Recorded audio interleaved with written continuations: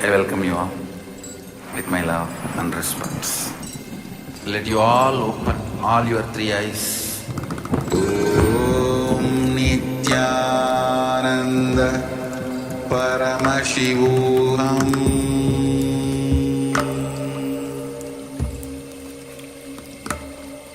Om Nithyananda Paramashivoham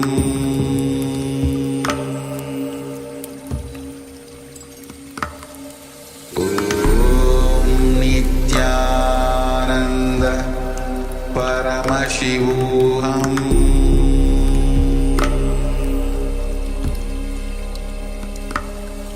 Om Nithyananda Paramashivoham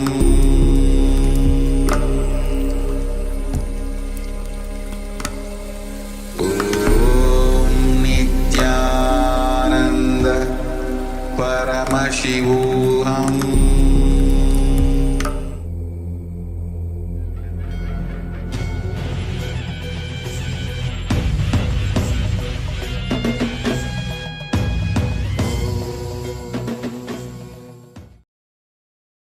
Welcome to the Pratama Vinyasa Krama 108 Asana sequence of Nithyananda Yoga.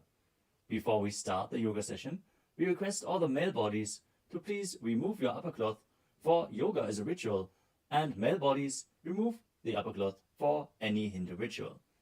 All the female bodies, please tie up your hair, and we request all the participants to please wear a black dress, apply vibhuti on your forehead. If you are a male body, apply it on the 16 places over your body. Apply kumkum and any aushadha from the Supreme Panth of Hinduism you have available. Wear your Rudraksha mala, the Abharanam, to intensify the energy which you can hold throughout the yoga practice. Also, make sure to keep a Shri Yantra, which is a sacred mandala, in your room where you practice the yoga.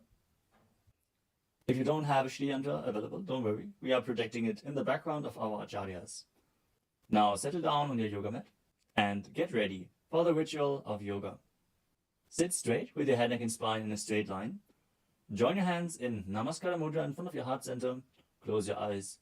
Visualize Swamiji in your inner space as we chant the Sadguru Vandanam. Nithyanandam Paramasukadam Kevalam Jnanamurtim Dvandvatitam Gaganasadrasham Tattvamasyaadilaksham Ekam Nityam Vimalamachalam Sarvadhi Sakshibhutam Bhavatitam Trigunarahitam Sadgurum Tam Namami. Next, we are going to chant the Shiva Mula Mantra. Om Ham Haum Shivaya Namaha 11 times. Please follow along internally. Om Ham Haum Shivaya Namaha. Om Ham Haum Shivaya Namaha. Om Ham Haum Shivaya Namaha. Om Ham Haum Shivaya Namaha. Om Ham Haum Shivaya Namaha. Om Ham Haum Shivaya Namaha. Om Ham Haum Shivaya Namaha. Om Ham Haum Shivaya Namaha. Om Ham Haum Shivaya Namaha. Om Ham Haum Shivaya Namaha. Om Ham Haum Shivaya Namaha. We will be performing the Tadvachamanam, the ritualistic cleansing. Now keep your hand, the right hand, in the shape of a cow's ear in the Gokarana Mudra, as our acharyas are demonstrating. Then take an udani of water, pour it into your right palm. We're going to chant a mantra thrice. Each time, sip the water from the bottom of your palm whenever the word Swadha is chanted.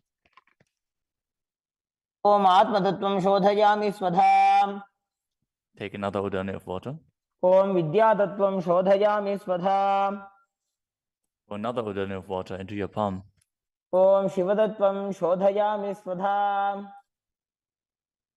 Now wash your right hand with the water from the Panchapacham and wipe your lips twice with the bottom of your thumb as we chant. Om Ham Hridayaya Namaha. Now wash your hand again. With the index, middle and ring fingers joined together, touch above the upper lip and below the lower lip.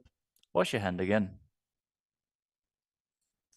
With the index fingers and thumbs joined together, touch the right nostril, the left nostril, and with the ring finger and thumb joined together, touch the right eye, left eye, and the right ear and the left ear. Wash your hand again. With the little finger and thumb joined together, touch the navel, the right chest and the left chest. And with all fingertips joined together, touch on top of the head, the right shoulder, left shoulder, and your heart center. Now wash your hand again. As you clasp the right hand over top of the left, place both hands on the right thigh. Set the Sankalpa, the conscious resolution, what it is that you want to manifest today in today's Nithyananda Yoga session as we chant the Sankalpa Mantra. Om Mamopatta Samasta Duridakshayadvara Bhagavat Shri Nithyananda Paramashiva Prityartham Shri Nithyanandeshwari Paramashiva Shakti Sameta Shri Nithyanandeshwara Paramashiva Prityartham Cha Adya Purvokta Evam Guna Visheshena Vishishtayam Asyam Shubhadito Purana Arogya Yukta Dridagatra Yogika Sharira Siddhyartham Paramashiva Shakti Avishkaranartham Nithyananda Yogabhyasam Karishye. Now wash your hand once more as we chant. Om Apaupasprisya. Keep your Panchapacham and Udani out of harm's way as we are getting ready to start the yoga. Now sit in a comfortable cross-legged position with your head, neck, and spine in a straight line. Bring the index fingers and thumbs joined together on top of the knees in Bindu Mudra. Engage the three bandhas, the energy locks, which are contracting the perineal region and pulling it in and up. The Uddiyana Bandha, the stomach lock, contracting your stomach muscles and pulling your stomach in and up towards your spine. And the Jalandhara Bandha, the throat lock, tucking your chin to the chest and internally contracting your throat muscles. Together they form Mahamudra Bandha, which is a great secret of the yogic practice and will enhance your yoga practice manifold. Next up is the visualization. Hold the visualization for the right context of each of the asanas. The first visualization is Lord Shiva. You will always be able to see the visualization in the top right corner of the screen. So whenever you don't know how the visualization looks, you can just check the screen. Next up is Samana Kumbhaka. Now fill your stomach with prana as you meditate on a flame in your stomach, kindling the prana and raising up your spine. Chant the japa Soham and visualize it rotating around your throat until the nectar oozes out into your body. Let us now perform the first asana, which is Sukhasana. Tatsukhasanam ityuktam ashaktastat samacharet asanam vijitam yena jitam tena jagatrayam. The next asana is Parvatasana.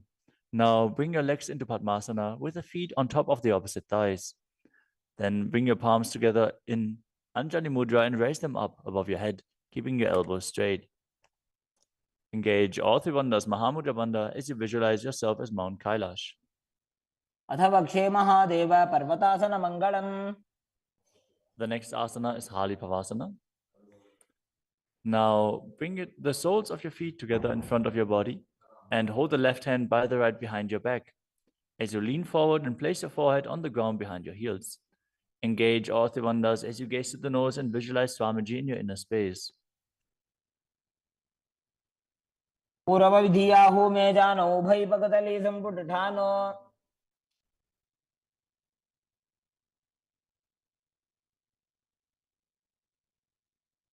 The next asana is Nagi Pavasana.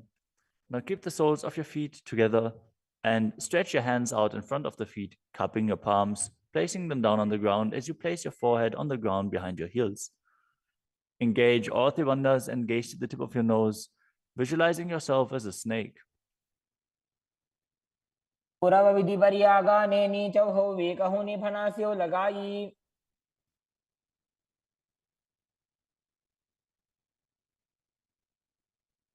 Next up is KAILASA. Now hold the big toes with the index and middle fingers in Prana Mudra. Then raise the legs up straight and then cross them into Padmasana, leaning forward and down onto your elbows. Engage all three bandhas as you visualize yourself as a bird. स्थान्यदासनं वक्ष्ये yen Sidho भवेन्नरः. The next asana is Nithyananda. Now place one ankle on top of the opposite knee as you hold onto the opposite elbows. Engage all three bandhas, rotate your arms in a circle and gaze to the nose, visualizing Swamiji in your inner space, and after some time change the direction of the movement. घोड़ा बामा पादगी आशमाहिली सोये दधि चरण को वार लोता परिकुल्फ समोय.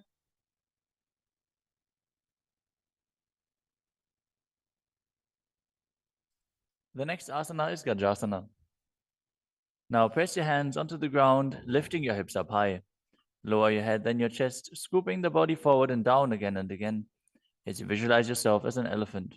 And perform Uddiyana Bandha, the stomach lock, and Mula Bandha, the root lock, as you do so.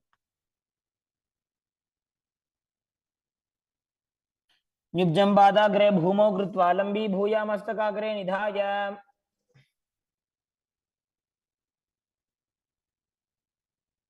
The next asana is Vrikshasana. From the same position, alternate pressing the heel of one foot into the ground while lifting the other heel up. Visualize yourself as a bear as you keep Uddiyana Bandha and Mula Bandha engaged. एकैकं पादमाकुञ्च्य गजासनं कुर्यात् वृक्षासनं भवति. The next asana is Vaishyasana. Now stand tall on the mat with the tips of the tips of the big toes, with all other toes raised off the ground. As you keep your head, neck, and spine in a straight line, and bring your index, middle, and ring fingers to the heart center in Hridaya Mudra. Visualize Swamiji in your inner space and perform Uddiyana Bandha and Mula Bandha. केशेन पादयुगलं बद्ध्वा तिष्ठेत दोमुखः.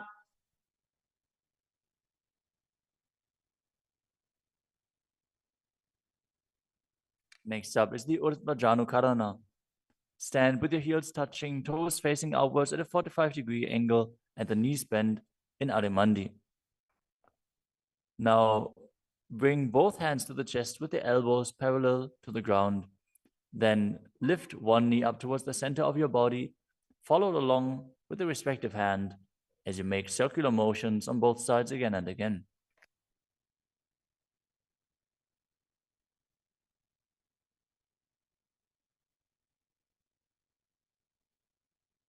The next asana is Balalingasana. Now interlace your fingers from the outside in Sarvashankari Mudra and hold on to one knee, pulling it up towards your chest. Keep your head, neck, and spine in a straight line and visualize yourself holding a baby as you engage all three bandhas, Mahamudra Bandha.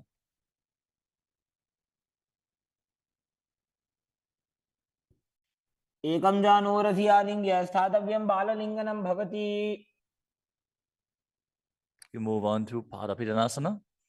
Now take the foot and pull it behind towards your buttocks. Hold it with both hands. Be straight. Engage all three bandhas as you visualize Swamiji in your inner space. त्वैकस्मिन् पादतले कराभ्यां वेष्टयेत्तनुम्. The next asana is Natarajasana. Standing on one leg, hold on to one foot and extend it backwards as you lean forward and stretch your arm out in front in Bindu Mudra with the index finger and thumb touching as you visualize yourself dancing as Lord Nataraja and perform the Mula Bandha. उत्तानपादं क्रौञ्चं च मरीचिं वीरभद्रकम्.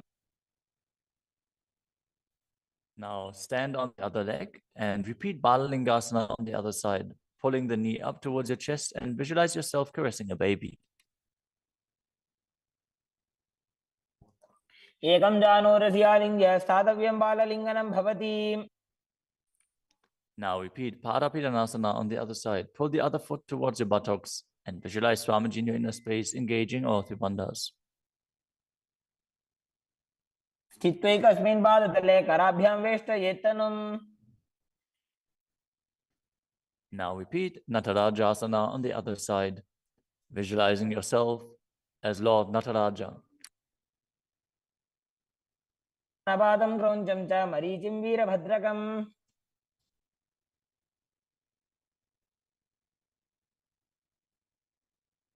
Next up is the Ardha Rechita Karana. From Adimandi position, bring the right foot behind the other with the toes down and the heel up. Keep the left hand at the chest and swing the right arm back and forth, gracefully moving the fingers one by one.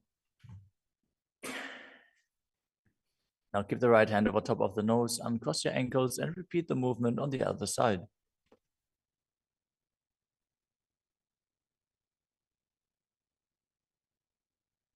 Next up is the skeleton dance. Now visualize yourself as a skeleton as you shake your body intensely.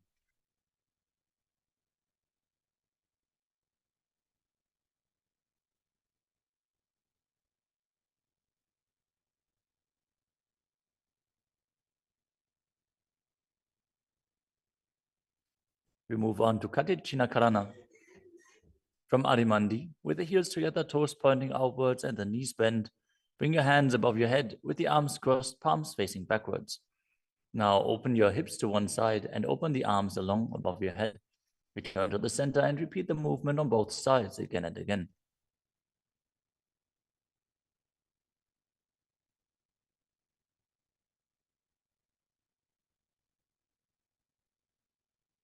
The next asana is Tadasana. Now stand tall on the tips of the big toes as you raise your hands up above your head, beside your ears. Engage all three bandhas. Visualize yourself as a palm tree as you internally chant the new japa Shivoham. महामुद्राबद्ध कोनो ताड़ासन विभेदकान्. Next up is Uttanasana. From a standing position, lean forward and down, bringing your hands flat to the ground. Take precaution in the case that you are a pregnant woman, for pregnant women shouldn't perform any of the forward bends. Now engage all three bandhas and bring your forehead towards the knees as you visualize Swamiji in your inner space.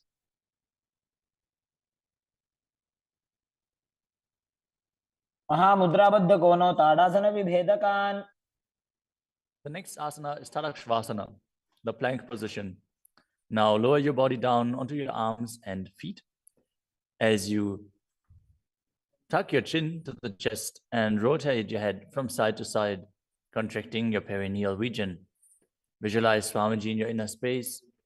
Keep breathing in the Samana Kumbhaka, filling your stomach with prana and visualizing a flame rising up your spine.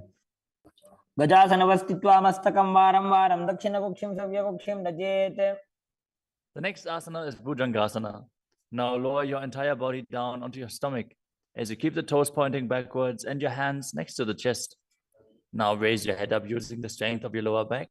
Don't lift your body any higher than your belly button up. And open your mouth wide as you inhale through the hollow of your throat in Bhujangani Mudra. Visualize yourself as a cobra as you perform the Mula Bandha. अंगुष्ठनाभिपर्यन्तम् अधो भूमौ विनिन्यसेत्. The next asana is Shashasana. Now push your body up back into plank position and alternate bringing one knee in towards your chest back and forth as you visualize Swamiji in your inner space and calmly breathe through your nose in Sahadra Kumbhaka. जासन संस्थितो जानुद्वयमाकुञ्च्य वारं वारं कर्तव्यं शशासनं भवति. The next asana is Rathasana. From a tall plank position, place one foot in between the two hands as you simultaneously jump one foot back and bring the other one in between the hands.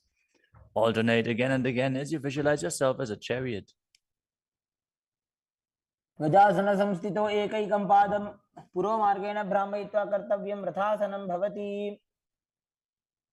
The next asana is Viravatrasana. Now keep one foot flat on the ground with the toes pointing forwards and the knee bend at a 90-degree angle. Now extend the other leg back, keep the knees straight and the toes pointed outwards. Raise your arms up parallel, pull the stomach in and up and gaze to your third eye, visualizing yourself as Lord Veeravajra as you perform Udyanavanda and Moolavanda. वासिष्ठमतकौण्डिन्यमूर्धकुक्कुटमेव च Now exchange the position of your feet and repeat Veeravatasana on the other side.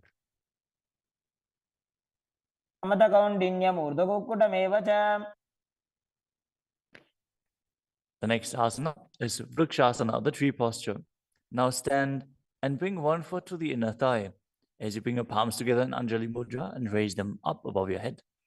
Keep your elbows straight as you gaze forward and visualize yourself as a tree. अमोरुमूलदेशे च जाम्यं पादं निधायतु. The next asana is Garudasana. Now bring the raised leg to the opposite hip. Join your hands in Namaskara Mudra in front of your heart center as you visualize yourself as Lord Garuda and engage the Mula Bandha. गरुडासनमावक्षे येन ध्यानं स्थिरं भवेत्. Now stand on your other leg and repeat Vrikshasana on the other side. वामोरुमूलदेशे च जाम्यं पादं निधायतु. Now repeat Garudasana on the other side, keeping the standing leg as straight as a rod and visualizing yourself as Lord Garuda. गरुडासनमावक्षे येन ध्यानं स्थिरं भवेत्. The next asana is Trikonasana. Now stand and step one leg forward and the other one far back, keeping the front toes pointing forwards and the back toes facing sideways. Now bring your hands parallel to the ground and lean forward and down as you keep one hand down and the other one raised up. Gaze upwards, visualizing yourself as a triangle as you perform the Mula Bandha.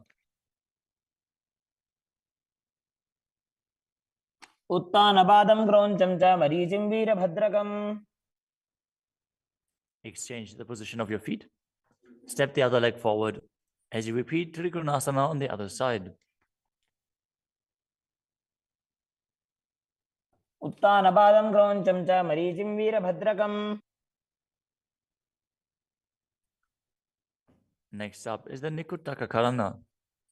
From Arimandi position, heels touching, toes pointing outwards and the knees bent, raise one heel off the ground and bring your hands in front of the heart center with the palms facing each other. Now stump the rest heel to the ground, raise the other heel up and exchange the position of your hands again and again.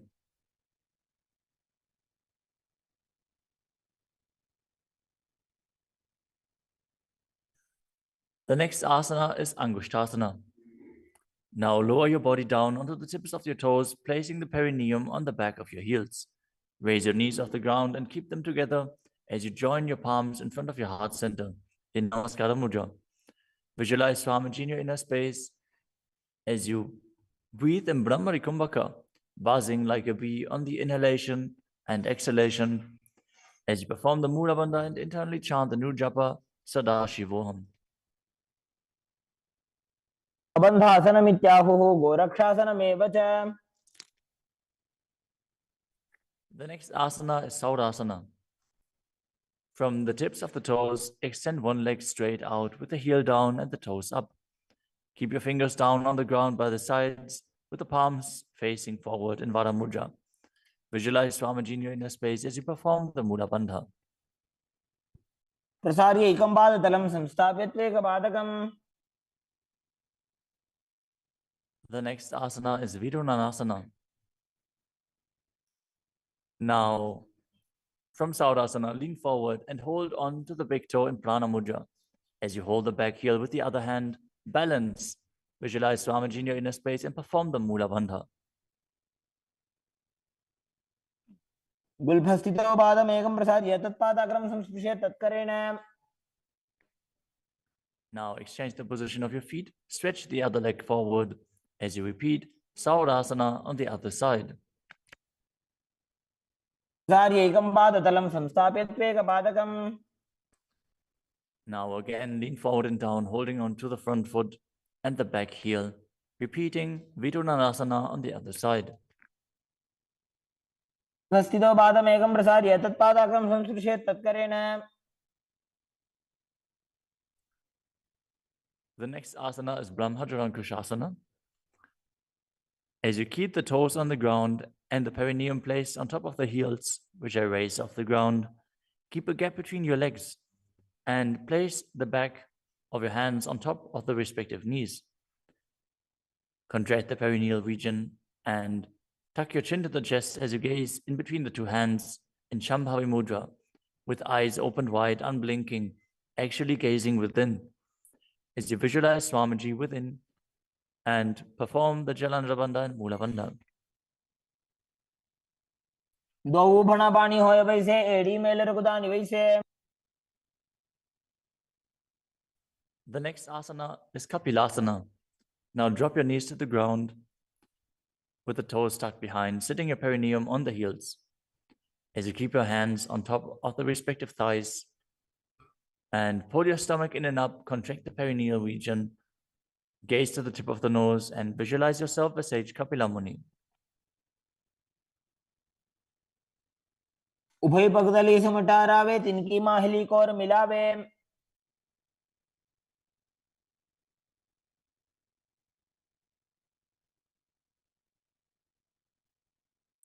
The next asana is Bhadragodakasana.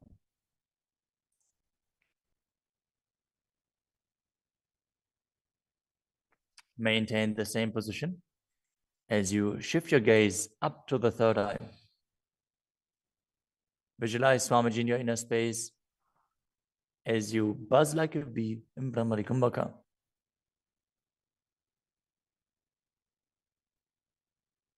दो पगदली संपुट करे कोरवारली भूपरि धरे.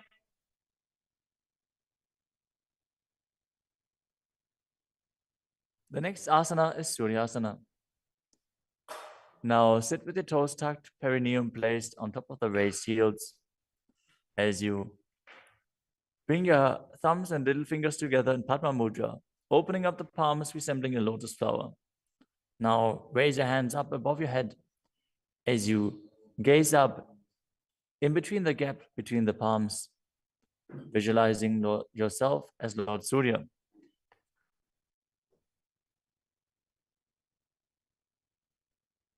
एड़ी दो गुदातरी आने फना पानी बैठक निठाने.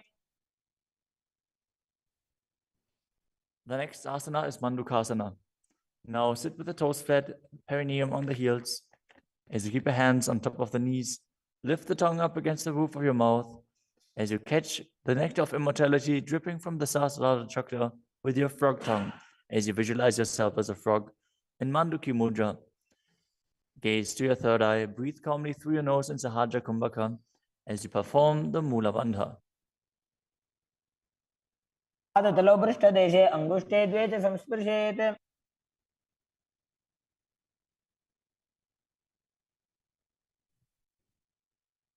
The next asana is Uttana Mandukasana. Maintain the same sitting posture, but bring your hands behind your back, holding onto the opposite shoulders. Gaze to your third eye, visualize yourself as a frog as you keep your tongue pressed against the palate of your mouth in Manduki Mudra. Perform Uddiyana Bandha and Mula Bandha as you do so.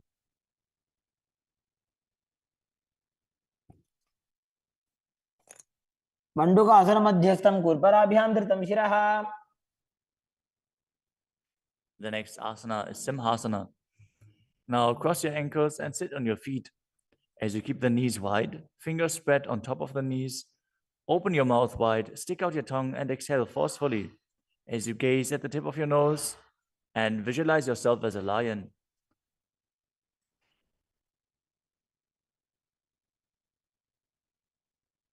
दक्षिणं सव्यगुल्फेन दक्षिणेन ततेतरम्. The next asana is Bhadrasana. Now sit with your heels under the perineum, the knees opened wide, then cross your hands behind your back and hold onto the big toes in Prana Mudra. As you gaze to the tip of your nose, visualize Swamiji in your inner space and return to buzzing like a bee in Brahmari Kumbhaka. गुल्फौ च वृषणस्याधो व्युत्क्रमेण समाहितः. The next asana is Kakapusandi asana. Now squat and keep the feet flat on the ground as you keep your knees opened wide and bring your arms in and around the raised knees. Interlace your fingers behind your back if you can. As you visualize yourself as a crow and gaze to the tip of your nose as you engage the Mula Bandha.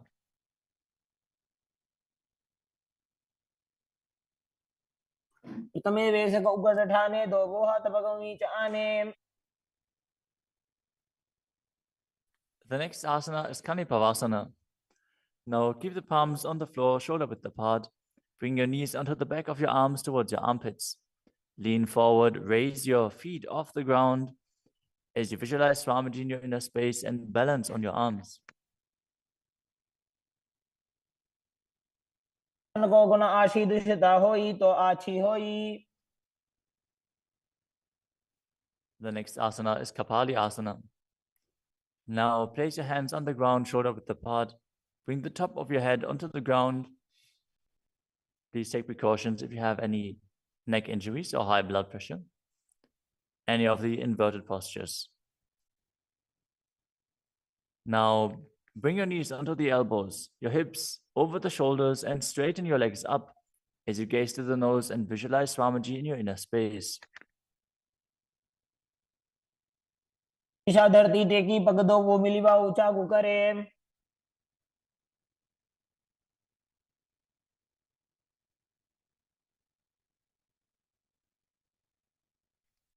The next asana is Parshvamayurasana. Now squat on the toes with the legs together, twist your body and place both hands to the side as you align your elbows with the knee and hip and lean onto your arms, balance, extending your legs to the side. Gaze to your third eye as you visualize yourself as a peacock and exhale fully in Rechaka Kumbhaka as you hold your breath in the exhaled state. Perform the Mula Bandha as you do so.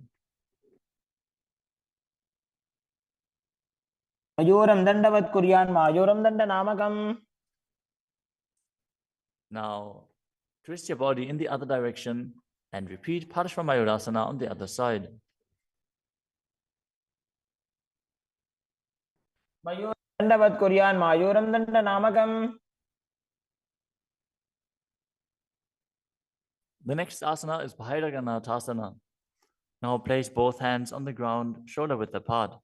Stretch your legs back straight into Tadakshvasana, the plank position. As you step one foot outside the respective shoulder and bring it in between the two hands. Gaze to your third eye. Visualize yourself as Lord Kala Vaidava. As you breathe in your Rechaka Kumbhaka and perform the Mula Bandha. आसन की गुण पीती जागी. Now step the front foot back and step the other foot outside the shoulder in between the hands. Gaze to your third eye in Shambhavi Mudra with the eyes open wide, unblinking, as you visualize yourself as Lord Kala Bhairava.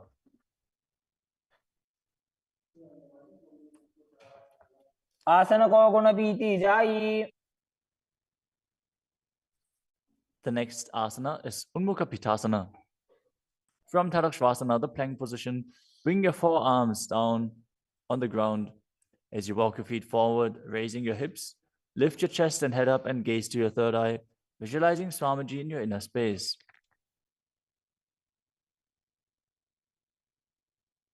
भून्यस्थो जानुनी हस्तो चतुष्पदम वाङ्मुखम्.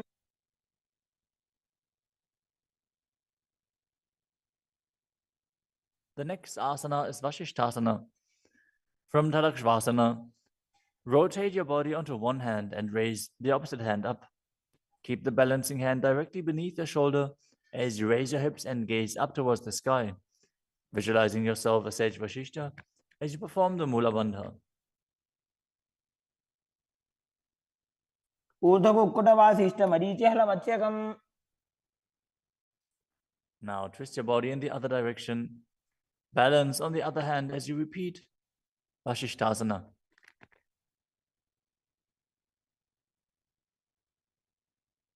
ऊर्ध्वकुक्कुटवासिष्ठ Marichi हलमच्यकम्. Now come to a seated position and extend your legs out in front with the heel down and the toes pointing up. Now bring your hands under the buttocks with the palms facing up. Keep your spine straight, elbows close to your body. Tuck your chin to the chest. Contract the perineal region. As you gaze through the nose, visualize yourself as Lord Hanuman and internally chant the new japa Maha Shivoham.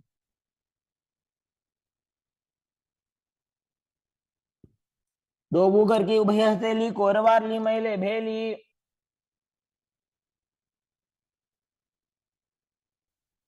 Next up is Paschimottanasana. Now visualize Swamiji in your inner space as you lean forward and down, holding onto the big toes in Prana Mudra. Perform Mahamudra Bandha, all three bandhas engaged, and exhale all the air from your lungs in Lichaka Kumbhaka. जानो बरिला लाटंतो पश्चिमं दानमुच्यते. The next asana is Ugrasana. With your legs straight, interlace your fingers behind your neck. Lean your chest forward and down, bringing your head to the knees by the strength of your core. Engage all three bandhas as you visualize Kali in your inner space. शुभानिभ्यां दृढं धृत्वा जानो परिशिरोऽन्यसेत्. The next asana is Marichi Asana. Now, sit with the legs extended, bring one heel to the groin with the knee raised, and reach your arm in and around the raised knee as you clasp your hands behind your back. Bring your chest to the thighs, head to the knee, and visualize yourself as Sage Marichi. उत्तानपादं क्रौञ्चं च मरीचिं वीरभद्रकम्.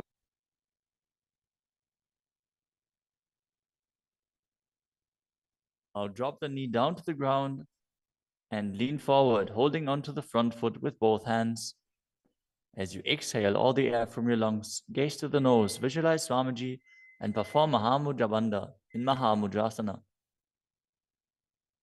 मुद्रां प्रवक्ष्यामि तन्त्रेऽस्मिन् मम वल्लभे. Now extend the other leg out. Bring the other heel towards the perineum with the knee raised. As you lean forward and interlace your fingers behind your back in Marichi Asana on the other side. उत्तानपादं क्रौञ्चं च मरीचिं वीरभद्रकम्. Now drop the knee down, lean forward, hold onto the foot, engage all three bandhas, repeating Mahamudrasana on the other side. महामुद्रां प्रवक्ष्यामि तन्त्रेऽस्मिन् मम वल्लभे. The next asana is Bhadrasana 2. As you sit and bring the soles of the feet together with your heels close to the perineum, keep your knees wide, hold your feet firmly with both hands, and maintain a straight spine as you gaze to the nose and visualize Swamiji in your inner space. कुल्भौ तु वृषणस्यादः सीवन्त्याः पार्श्वयोः क्षिपेत्.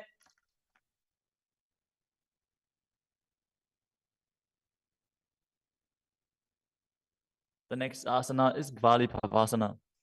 From Bhadrasana, extend your feet away from your body. Keep the toes together, heels apart, knees wide open. As you place your hands on the respective knees, tuck your chin to the chest and gaze to the nose. Visualize Swamiji in your inner space. Perform the Jalandhara Bandha and Mula Bandha. ध्रुव चरपट चौक कख्यो सोजी वाही विधियो की जे सोई. The next asana is Joni Asana. Now sit, keep the soles of the feet together and the heels close to your perineum as you visualize the Yoni Mandala, which is projected on the screen. Now hold the soles of the feet as you lean forward and down and bring the forehead to the feet as you gaze to the nose and perform the Mula Bandha. दोवो बगतली संपुट करे एड़ी मेड़ के ढिंग धरे.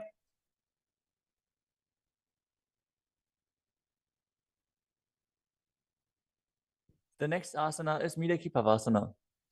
As you sit and keep the heels together, toes apart and the knees wide, lean forward and down and extend your hands out to the side. Keep the palms facing down on the ground to the sides. As you bring your forehead to the ground behind your heels, gaze to your nose, visualize Swamiji and perform the Mula Bandha. पूर्व विधि परिपक्धली संपूर्ण शोल एड़ी मिली राशे. Next up is Siddha Samadhi Asana. Now sit and keep the toes together, heels apart. As you bring your arms below the shins, extend them out to the sides and keep the palms facing up. Bring your forehead to the ground above your feet as you bring your toes near your throat if you can. Gaze to the tip of your nose, visualize Lord Surya in your inner space and perform the Mula Bandha. दोबो पकदली संपुट करे शोले मेड़ आगा में धरे. Next up is Chinaki Pavasana. Now sit and keep the heels together, toes apart, as you hold the feet and open them up like a book, bringing the backs of your hands onto the ground and the elbows pressing down on the thighs. Gaze at the nose and visualize Swamiji in your inner space. दो पगागी एड़ी धरती मगिवा मेड़ लगावे. The next asana is Chadapata Chukasana. Sit and bring the soles of the feet together with the heels at your perineum. Open the knees and place your hands on top of the knees as you gently press them down. Pull your stomach in and up, gaze to your third eye as you visualize Swamiji in your inner space. दोबो पकदली संपुट धारे आगा ने कर jar पसारे.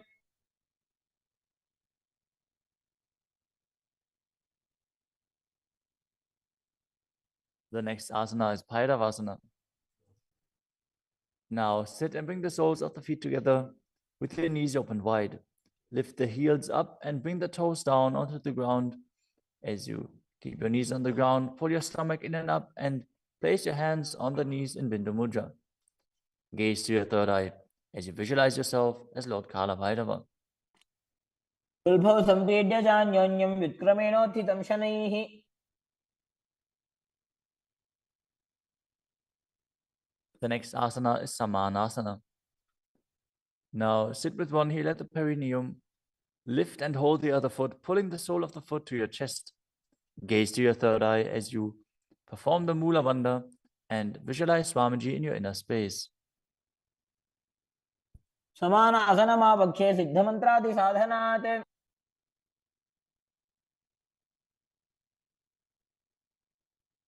The next asana is Apanasana. As you sit, place one leg on top of the respective shoulder and raise the other foot upwards and straight. Keep the hands on the ground to the sides as you gaze to your third eye and visualize Swamiji in your inner space. परं पादमेकं च स्कन्धे चारोपि यत्नतः. Now repeat Samanasana on the other side. Bring the other heel towards your perineum and pull the opposite foot towards your chest. समान आसनमावक्षे सिद्धमन्त्रादि साधनात्. Now repeat Apanasana on the other side. Bring the other leg over top of the respective shoulder, extending the opposite leg forward and up.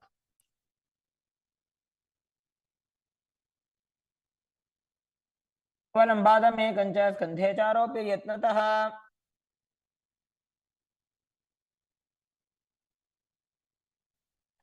Next up is Gomukhasana. Now sit and cross one leg over the other, aligning the knees at the center of your body with the feet by the opposite hips. Place both hands on top of the stacked knees as you gaze to the nose, visualize the face of a cow, and perform the Mula Bandha. Start breathing in Siddhkari Kumbhaka, pressing your tongue against the palate of your mouth without touching the teeth and hissing through your teeth while inhaling. Internally chant the new japa Om Nithyanandoham. सर्वे दक्षिणगुल्फं तु पृष्ठपार्श्वे नियोजयेत्. The next asana is Anasuyasana. Now maintain the same posture. Hold on to the big toes of the feet in Prana Mudra as you gaze to the tip of your nose and visualize yourself as Rishika Anasuya. Engage Uddiyana Bandha and Mula Bandha. दक्षिण कोडो नीचे उठाने, वामों के ऊपर आने। Maintain the same position.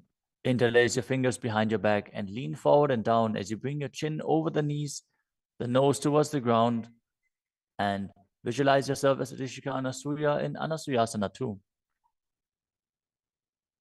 जीमणा गोदा की संधि, उपरिड़ा वागोड़ा की संधि। The next asana is Garudasana 2.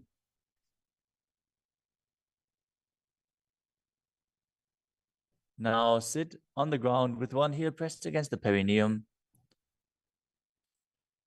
As you keep the opposite foot flat on the ground with the knee raised to your chest. Keep the hands on the respective knee. As you visualize yourself as Lord Garuda, gaze to the nose and perform the Mula Bandha. दावो बगमोडी AD माहिलो Gulf मूल द्वार नीचे दे।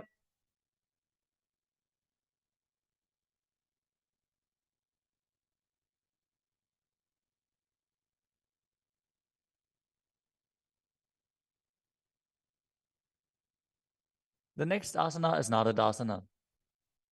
Now, sit and place your perineum on top of one heel as you interlace your fingers behind your neck and twist your elbows outside of the raised knee. Gaze to your third eye and visualize yourself as Secunadada as you perform the Mula Bandha. पिष्टि जवाम पगदली carry, भूपरिता हिलगा बेफेरी। Next up is Matsya Pitakasana. Now place one foot on top of the opposite thigh.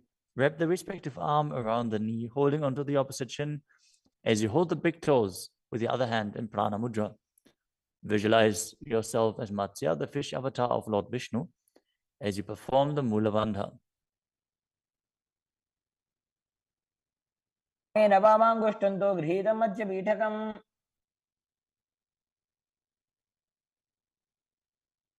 Now slide your knees over top with the other knee on top, repeating the Gomukhasana position on the other side. Gaze to the nose and visualize the face of a cow as you keep hissing through your teeth without the tongue touching your teeth.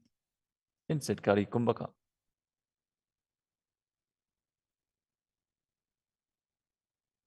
सव्ये दक्षिणगुल्फं तु पृष्ठपार्श्वे नियोजयेत्।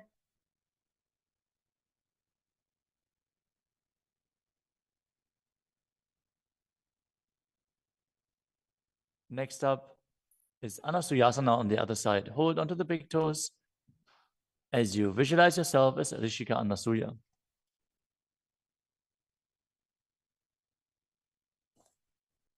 दक्षिण कोडो नीचे उठाने, वामों के ऊपर आने।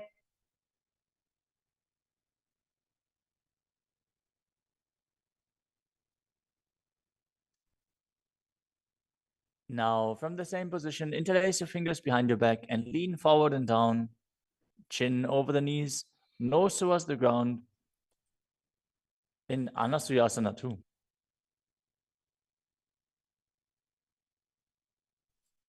जीमणा गोदा की संधि, उपरिड़ा वागोड़ा की संधि।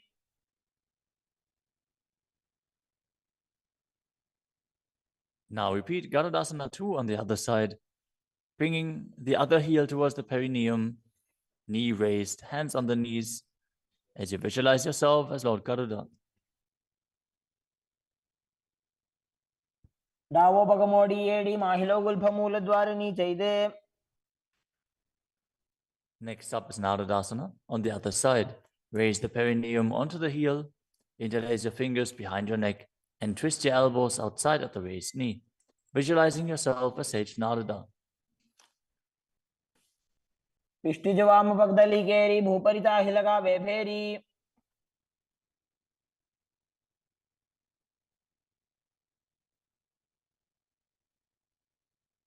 Next up is Matsya Pitakasana on the other side.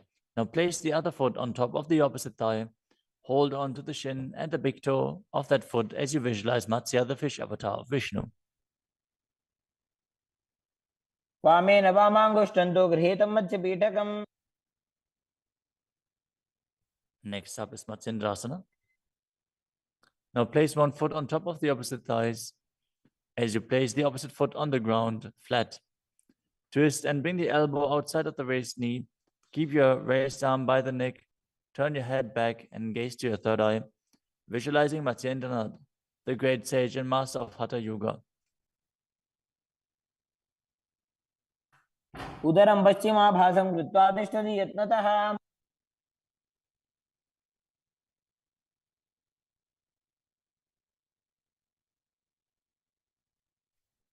The next asana is Kubhasana. From Matsyendrasana, twist and bring your elbow outside of the raised knee as you extend your hand down to the foot, keeping the opposite hand at the respective ear. Twist your body back. Gaze back and up towards your third eye, visualizing yourself as a camel. आसन को गुण झोल हो जाए. Next up is Matsyendrasana 2. Keeping the hand extended down towards the foot, place your hand behind your body onto the ground as you gaze up to your third eye and visualize Matsyendranath. मत्स्येन्द्रपीठं जठर प्रदीप्तिं Prachanda रुक्मण्डल खण्डनास्त्रम्. Now repeat Matsyendrasana on the other side. Extend the other leg out. Bring the opposite foot onto the thigh as you twist your elbow outside of the raised knee and gaze back.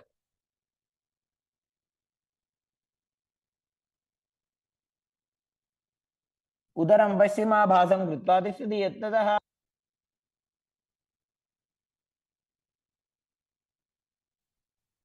The next asana is Kubhasana on the other side. Now hold on to the front big toe and prana mudra as you keep the other hand towards the respective ear, gazing back and up towards your third eye and visualizing yourself as a camel. आसन को गुण झोल हो जाए. The hand to the ground behind you. Twist your body even further as you visualize Matsyendranath in Matsyendrasana 2.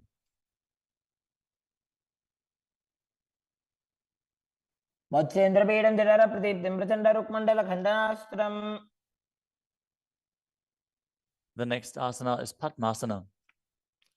Now place your feet on top of the opposite thighs as you keep your palms flat on the respective knees. Engage all three bandhas, Mahamudra Bandha, as you gaze to the tip of your nose. Visualize yourself as Lord Shiva.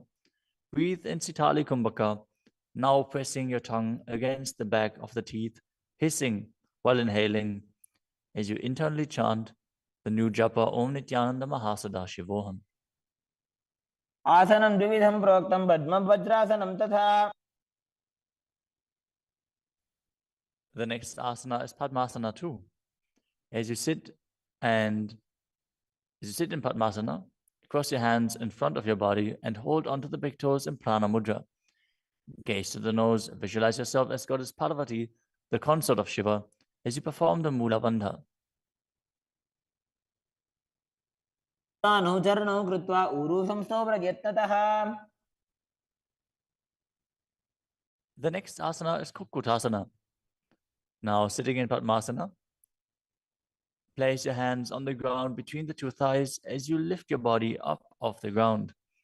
Visualize yourself as a rooster as you breathe calmly in Sahadra Kumbhaka and perform the Mula Bandha. पद्मासनं सुसंस्थाप्य नान्वोरौरन्तरे करौ.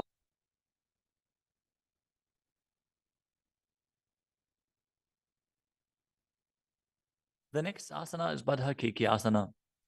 From Padmasana, raise up onto the knees as you bring your hands flat on the ground with the fingers pointing backwards. Keep the elbows together, press them against the navel, and then lean forward. Find balance and extend your knees up off the ground. Visualize Swamiji in your inner space as you perform the Mula Bandha.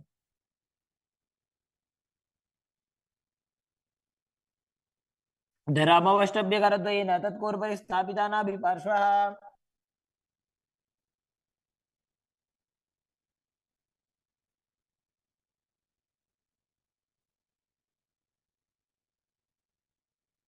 The next asana is Mayurasana. While on your knees, place your palms on the ground with the fingers pointing backwards. Keep your elbows at the navel, lean back, lean forward, find balance, and extend your legs up off the ground, visualizing yourself as a peacock as you perform the Sahaja Kumbhaka and engage the Mula Bandha.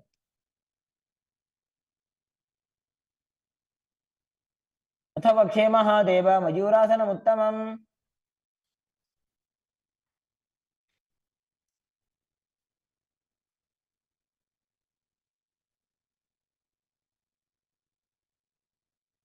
Next up is Makarasana. Lay down on your stomach with the feet pointing outwards and the forehead on the mat. Interlace your fingers behind your neck as you visualize yourself as a crocodile and perform the Mula Bandha. अध्यासशेते हृदयं निधाय भूमौ च पादौ च प्रसाद्यमानौ. As you lay on your stomach, place your hands on the ground beside your chest. Raise your legs up, bring the thighs off the ground, visualizing yourself as a locust. In Shalabhasana. अध्यासशेते करयुग्मवक्षो भूमिमवष्टभ्य करयोस्तलाभ्याम्. The next asana is Ushtrasana. As you lay on your stomach, bring your hands to the feet. Pull the feet down towards the ground outside of your hips. As you visualize yourself as a camel and perform the Mula Bandha. अध्यासशेते पदयुग्मव्यस्तं पृष्ठे निधाय विधृतं कराभ्याम्.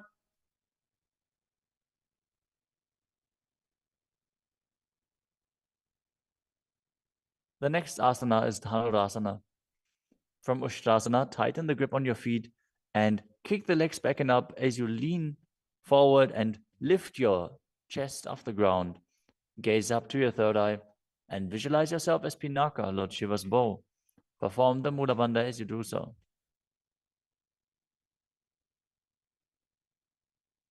त्रिसार्यपादौ भुविदण्डरूपौ करौ च पृष्ठे धृतपादयुग्मम्. The next asana is Bhagasana.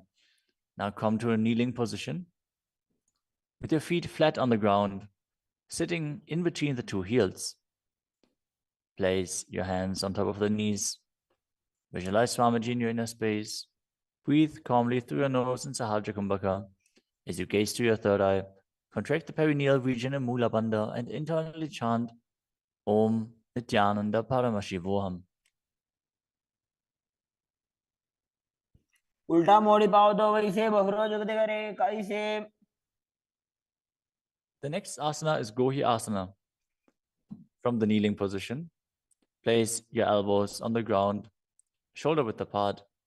As you interlace your fingers, bring your head towards the ground and hold it with your hands. Now raise your hips up.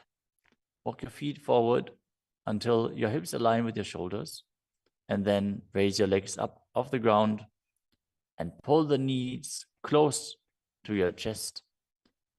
Try to touch your chin with the knees as you roll your body up in the inverted posture. Gaze to the nose and visualize Swamiji in your inner space.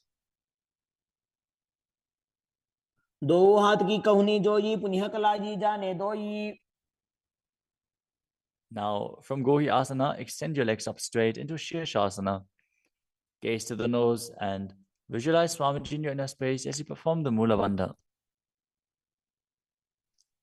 विपरीतं मण्डलं च द्विधैव विदितं हिनः. Gently lower your body down and come to a seated posture. Now sit with your hands behind your calves and stretch your legs up. Bring your forehead to the knees as you come to a vertical position with your legs. Visualize Swamiji in your inner space and perform the Bhastika Kumbhaka, rapidly exhaling from your diaphragm, pushing the air out without inhaling, like the bellows of a blacksmith. We're going to perform Bhastika Kumbhaka for the next few asanas, so keep your core engaged and rapidly breathe through your nose. दो हाथ पग बाहर आने घोड़ा तरे काकसी ठाने. The next asana is Parighasana. Now sit and extend your legs out and up at a 45-degree angle. Bring your hands behind. Hold the opposite shoulders as you keep the chest upright, legs straight, toes pointed. Gaze to your third eye as you visualize yourself as a mace.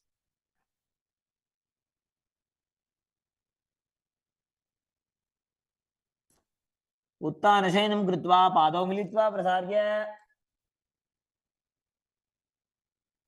Keep breathing rapidly as you sit and extend your legs out and up at a 45-degree angle.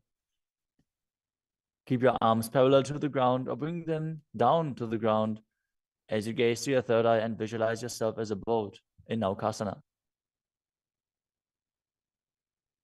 उत्तानशयनं कुर्पराभ्यां भूमिमवष्टभ्य. Next up is Rudrasana. Now sit and lift your feet up. Scoop your hands under the heels and pull the feet towards your chest. Keep your spine upright, gaze to the nose as you visualize yourself as Lord Rudra. Perform the Mula Bandha as you do so. The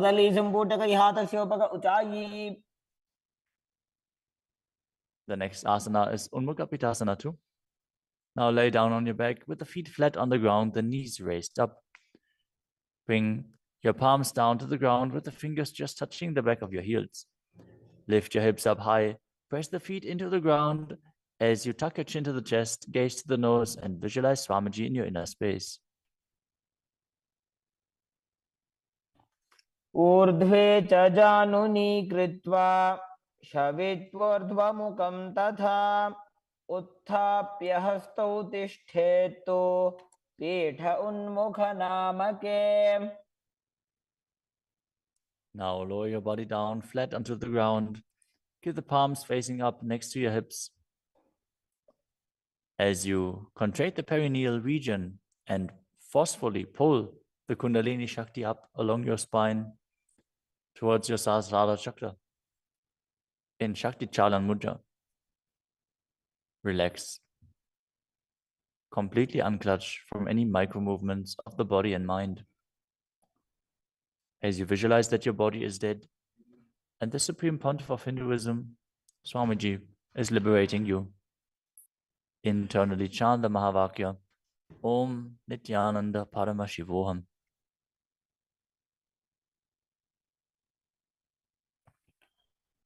उत्तानं शववद्भूमौ शयनं तोषवासनं शवासनं श्रान्तिहरं चित्तविश्रान्तिकारकम्.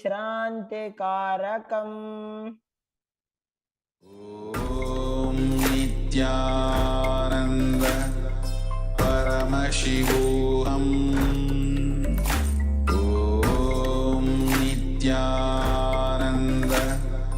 परमशिवोऽहम्. ॐ नित्यानन्द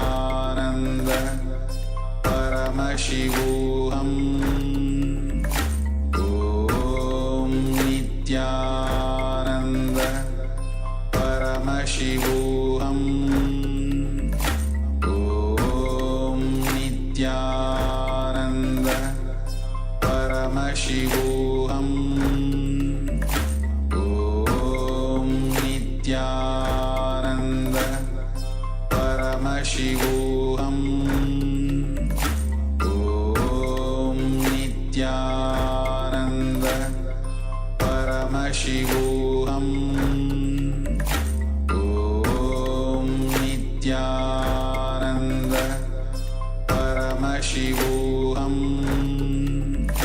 ॐ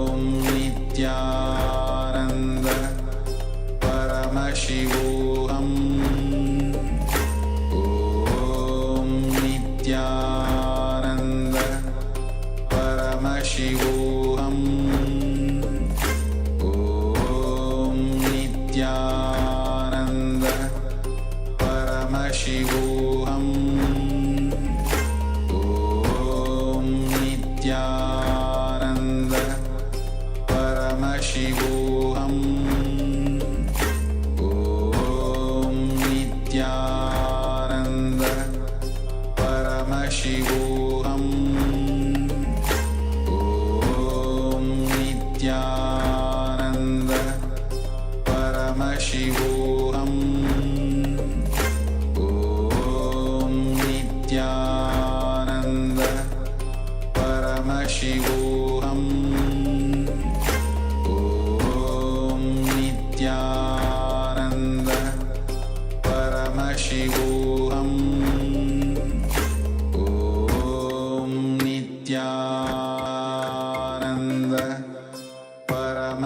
Shivoham.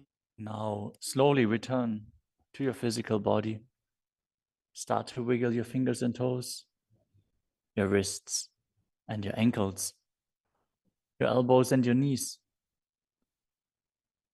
Pull your knees up towards your chest and rock your body from side to side as you return to a comfortable seated position.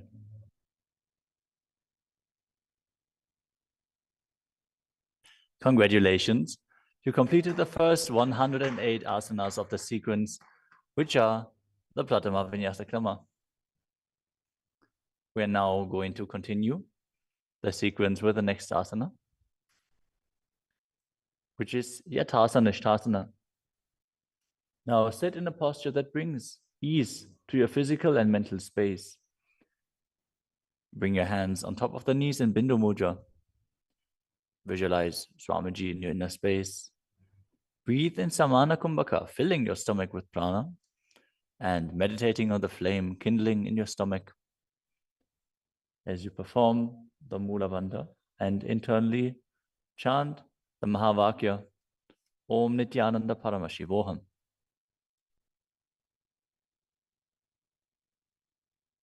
पर्यङ्कं तत्समाख्यातं यथासंस्थं यथा स्थितिः. Next up is Samasana. Now sit in a cross-legged position. Keep your hands on the knees with the thumbs and index fingers touching. Take a long, deep inhalation and hold your breath. After exhaling, breathe deeply in and out, visualizing Swamiji and performing the Mula Bandha. इदानीं गर्भिणीनां योगाभ्यासो यथा लघु. Next up is Muktasana. Now place the left foot against the gentle region and place the right foot over top of the left. Keep your hands facing down on top of the knees. Gaze to your nose as you visualize yourself as a sage liberated by the Supreme Pontiff of Hinduism in Muktasana. निबीड्यसी विनीं सूक्ष्मां दक्षिणेतरगुल्फतः. Next up is Siddhasana. Maintain the same position as Muktasana. As you switch your gaze to your third eye, visualize Swamiji in your inner space and perform the Mula Bandha. स्थानुसंयमितेन्द्रियो तलदशा पश्यन् भ्रुवोरन्तरं चैतन्मोक्षकपातभेदजनकं सिद्धासनं प्रोच्यते. The next asana is Siddhi Asana. Now maintain the same position as in Siddhasana.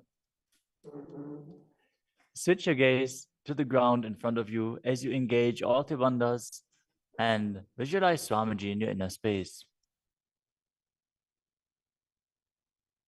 वामपादके इडीजानो सीवनिमधितासुकोठानो.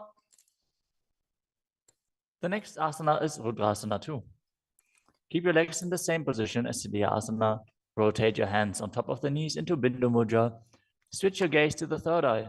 Visualize yourself as Lord Rudra as you perform the Mula Bandha. वामचरण परिदक्षिणदाखे एकजुगति ऐसे विदिताखे. Next up is Santadunasana. Now maintain the same position. Switch your gaze to the nose and embody tranquility and an unshakable nature. आसन की गुण मन की चंचलता मीटे. Next up is Siddhasana too. Maintain one heel on top of the other as you bring your hands to the navel, cupping your palms over the other, resembling a lotus flower in Samputa Mudra as you visualize Swamiji in your inner space and perform the Mula Bandha. ऋजुकाय समासीन सिद्धासनमुदीरितम्. The next asana is Bandha Yoni Asana. In this asana, we are going to perform the Shanmukhi Mudra, which can increase blood pressure. So if you have blood pressure related issues, don't perform this asana. At least pay attention to your body and practice caution. Now set your sankalpa of manifesting through the womb of creation as you maintain the same sitting posture, and then exhale fully as you bring your little fingers beneath the bottom lip, ring fingers above the upper lip, middle fingers closing the nostrils, ring fingers over the eyes, and the thumbs closing the ears. मध्ये महादेव बन्धयोन्यासने शृणु. The next asana is Virasana. Place one foot on the thigh and the other foot under the opposite thigh. Touch your thumb and index fingers together in Bindu Mudra. Place them on top of the knees as you embody the space and state of bravery. Vida. एकं पादमथैकस्मिन् विन्यस्योरुणि संस्थितः. The next asana is Valmikasana. Now keep the left heel on the right side of the regenerative organs and the toes under the thigh, with the right foot on top of the left, with the toes by the knee. Keep your hands on the knees, thumbs and index fingers touching. Gaze to your third eye and visualize Sage Valmiki, the great poet, sage, and author of Ramayana. डावा बगगी बगदली पुनी AD है Zoya. The next asana is Joni Mudrasana. Now keep your legs in the same position. Switch your gaze to the nose as you visualize the Yoni Mandala, which is representing Devi Parashakti and is a representation of the creative energy of the universe. वामपादगी बगदली जाहि माहिली कोरे.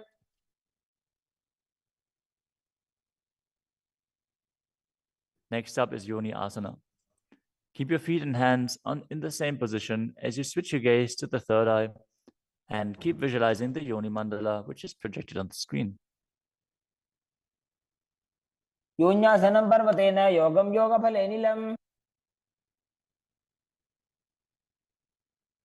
The next asana is Bhadrasana 3.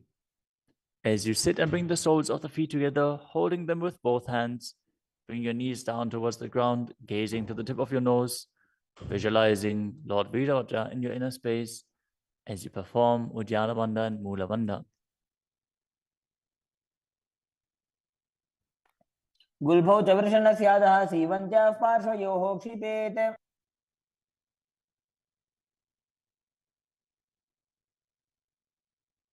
The next asana is Aghorasana. Now keep the soles of the feet together, heels at the perineum. Press your tongue up against the roof of your mouth or even higher, if you can, into the nasal tract in Kechari Mudra. Gaze to your third eye. As you cover your mouth with the right hand, close the left nostril with the index finger. Inhale through the right nostril, close both nostrils, and then hold your breath. After you exhale through the left nostril, repeat on the other side in Abhyantara Kumbhaka. As you gaze to your third eye, visualize yourself as an Aghori.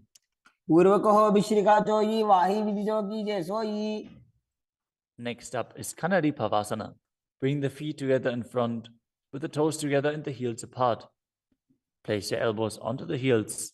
As you rest your chin on the palms, gaze to the tip of your nose and engage Uddiyana Bandha and Mula Bandha. As you perform Rechaka Kumbhaka, fully exhale and hold your breath in the exhaled state as you visualize yourself as a female elephant drinking water.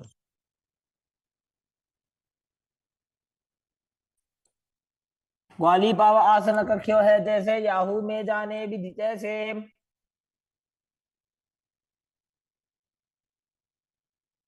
Next up is Padasana.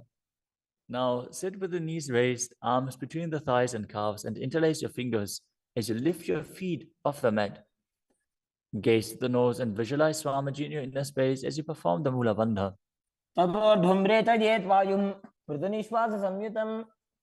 The next asana is Gopi Chandasana.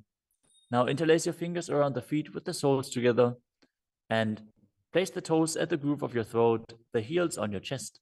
Tuck your chin onto the hands and gaze to the nose, embodying the state and space of a king as you perform the Mula Bandha. The next asana is Uddarasana. Now sit with the soles of the feet together. Insert your hands underneath the legs as you hold the feet with interlocked fingers. Bring your feet up to the chest. Bring your head down and touch the chin to the soles as you gaze to the tip of the nose and visualize your body free from any defects.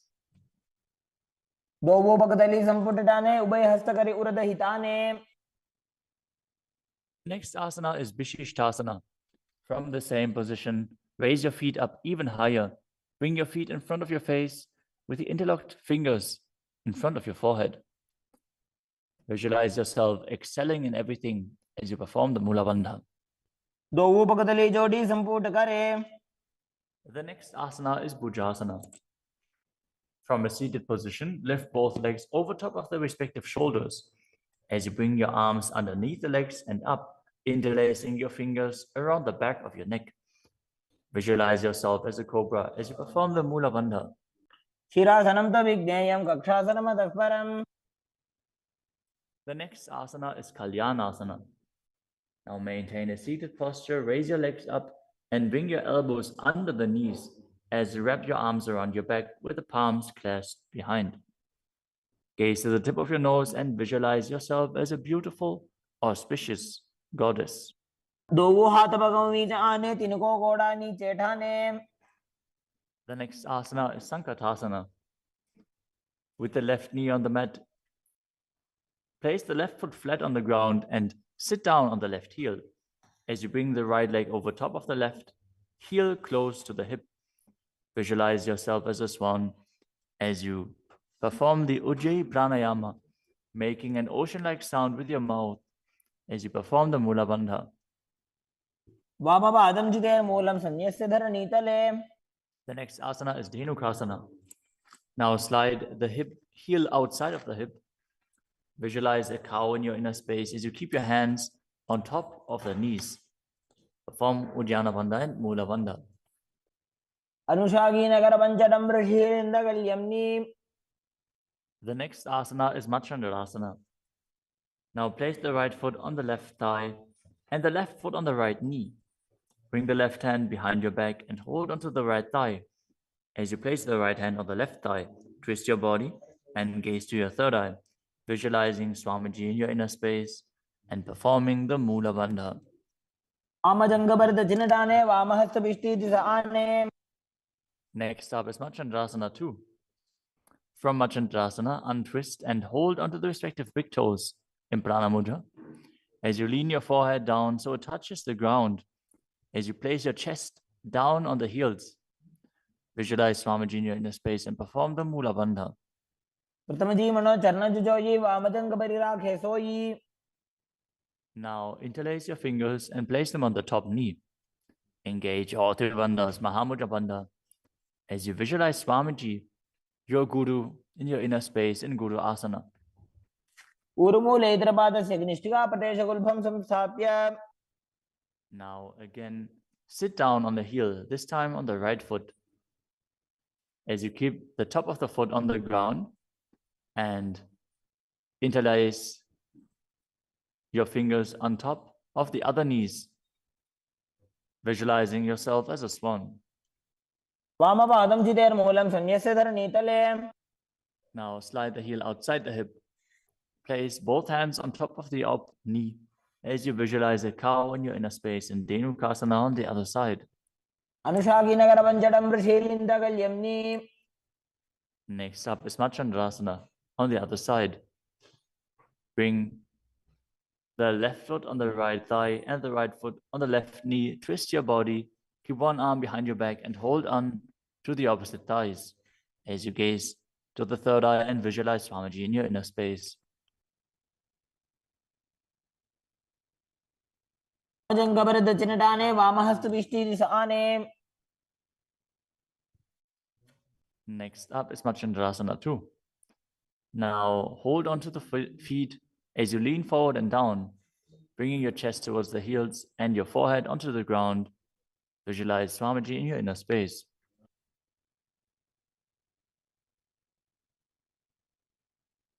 प्रथमजी मनो चरणजुजोयि वामजङ्घपरिराखे सोयि. Now place your hands interlaced on the top knee as you visualize Swamiji, your Guru, in Guru Asana, engaging all three bandhas.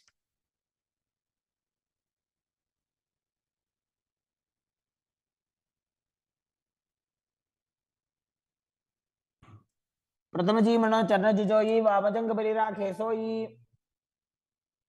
The next asana is Pashasana. Now sit with the feet flat on the ground, knees against the chest, with the hands holding onto the opposite knees. Keep your thighs together, spine straight, the tongue pressed against the roof of your mouth in Kechari Mudra as you gaze to your third eye and visualize Swamiji in your inner space. पादतले भूमो निधाय जान निवृषि निधाय. The next asana is Bodha Shukrasana. As you keep the feet flat on the mat, wrap your arms around the legs and hold onto the opposite wrists. Place your chin onto the knees as you gaze to the nose and visualize yourself being in an abode of bliss.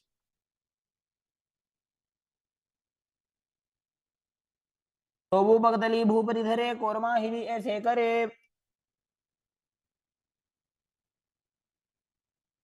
The next asana is Kudakatasana. Maintain the same position, but place your arms under the knees and hold onto the opposite elbows. Gaze to your nose. Keep your tongue pressed up in Kechari Mudra, visualizing Swamiji in your inner space. दो वो हाथ पग बाहर लावे गोडा नीचे ले टहरावे. Maintaining the same hold beneath the knees, bring the right foot over top of the left so the heels cross with the toes pointing up. Gaze to your nose and visualize the great sage and Maharishi Sumati in Sumati Asana. मूलद्वारी धरती परिठाने डावा पग परिदच पद आने.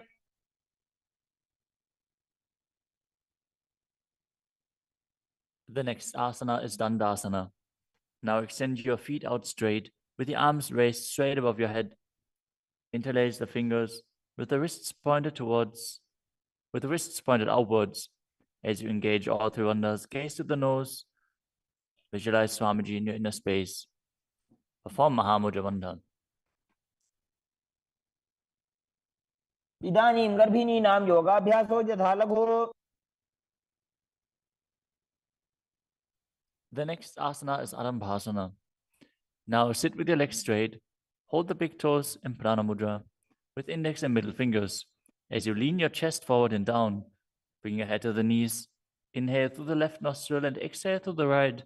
Perform Nadi Shodhana as you visualize Swamiji in your inner space.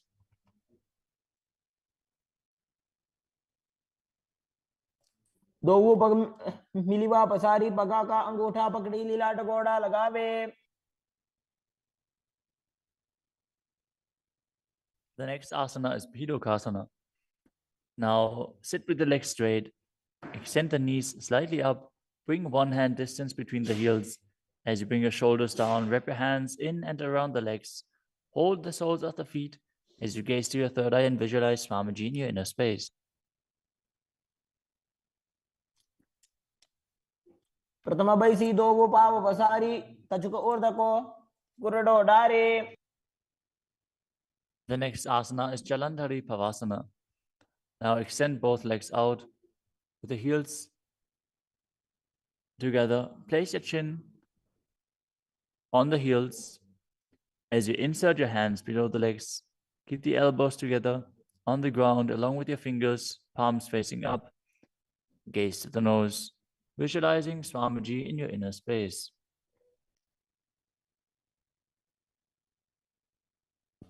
दो एड़ी मेली कह दीजिए हाथ पसारी.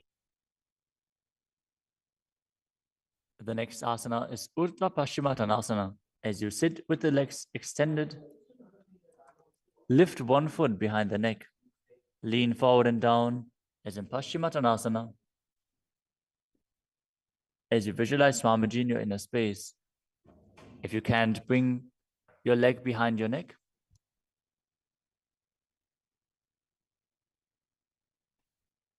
Focus on the prana flowing up from the Muladhara to the Brahmarandha, through the 9 various points within the body, which are the soles of the feet, the regenerative organs, the navel, the heart, the throat, the uvula, the middle of the eyebrows, the forehead, and the Brahmarandha, the crown of the head. Now engage the Mula Bandha as you perform Urdhva Paschimottanasana. पश्चिमता नवत्संस्थितिं कृत्वा एकं पादं ग्रीवायां धृत्वा तिष्ठेत्. The next asana is Anantasana. Now lie on your back, lift the right leg behind the neck. The left hand holds the foot from the top. As you straighten your body, concentrate on the prana moving from Muladhara to Brahmarandra. Gaze to the nose as you visualize yourself as infinite, endless, or eternal, Ananta. उत्तानशयनि एकैकं पायी ग्रीवायां विन्यस्य. The next asana is Ankushasana. From Anantasana, rest on the elbow of the hand holding the foot. Concentrate on the prana flowing up as you gaze to the nose and feel in complete control. उत्तानशयित एकैकं पादं ग्रीवायां विन्यस्य. The next asana.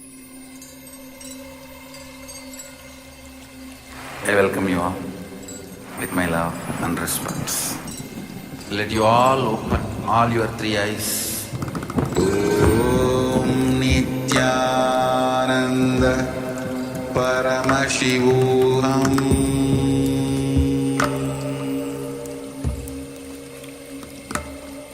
Om Nithyananda Paramashivoham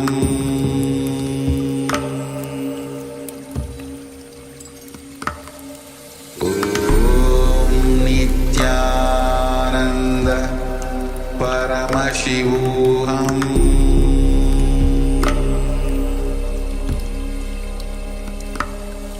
Om Nithyananda Paramashivoham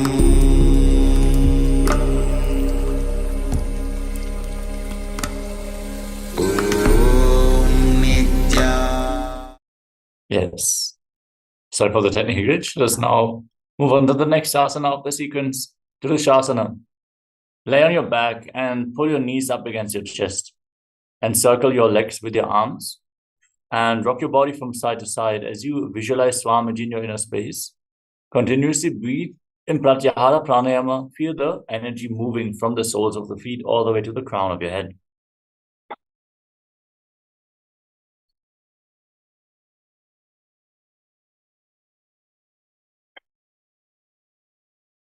Now rise up and bring your right leg up behind your neck. Lean forward and down. Hold on to the front foot with both hands and visualize Swamiji in your inner space. पश्चिमतानवत्संस्थितिं कृत्वा एकं पादं ग्रीवायां धृत्वा तिष्ठेत्. Anantasana. Now lean back with the leg behind your neck. Extend the opposite leg forward and hold onto the foot behind your head as you visualize Swamiji in your inner space. Visualize that you are infinite, endless, eternal Ananta in Anantasana on the other side. उत्तानशयनि एकैकं पायी ग्रीवायां विन्यस्य. इतरहस्तेन पावाग्रं गृहीत्वा. अंकुशासना. Now roll onto the side of the hand, holding onto the foot behind your head. Gaze towards the tip of your nose and feel in complete control. उत्तानशयित एकैकं पादं ग्रीवायां कुर्वन् इतरहस्तं कर्णमूले स्थापयेत्. योगनिद्रासना. Now lay on your back and one by one pull your legs up behind your neck. If you cannot bring the legs behind your neck, you can either bring them over your shoulders or simply pull them against your chest. Open up your hips. Try to interlock your arms around your lower back and gaze towards the tip of your nose as you visualize Swamiji in your inner space. पादाभ्यां वेष्टयेत् कण्ठं हस्ताभ्यां पृष्ठनिधनं तन्मध्ये शयनं कुर्यात् योगनिद्रा सुखप्रदा.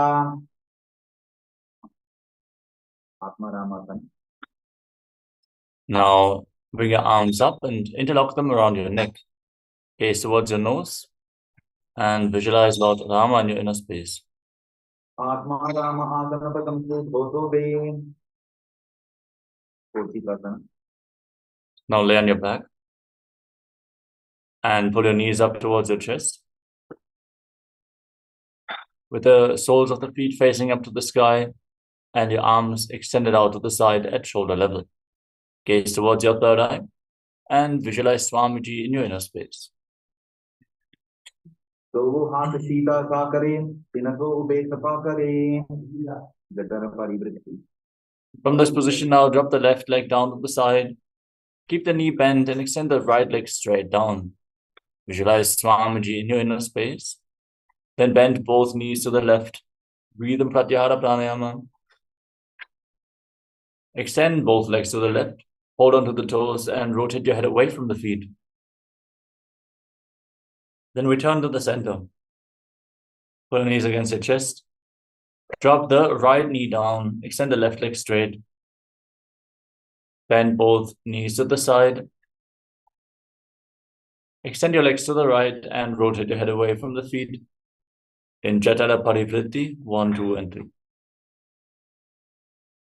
परिवृत्ति कुक्षि भागे कृदाहि परिकीर्तितः बद्धपूर्णं सुप्तपूर्णं ऊर्ध्वपूर्णं स्थापित. द्वंद्व बीजासना. As you lay on your back, place your feet flat on the mat. Keep your knees raised. Hold on to your ankles and push your hips off the ground. Lock your throat in Jalandhara Bandha. Gaze towards the tip of your nose and breathe in Mocha Kumbhaka. Hold your breath intensely for a long time by visualizing yourself as sturdy as a bridge. प्रतिक्रियायुतं द्वन्द्वपीठ सर्वबलप्रदं गर्भिणीनां दुर्बलानां विकार्जितकादनो पर्यन्तासना. Now bring your arms up and over top the respective shoulders. Place your palms on the mat with the fingers pointing towards your feet. Visualize yourself as sturdy as stone furniture as you push yourself off the ground. Breathe deeply in Sahadra Kumbhaka through your nose, leading the prana along your spine. Walk your hands and feet closer together if you want to raise your hips even more in Paryankasana. उत्तानकेन मस्ततलाभ्यां भूमिं मच्छद्य पादतलाभ्यां भूमिं धृत्वा उत्तानासना. Relax. You can now lay down on your back and pull your knees against your chest. Place your hands on the respective shoulders and move your hips in a circular motion as you visualize yourself as a dog playfully rolling around on your back, Shvotanasa. तववत् शरीरं संस्थाप्य दानुमीतं मील्य न भुवामीज हस्ताभ्यां तन्दरां बद्ध्वा भ्रामयेत् वोत्तनं भवति. विपरीतकरणि. Now kick your legs up and point your toes to the sky. Place your hands on the mat for support. Then move your hips and legs in a circular motion as you visualize Swamiji in your inner space. भूतरेतशिरो दत्त्वा तेन चेत्तरनद्वयं विपरीतगति सैषा सर्वतन्त्रेषु गोपिता. विपरीतकरणि. Now stop the movement. Point your toes up to the sky. Keep the throat locked. Hold your breath intensely in Mocha Kumbhaka. And visualize Swamiji as you internally chant Om Nithyananda Paramashivoham the Mahavakyam in Viparita Karani 2. We are quite far ahead. We're quite far ahead. Now drop your feet down over top of your head. Your toes should touch the mat. Interlock your hands behind your back in Padasha Mudra and push your hands into the ground. Keep your throat locked. Hold your breath in Mocha Kumbhaka and visualize yourself as a plow in Langalasana. नरकासने स्थित्वा नासिकाप्रदेशे भूमोपादपृष्ठे स्थाप्य हस्तद्वयं सम्मील्य लम्बीकुर्यात् ग्रीवाप्रदेशेन भूमिं कर्षयेत् लाङ्गलासनं भवति. पश्चिमतानासनं. Now hold on to the feet over top of your head. Visualize Paramashiva in your inner space with 25 heads, 50 hands, 75 eyes. Internally chant the Mahavakyam, as this is one of the 84 asanas revealed directly by Lord Paramashiva himself. Shaita Paschimottanasana. Stanam Sahitvat Kurbita Saitapachimataanakam. Suptakonasana. Still holding onto the feet over top of your head. Separate your legs wide apart. Bring your hips above the shoulder level for balance. Lock your throat, hold your breath, and visualize Swamiji in Suptakonasana. Parivritti Kukshi Bhage Tadahi Parikititaha Paddakonam Suptakonam Kudakoramathapicha. Chakrasana. Now join your feet back together. Hold onto your ankles with your hands. And then roll onto your back, keeping your arms and legs straight. Visualize yourself as a chakra, a wheel, in Chakrasana. Savasanaktato Bhado Kuryanmattaka Tatparo Yukramena Tatat Shikrame Tatsarvasti Sadhanam. Supta Prakarita Padam Uttasana. Now, lay on your back and extend your legs up vertically. Catch your big toes in Prana Mudra with index and middle fingers. And then separate your legs wide apart. Keep holding onto the big toes. Visualize Swamiji in your inner space and breathe in Ujjayi Pranayama. Make an ocean-like sound from your throat as you inhale through nose and mouth and exhale through the left nostril alone in Supta Prasarita Parangushtasana. Uttanapadam Kravancham Tam Marichimbira Bhadrakam Nataradandrikonam Ta Uttamrutta Prasarane Uttapadam Uttasana. Now join your feet together, keep your legs vertical, hold onto the big toes in Pranamudra and visualize Swamiji in Supta Parangushtasana. Uttanapadam Kravancham Tam Marichimbira Bhadrakam Nataradandrikonam Ta Uttamrutta Prasarane.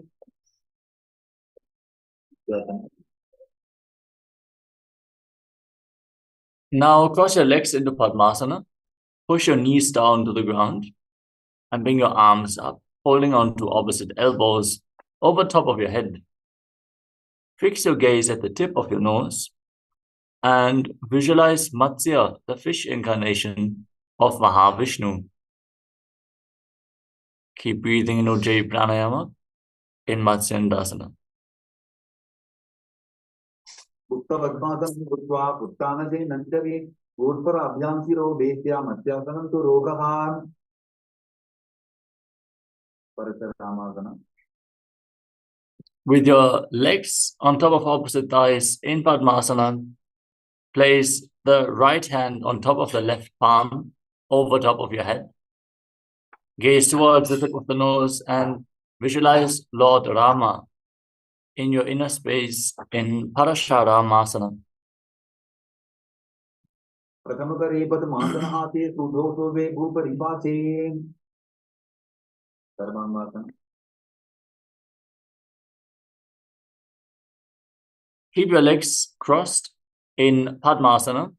Raise your knees and then your hips off the ground. Roll yourself up. Support your lower back with your hands and bring your elbows down to the mat, supporting your balance. Bring your knees up high. Lock your throat and hold your breath in Mocha Kumbhaka.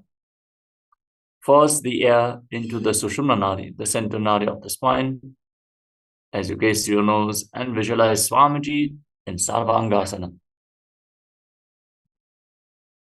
Atavakshetra Samshepat Sarvangasana Uttamam Yatra Swayogan Puna Vidya Vikpandito Yatha. Vrichikasana. Now roll onto your back and place one foot on top of the opposite thigh. And pull your knees up towards your chest. Extend your arms over top of your head and hook your fingers forward. Lock your throat in Jalandhara. Hold your breath, gaze to your third eye, and visualize yourself as a scorpion in Vrishchikasana, the scorpion pose. Prathamasena Sudhoshi Sike Siki Santi Sudapin. Vrichikasana. Now place the other foot on top of the opposite thigh. Again, pull your knees up, lock your throat and hold your breath. Extend your arms over your head like the stinger of a scorpion in Vrishchikasana on the other side. प्रथमसेन सुदोषी चिते चिति संधि सुदातेन Uttapadakshepasana. Now lay on your back and interlock your hands around your neck. Alternate pulling your knees up towards your chest again and again as you visualize Swamiji in your inner space and breathe calmly through your nose in Sahajra Kumbhaka, leading the prana along your spine in Vishapadakshepasana. उत्तानसेनं कृत्वा अङ्गुलिपिकं राम्बध्वा पूर्वपरो मिलित्वा नितम्बेन भूमिं स्पृष्ट्वा मारोत्तमासनं. Now place your palms on the mat at the side of your hips and alternate pulling your knees up, touching your ears with the respective knees again and again as you visualize Swamiji in Marottanasana. उत्तान अवस्थं स्थिति कृत्वा दानद्वयं पर्यायेन कर्मयोः संस्पृशेत कृतासनं.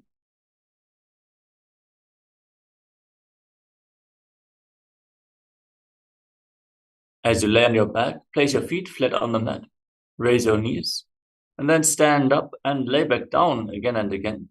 Visualize yourself as a wolf in Vrikasana. उत्तानशीनं कृत्वा पादतनाभ्यां भूमिं कृत्वा उत्तिष्ठति कृतासनं भवति. लोकासनं. Now squat down, and from the squatting position, roll backwards. Either tilt your head to the side or raise your hands to support your neck. Doing the backwards rolls, make sure your neck is protected as you visualize Swamiji in Lutasana. उत्तानसेनं पादोद्य उल्लङ्घ्य भूमौ स्थापयित्वा नित्यं भूयादिनित्यं सैनं करतासनं. Those are actually shoulder rolls, not even backwards rolls. But with your jatas, it would be difficult. Now lay on your stomach and keep your hands at the side of your shoulders. Contract your lips and make a whistling sound like a flute on the inhalation through your mouth. Keep the top of the feet flat on your mat. Visualize yourself as a chariot carrying warriors into a battle for Dharma on your chariot back in Saratasana. नित्यं सैनं कृत्वा नाभिं भूमौ विभाज्य सम्बद्धस्ताभ्यां भूमिं विसृज्य ओष्ठौ निमील्य वेणुवत्तं कृत्य तिष्ठेत् करकासनं भवति. देहनिलम्बनासनं. Now push yourself back up into the plank position and alternate jumping your feet in between your hands back and forth. Visualize yourself transcend body and mind in Dehalyulanganasana. स्वयं वत्वा तन्मद्गर्णत्वयं उक्तानीव बहिरानीत्य गमयेत् देहनिलम्बनं भवति. जात्यासनं. Now stand up and lean forward and down. Place your palms on the ground and walk around on your hands and feet. Visualize yourself as a wise 60-year-old elephant in Jatyasana.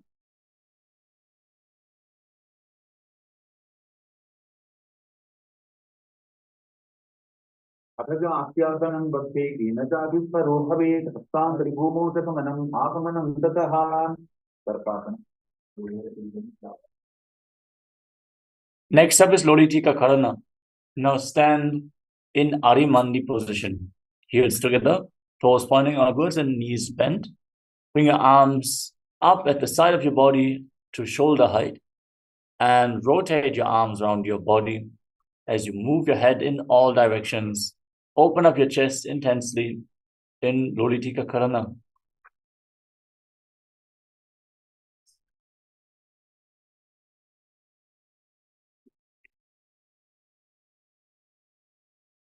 Next up is Sarapasana. If you have a rope available, tie your legs with a rope.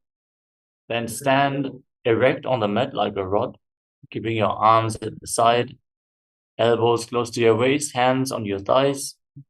Visualize your Kundalini Devi is rising and curling upwards around your body like a serpent in Sarapasana.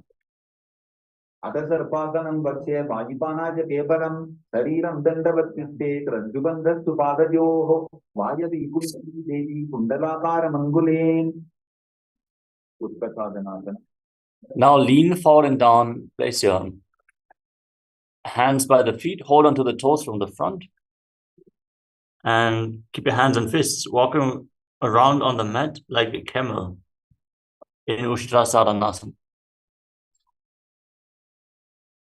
उत्तिकनिशिकाप्रदेशेन भूमो निधाय उपरिपादतले संस्थाप्य उष्ट्रसाधनं भवति। Vasana. From the same position, hold onto the toes from the side. Again, keep your hands and fists and walk around on the mat while visualizing yourself as a horse. उत्तिकनिशिकाप्रदेशेन भूमो निधाय उपरिपादतले संस्थाप्य अश्ववत् शरीरं चलनीयम् अस्वासनं भवति। कपोतनितकासना. Now, interlock your hands behind your back in Padusha Mudra. Pull your hands down towards your calves. As you lean back, tilt your head back. Breathe deeply and try to relax into this backward bend. Lead the prana along your spine and visualize yourself as a soaring bird diving in Kapotanitakasana. पादतले भूमो निधाय पृष्ठिपादेन हस्तोदङ्गापर्यन्तं नीत्वा कपोतनितकं भवति। Next up is the Talapushpa Bhutam Karana. Stand in Arimandi and join your hands in Namaskara Mudra in front of your heart center. Bow down to one side, raise the respective heel, and open up your palms. Repeat this on both sides again and again. Visualize yourself offering fragrant flowers to Paramashivoham in the Talapushpa Bhutam Karana.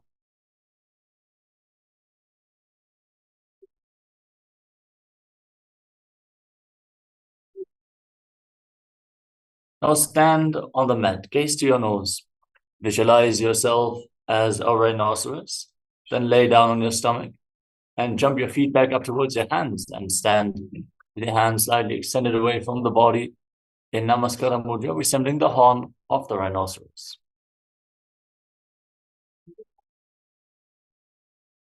दुर्जकर्तमासनं कृत्वा पादतलाभ्यां भूमिं पश्यद्य उत्तिष्ठेत षट्कासनं भवति। उत्थानोत्थान. Now, hold on to weights to intensify this asana. Separate your legs and sit down and stand back up or squat down as low as possible. Fix your gaze at the tip of your nose and visualize Swamiji in your inner space. 3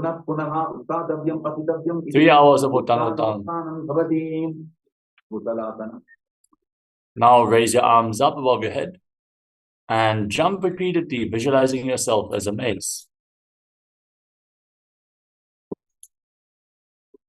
सरलं कृत्वा नयेत् बाहुकारम् उत्थानं कृत्वा नयेत् भूतलासनं भवति। उत्तिष्ठतासना. You should try to catch yourself with your feet. You're simply crashing on the floor. Like none of the others make even close as much noise as.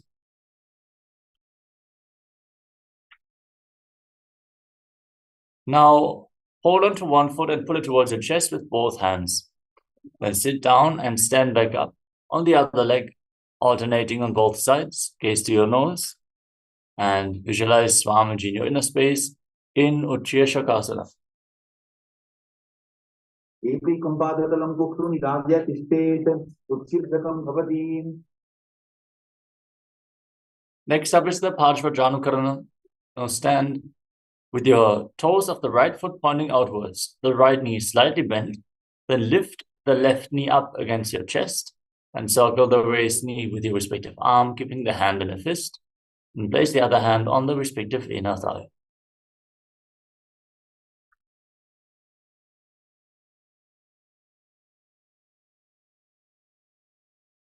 Now extend your left leg forward and your arms as well. Hold on to weights if you want to intensify the asana. Then sit down and stand back up while visualizing yourself fiercely dancing as Lord Shiva in Tandavasana. ताण्डवासनं. एकेन पादेन स्थातव्यं ताण्डवासनं भवति। ब्राह्मणासनं. Now bring the left foot towards the inner right thigh and your hands at the side of the knees as you visualize Lord Brahma is blessing you from within. ब्राह्मणासनमावक्ष्य यत्कृत्वा ब्राह्मणो भवेत् एकपादत्रयो दत्त्वा तिष्ठेतन्दाभृतर्भुवि गर्भासना 3. Now bring the raised leg over top of the opposite knee and tuck the toes behind the opposite calf. Bring your left arm below the right and join your hands in Namaskara Mudra as you visualize yourself as Lord Garuda in Garudasana 3.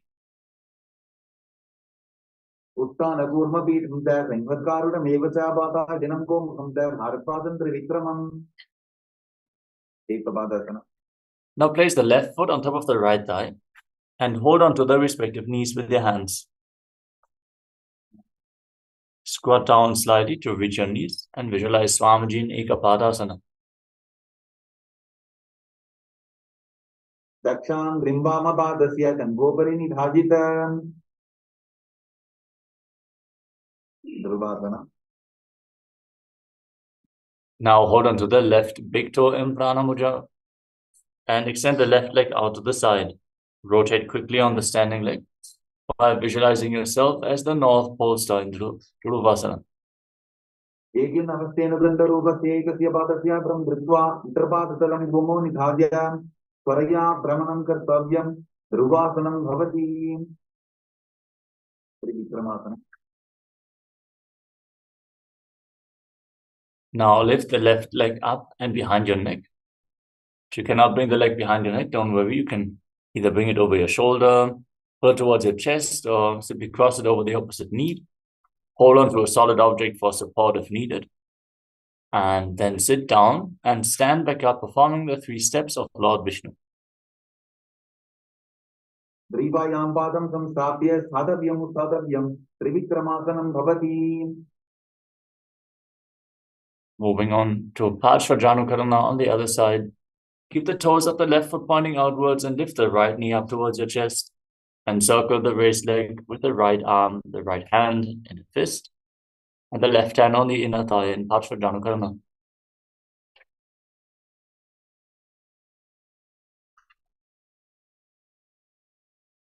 Now, extend your right leg forward and your arms as well. Sit down and stand back up as you visualize yourself performing the Ananda Tandava, the blissful dance of Lord Shiva. ताण्डवासनं. एकेन पादेन स्थातव्यं ताण्डवासनं भवति. ब्राह्मणासनं. Now bring the right leg towards the inner left thigh, hands at the side of the knees. Stand in a relaxed manner and visualize Lord Brahma is blessing you from within in Brahmanasana. ब्राह्मणासनमावक्ष्य यत्कृत्वा ब्राह्मणो भवेत् एकपादमरो दत्त्वा तिष्ठेतन्दाभृतर्भुवि गर्भासना 3. Now bring the raised foot over and around the left knee. Tuck the toes behind the calf. Bring your right arm below the left and join your hands in Namaskara Mudra as you visualize yourself as Lord Garuda with big wings on your back in Garudasana 3. उत्थानकूर्मपीठं च संवत्कारुणमेव च पाताजनं गोमुखं च भारतपादं त्रिविक्रमम् एकपादासनं. Now place the right foot on the left thigh and hold on to the respective knees with your hands. Visualize Swamiji in your inner space. दक्षां रिम्बामपादस्य कण्ठोपरि निधाजितम् ध्रुवासना. Now hold on to the big toe of the right foot, extend the right leg out to the side and rotate quickly.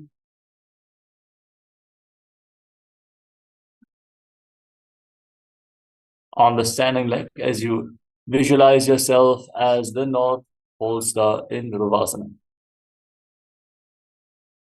I literally fell asleep while speaking. I don't know how that is possible, but I was continuing and my eyes were closed and I was somewhere else.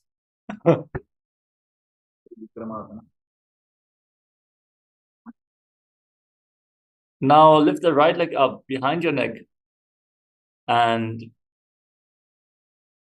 sit down and stand back up. Visualize the Lord Vishnu is blessing you from within. ग्रीवायां पादं संस्थाप्य स्थातव्यम् उत्थातव्यं त्रिविक्रमासनं भवति.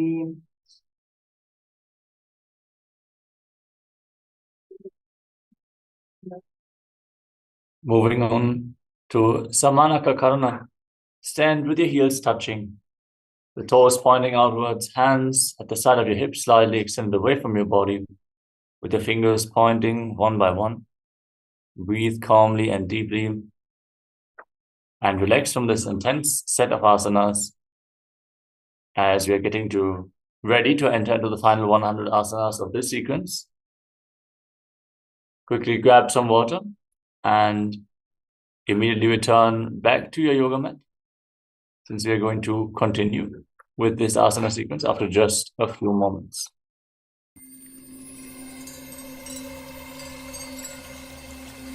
I welcome you all with my love and respect. Let you all open all your three eyes. Om Nithyananda Paramashivoham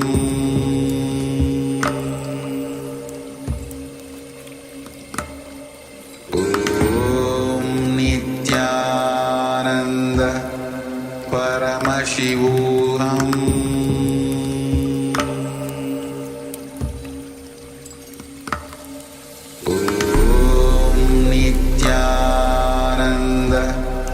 Paramashivoham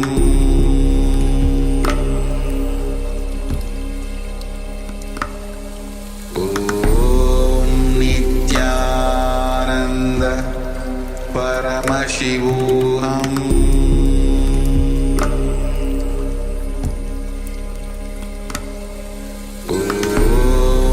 Nithyananda Paramashivoham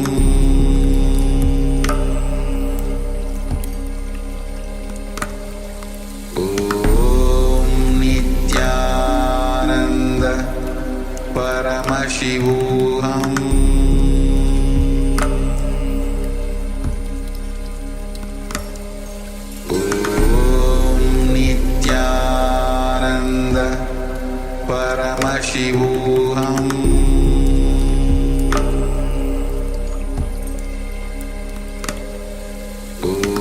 Om Nithyananda Paramashivoham Om Nithyananda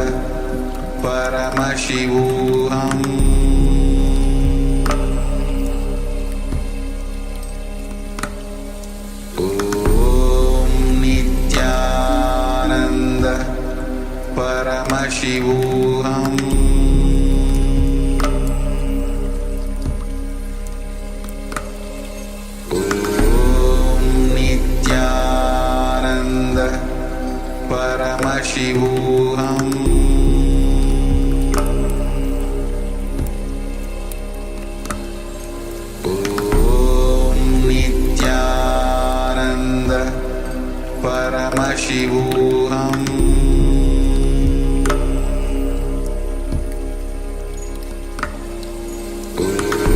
Om Nithyananda Paramashivoham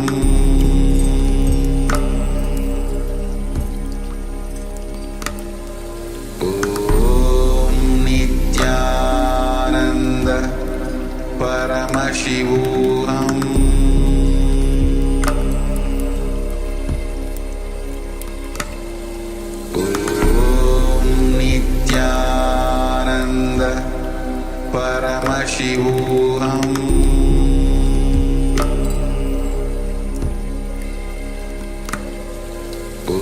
Om Nithyananda Paramashivoham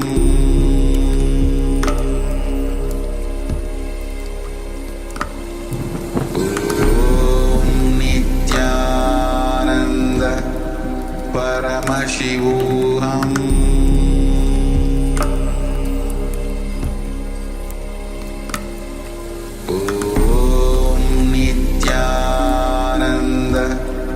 Paramashivoham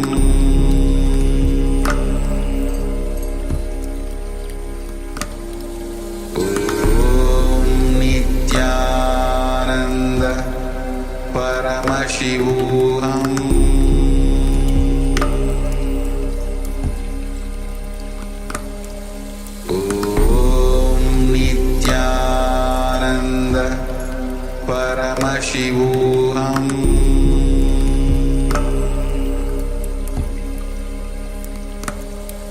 Om Nithyananda Paramashivoham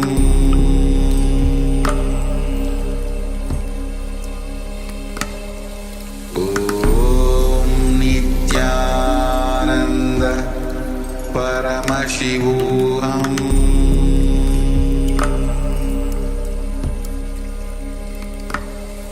Om Nithyananda Paramashivoham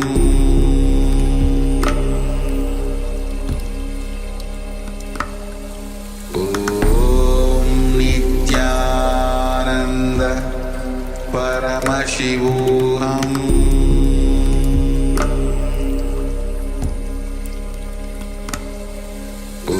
Om Nithyananda Paramashivoham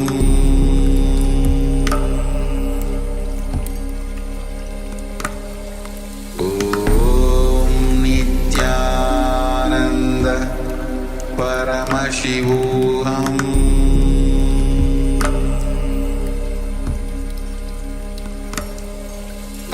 Om Nithyananda Paramashivoham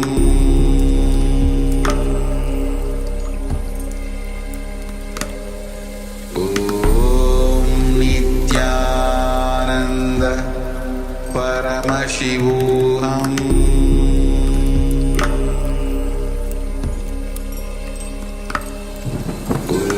Om Nithyananda Paramashivoham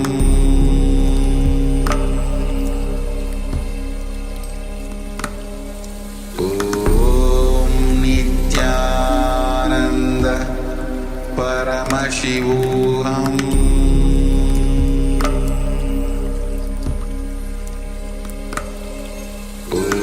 Om Nithyananda Paramashivoham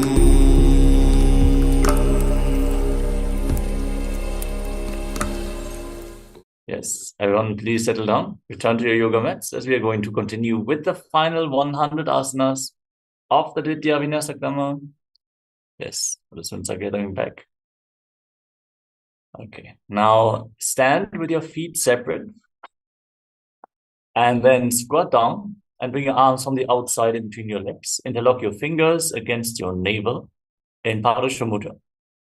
Visualize the great sage Goraknath, the founder of the Natha Yoga Hindu Sampradaya. As you breathe in Jiva Chalakumbhaka, inhale fully and hold your breath. Then move the prana retained in your body forcefully upwards, downwards, through your arms and legs, by the force of your will alone. As you internally chant the Mahavakya, Om Nithyananda Paramashivoham in Gorak Anjali Asana. Gorakanjali asana. Pratham hi wo hoye bahuri nito punibove. Asana. With your feet separate, squat down and interlock your hands around your lower back as you visualize Swamiji in your inner space. ऊर्ध्वमध्यात् हस्तौ निवेश्य नितम्बं कृत्वा पादतलाभ्यां भूमिं मस्तभ्य Bhirvasana. Now bring your feet together and close towards your perineum. Then interlock your hands around your lower back and gaze towards your navel, visualizing Bhagavan Kalabhairava, the Lord of Time, and Bhairvasana. Dohu Bhakti Kalya ki Mahini Kor Milaji Banaban Karmod Vaise Varahasana. Now with your heels together, toes apart, squat down all the way and join your palms behind your head in Anjali Mudra with your fingers pointing downwards. Keep your elbows raised like the tusks of a ball as you gaze towards the tip of the nose. And visualize yourself as a ball, which is one of the 10 incarnations of Mahavishnu in Varahasana.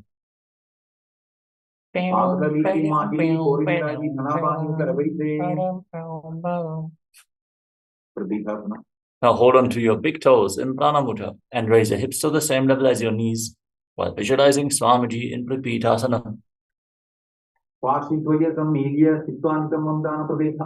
Okay, showing Dominic. Now place your palms on the ground. Bring your knees onto your arms towards your armpits. Raise your hips, lean forward and lift your feet off the ground as you visualize yourself as a crow. That's not how a crow looks, Dominic.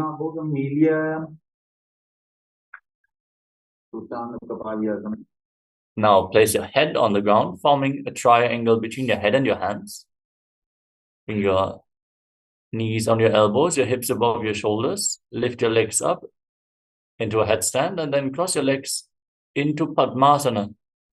Fix your gaze at the tip of your nose and visualize Swamiji in Sushtanga Kapalayasana.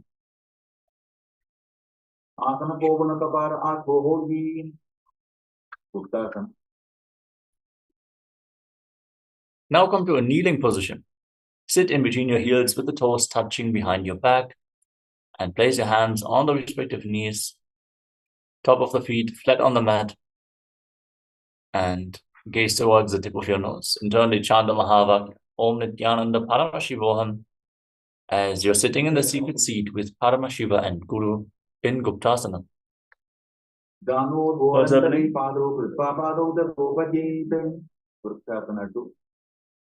Now place your hands flat on the mat, raise your hips and kick your legs up into a handstand. Everyone should perform this asana to purify all the 7 chakras. So set yourself up in front of a wall for support if needed. And visualize yourself as a tree with deep roots growing into the ground from your hands in Vrikshasana 2.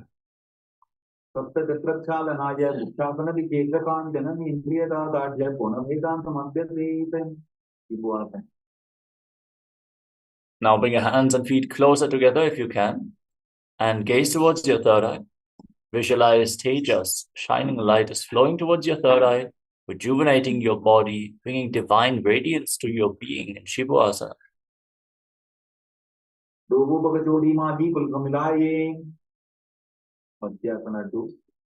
Lower your legs down, come to a plank position. With your hands on the floor, shoulder width apart, lower yourself down to the ground and push yourself back up again and again as you visualize yourself as a fish, one of the incarnations of Mahavishnu. You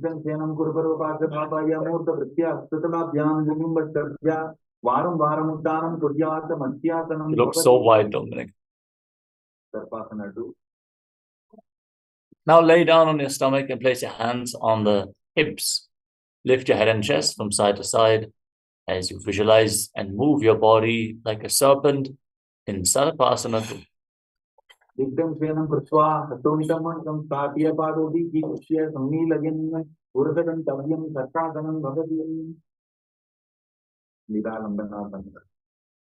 Now bring your elbows onto the mat and rest your chin on your hands. Place the top of the feet flat on the mat and feel self-supported and completely independent in Niralambana.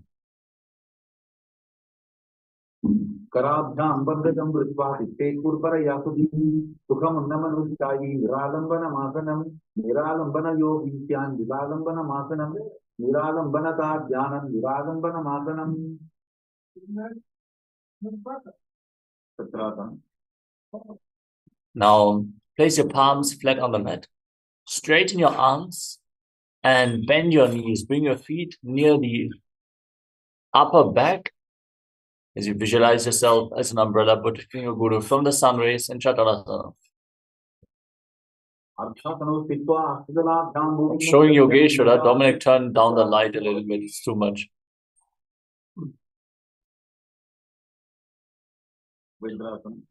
Now place the top of your feet flat on the mat and sit on your heels in a kneeling position.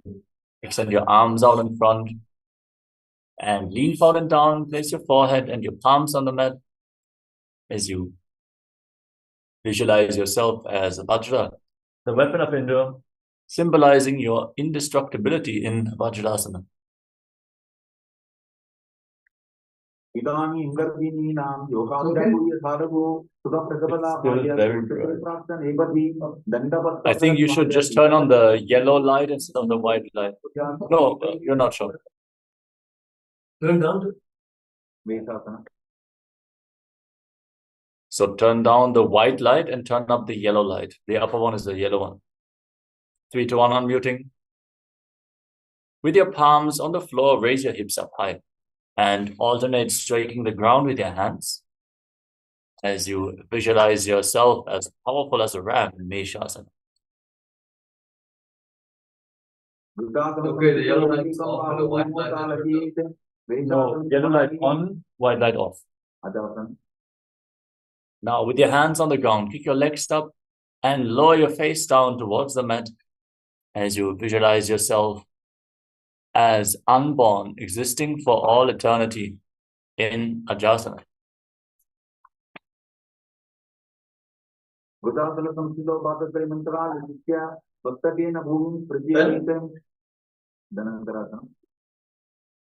Now, come to a kneeling position. Hold on to your feet and pull them in towards your perineum. Then place your hands on the respective knees and gaze towards the tip of your nose as you visualize Swamiji in your inner space. One thing it does, it makes your dhoti look new, which is cool.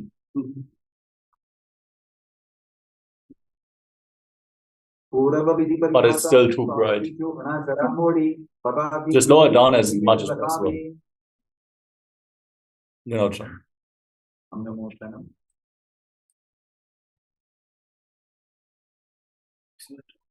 Now, interlock your hands in front of your body and move your arms up, down, left, right, in all directions. Give massage to various different joints and muscles of your body. Visualize Swamiji in your inner space and then repeat the movement behind your back as well in the Angamotanam.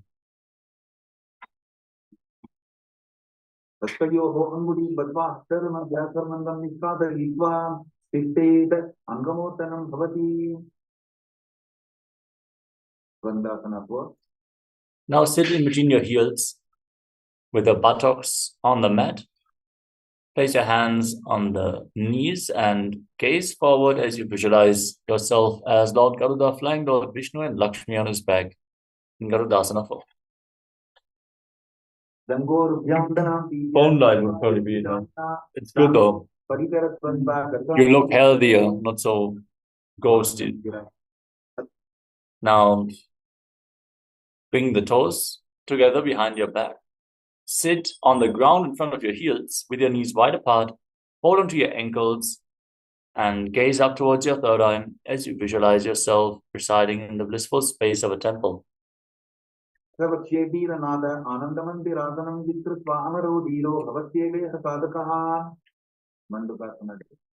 Now cross your ankles and sit on raised heels. Place your hands below your knees and put your stomach in Nityananda Bandha. As you press your tongue up flat against the bed of your mouth in Manduki Mudra and visualize yourself as a frog in Mandukasana 2.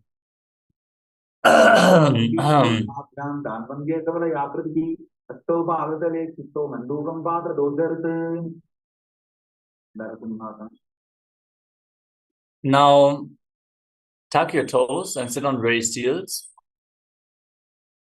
Place your palms on the ground in front of you with your knees wide apart, the thumbs touching and the base of your hand touching your toes. Fix your gaze at the tip of your nose and visualize yourself as Lord Narasimha as you stick your tongue out and exhale forcefully through your mouth like a lion in Narasimhasana.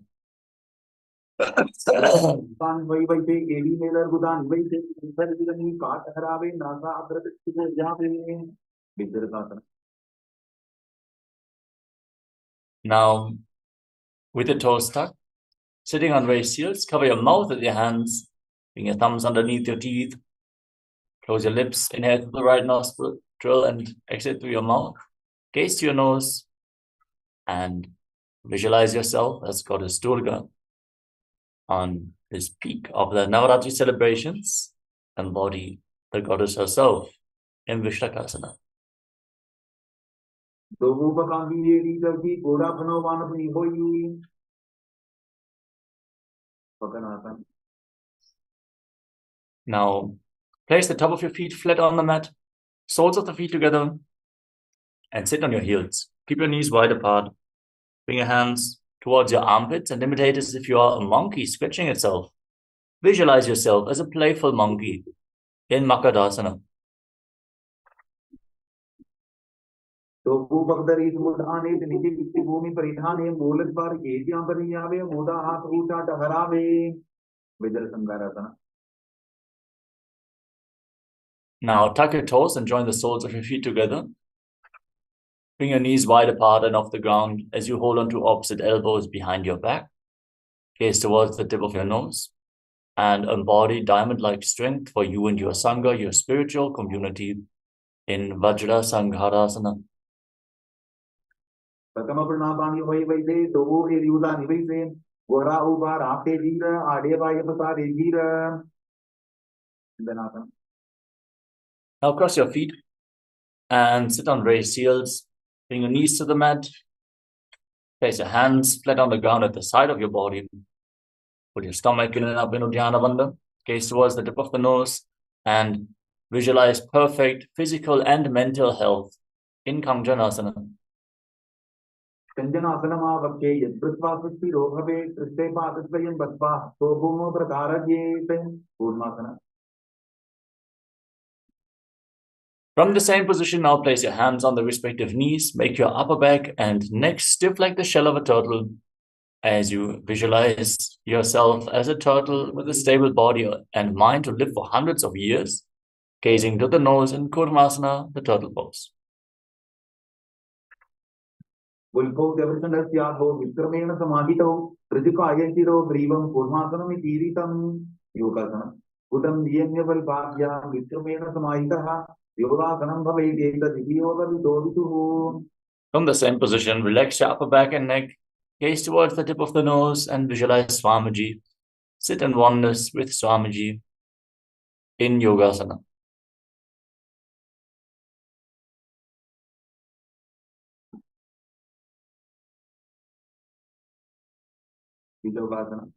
Now stand on your knees and cross your feet behind. Tuck your toes and bring your toes near the opposite knees. Hold onto your calves with the palms facing back, thumbs outside, fingers in between thighs and calves. Look up towards your third eye, lean back and visualize a space of eternal oneness, Advaita, with Swamiji, your Guru, in Vijyogasana. Goda Vamo Bohoji, Goda Arara, Ketoji, Tasipavasi, Pani Rahave, Sanapam Goda, Rijiyabe, Utrasana 2. Now place the top of your feet flat on the mat, hold onto your heels. Push your hips forward, tilt your head back, and visualize yourself as a camel in Ustrasana 2. Merudandakranti Kadya, Sundimada Shipumar, Kapoto Ustrasana, Bhasa, Kutyanita Hitasana, Vidyasana. Now bring your feet together, sit on your heels and lean back.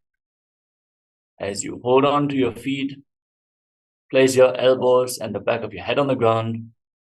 Gaze towards the tip of the nose and visualize yourself as a lotus blooming in Jatyasana. Dohu edi sambudare, sole molas pari dari dhare, phana pani upar hoye baite, baburi tikki tikare, do aise, Viradasana. Now separate your feet and lay down flat on your back. Still holding on to your feet, rise back up and lay back down again and again. Gaze to your nose and visualize the healing and liberation of all causal subtle forms of your body in Viratasana. Ganga Pisti Bhumani Dadya, Kanto Darjo Urmidam Tapya, Srishtivam Samvaram Maram Sprachit, Kapotasana. Now, once more, sit on your heels and lean back. Bring your arms up over top of your shoulders. Try to bring your forearms and elbows on the ground, holding onto your feet as you visualize yourself as a beautiful dog in Kapotasana. Merudandakranti Dadya, Sundimada Shipumar, Kapoto Ustrasana, Bhasa, Kutyanita Hitasana, Varasana. Now rise back up. Stand on your knees and tuck your toes. Hold onto opposite elbows in front of your chest. Gaze towards the tip of the nose. In the boon-fulfilling posture, receive your boon from Paramashivoham. दानुनी भूमौ संस्थाप्य हस्ताभ्यां बाहुपरस्परं दृष्ट्वा सतं दिक्पेत वारासनं भवति वराहासना 2. Now sit down on raised heels. Keep your toes tucked. Place your forearms on the ground. Place your head on the mat and support your head with your hands as you visualize yourself as Varaha, the boar avatar of Lord Vishnu, in Varahasana 2. सूर्यं चन्द्रं वै दनानि आसनानि निकत्यन्ते पूर्वरो भूमस्थापयित्वा दानुब्धामवलिममिस्तभ्य सोमस्तजे संस्थाप्य पार्श्वनिमितं वै संस्थाप्य चित्ते वराहासनं भवति इंदासनं. Now, with your forearms on the ground, elbows shoulder width apart, interlock your fingers and place your head on the mat, supporting it with your hands. Get ready for another inverted posture. As you raise your hips and kick your legs up into a headstand, gaze to your nose, breathe calmly through your nose in Sahadra Kumbhaka, and visualize yourself as a lopped tree in Mundasana. अधो मुण्डासनं वक्ष्ये सर्वेषां प्राणिनां बोधम् आद्यपदे दत्त्वा धारयेन्मारुतं सिद्धिः अन्धासनं. Gently lower your legs down and come to a kneeling position. Sit on your heels with your knees separate. Lean forward and down and place your head in between the knees. Hold onto your head with your hands. Inhale through your nose and exhale through your mouth in this asana. Gaze towards the tip of your nose and visualize Swamiji in your inner space in Andhasana. प्रथमवक्तली सुमतहरावे ओरमाली उबे मिलावे कनापानी Booker ओम बैसे Dogu एरी उदा निबैसे विपरीत चलनासना. Now lay down on your stomach and extend your arms out in front. Lift your arms, your chest, and your legs off the mat and hold as you visualize yourself as a locust in Viparita Shalabhasana. Shalabhasana be dacha natabirunda namake vendabirunda saite chittandasanam tata Kapalanasana. Now place your palms on the ground at the side of your hips and your forehead on the mat. Lift your legs off the ground without raising your chest up. Visualize yourself as a skull, representing the mind with purified thoughts and the strong will to attain enlightenment in Kapalasana, the skull pose. Kapalam Gomoditaja Purambado Najitam Kapalasanam Bhavati. Now kick your legs up over top of your body and place your feet on the ground in front of your face as you visualize yourself as a free and open dove in Akashaka Bhotasana. Today, how many times? You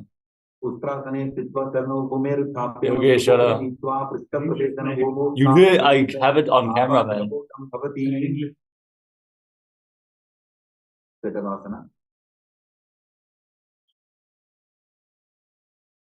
Now come to a kneeling position and place your forearms on the ground in front of you. Bring your navel towards your knees and visualize yourself as a sparrow in Chatakasana.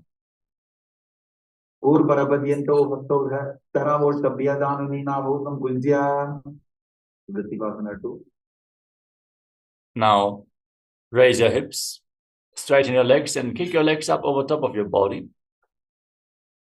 And bend your knees. Try to touch the head with your feet as you visualize yourself as a scorpion. Now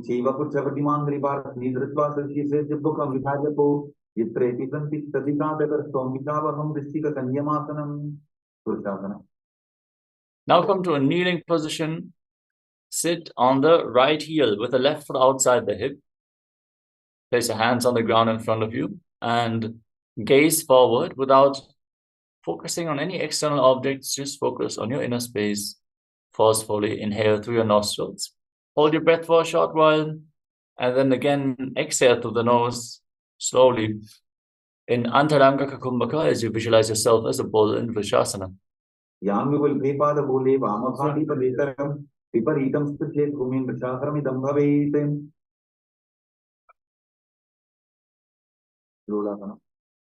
Now Place your palms on the mat and lift your entire body off the ground and hold as you visualize Swamiji in Lolasana.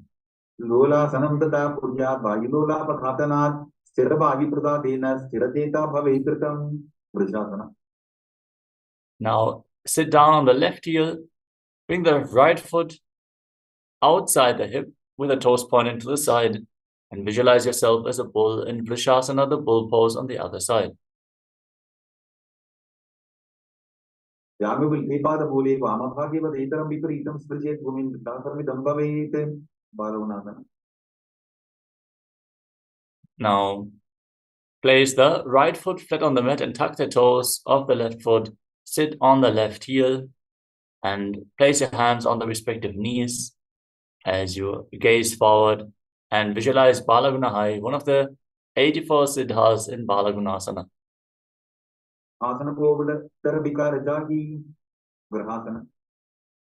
Now stand up and separate your feet. Squat down as you bring your arms through the legs and hold onto your ankles from the outside. Visualize yourself as the entire planet in Grahasana, the planet posture. पादलये भूमौ संस्थाप्य दानमध्ये गुरुकरं स्थाप्य हस्ताभ्यां गुल्फप्रदेशो दृष्ट्वा तिष्ठेत् ग्रहासनं भवति बालवनासनम्. Now rise up and tuck the toes of the right foot. Sit on the right heel with the left foot flat on the mat. Hands on the knees, gaze forward and visualize Balagunahai in Balagunasana. Now step both feet in towards your body. Keep your toes tucked and sit on raised heels as you visualize Swamiji in your inner space. Keep your knees together, hands on top of the knees, holding onto weights if you want to intensify this asana.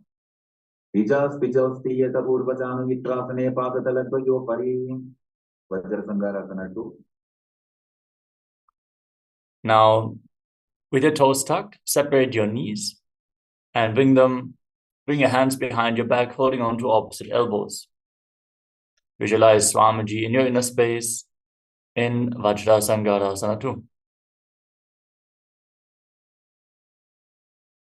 प्रथमपनापानि मोयदेशे दोगुकेटी उदानि वैसे गोडा उभा राते दिया आडे मागे पसारे धीर अनिलासना. Now place your palms on the ground and step your heels onto the back of your hands. Keep your arms straight, gaze to your nose and visualize you are able to consume and live off of air alone in Anilasana. दो हाथ भूमि पर स्थाने पवनी दादिना पिलक आने फना दो ऐसे भीतरे पिछे हटे ल्यांसी पर इधरे पादुकासना. Now place the back of your hands on the mat and step your feet onto your palms. Wrap your hands around the feet like shoes and walk around on the mat while visualizing yourself wearing padukas, walking all across Kailasa in Padukasana. तत्तुतरयो गोपादतले कृत्वाभिषे गच्छेत् पादुकासनं भवति कुक्कुटोड्डानासना. Now place your hands on the ground and kick your legs up and let them fall back down again and again, visualizing yourself as a rooster in Kukkutoddanasana. हस्ततले भूमौ कृत्वा पादतले दूर्धमुद्दानं कृत्वा भूमौ पतेत् विपरीतं नृत्यासनं. With your hands on the mat, kick your legs up into a handstand and dance around on two hands. Feel yourself go beyond all inhibitions in Viparita Nrityasana. हस्ततलाभ्यां भूमिं वष्टभ्या ऊर्ध्वपादाग्रे कुर्वन् हस्ततलाभ्यां नर्तनं कर्तव्यं विपरीतं नृत्यं भवति कुञ्जरासना. Now stand with your feet separate. Place one palm on the mat and the other hand on your respective ear. Breathe calmly and visualize Swamiji in Kunjarasana. अथवक्षे Mahadev कुञ्जरासनम् उत्तमं करे नैकेन पादाभ्यां भूमौ निष्ठे चिरकरः कुञ्जरासना. Exchange the position of your feet and repeat Kunjarasana on the other side. अथवक्षे Mahadev कुञ्जरासनम् उत्तमं करे नैकेन पादाभ्यां भूमौ निष्ठे चिरकरः पदम्बासना. Now squat down with your feet together and hold onto your ankles Lift your toes and your buttocks off the ground as you visualize yourself as a kadamba tree, a pious tree that promotes a long life in Kadambasana. पाशे ज्ञान भूमि वक्तव्य हस्तद्वय नबुल भो धृत्वा ते कदम्ब भवति पवनमुक्तासना. Now, place your feet flat on the mat. Pull your knees against your chest with your hands. Breathe against your thighs. Open up your back. Extend your chest. Massage your internal organs as you breathe against your legs. Visualize any excess vata being balanced within or released from your system in Pavanamuktasana. Goyostupadayos panim lasvasustan tambage janam ivapsati sadar bhagratikara vandanai. Saporasana. Now lift the left leg up behind your neck and place your hands on the ground. Extend your right leg forward and lift your entire body off the mat. Gaze towards your third eye and visualize yourself as a powerful source of energy in Chakrasana. Purvata anamtapada pikambadrasanam taka taporatramta salabha budangama vristikam dhanurasana 2. Now hold on to the left big toe. Hold on to both big toes in Prana Mudra and pull the left foot towards your ear as if you're pulling a bowstring. Keep the right leg straight. Visualize yourself as a bull, as a bow in Dhanurasana 2. Padang guttautu jam drupipasravanavadhi. Ashtavakrasana. Now lift the left leg over top of the respective shoulder and place the right foot on top of the left foot. Extend your legs out to the side. Lean forward. Lift your body off the ground and balance on your arms as you visualize yourself as a flying crane. Now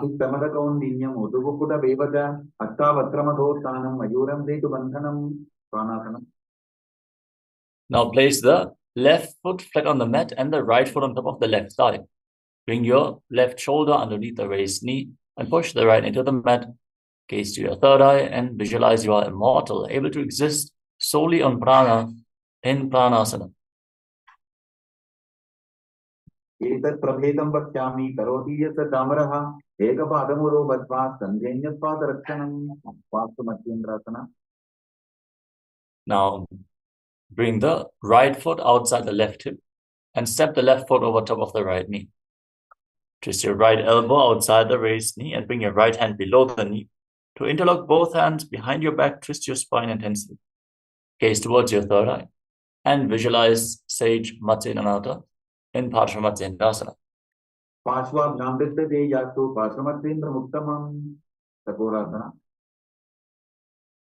Now lift the right leg up behind your neck. Extend the left leg forward. Keep your hands on the ground at the side of your body for support, lifting your entire body off the mat. Gaze towards your third eye and visualize yourself as a powerful source of energy. Purvata anamtapada pikambadrasanam taka taporatramta salabha budangama vristikam dhanurasana 2. Now hold on to your big toes and pull the right foot towards your ear as if you're pulling a bowstring. Visualize yourself as a bow in Dhanurasana 2, the bow pose. Padang guttautu jam drupipasravanavadhi. Ashtavakrasana. Now bring the right leg over top of the respective shoulder and place the left foot on the right. Extend your legs out to the side, lean forward, find balance, and lift yourself off the ground as you visualize yourself as a flying crane in Ashtavakrasana. Now with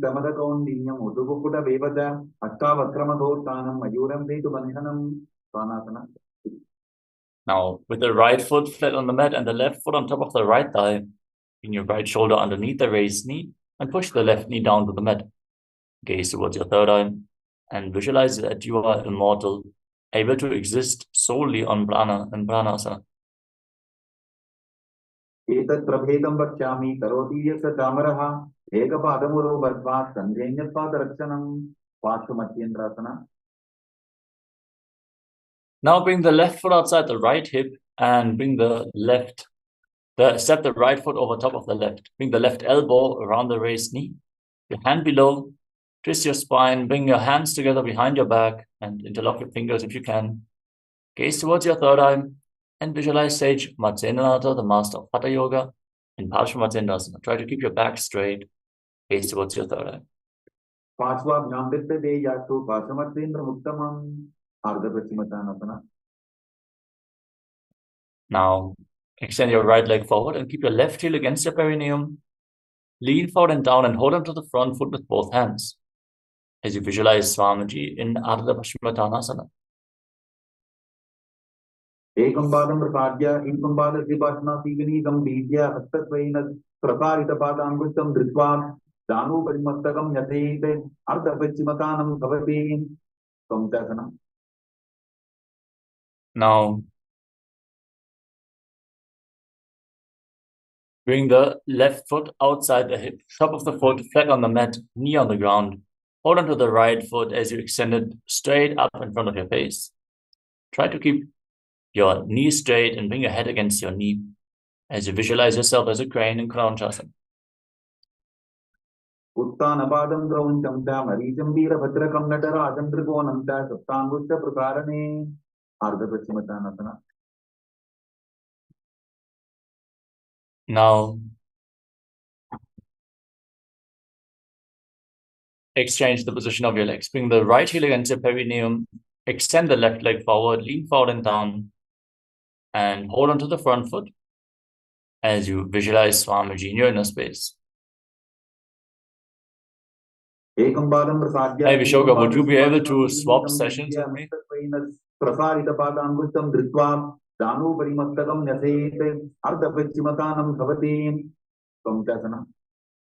Now, bring the right foot flat on the ground outside your hip.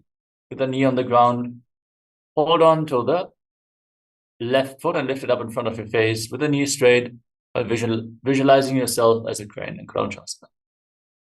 I mean, probably not, because I don't know if Savanyana is able to operate his laptop for that. Now come to a cross-legged position. Bring your feet in between thighs and calves. And place your hands on top of the knees. Gaze towards the tip of the nose and embody peace, well-being, good fortune, and prosperity. Visualize a swastika in swastikasana. जानूर्वोरन्तरे सम्यक् कृत्वापादतलैगुहे रज्जुकार्यसमासीन सत्तिकं तत्र गच्छते. गोरक्षासना. From the same position, cover your heels with your hands, palms facing down. Lock your throat in Jalandhara Bandha and gaze to your nose as you visualize the great sage Goraknatha, the founder of the Natha Yoga Hindu Sampradaya, in Gorakshasana. जानूर्वोरन्तरे पादौ उत्तानौ व्यक्तसंस्थितौ गुल्फौ छाछाद्य हस्ताभ्याम् उत्तानाभ्यां प्रयत्ततः. Yogasana 2. Now, bring your left heel against your perineum. Place the right foot on top of the left thigh. Gaze towards your third eye. Visualize Swamiji and meditate on Arihanta, the ultimate success on the inner and outer world. As you inhale fully and then lock your senses with your fingers. Place your little and ring fingers on your lips, your ring fingers locking the nostrils from below. Then push onto the bridge of your nose with your middle fingers, sealing the nose completely. Place your index fingers on your eyes, locking your eyes, and your thumbs locking your ears. Hold your breath in Shanmukhi Mudra, intensely awakening the Kundalini Shakti in Bhagasana 2. वामपार्श्वोदं संस्थाप्य दक्षाङ्घ्रिवामदधने. Yogasana 2. Relax. Now place your feet on top of opposite knees and bring your hands onto the ground at the side of your body with the palms facing upwards. Fix your gaze at the tip of the nose and keep your mouth in the shape of the beak of a crow. Inhale through your lips and exhale through your nose again and again in Kakachantra Kumbhaka as you visualize Swamiji in Yogasana 2.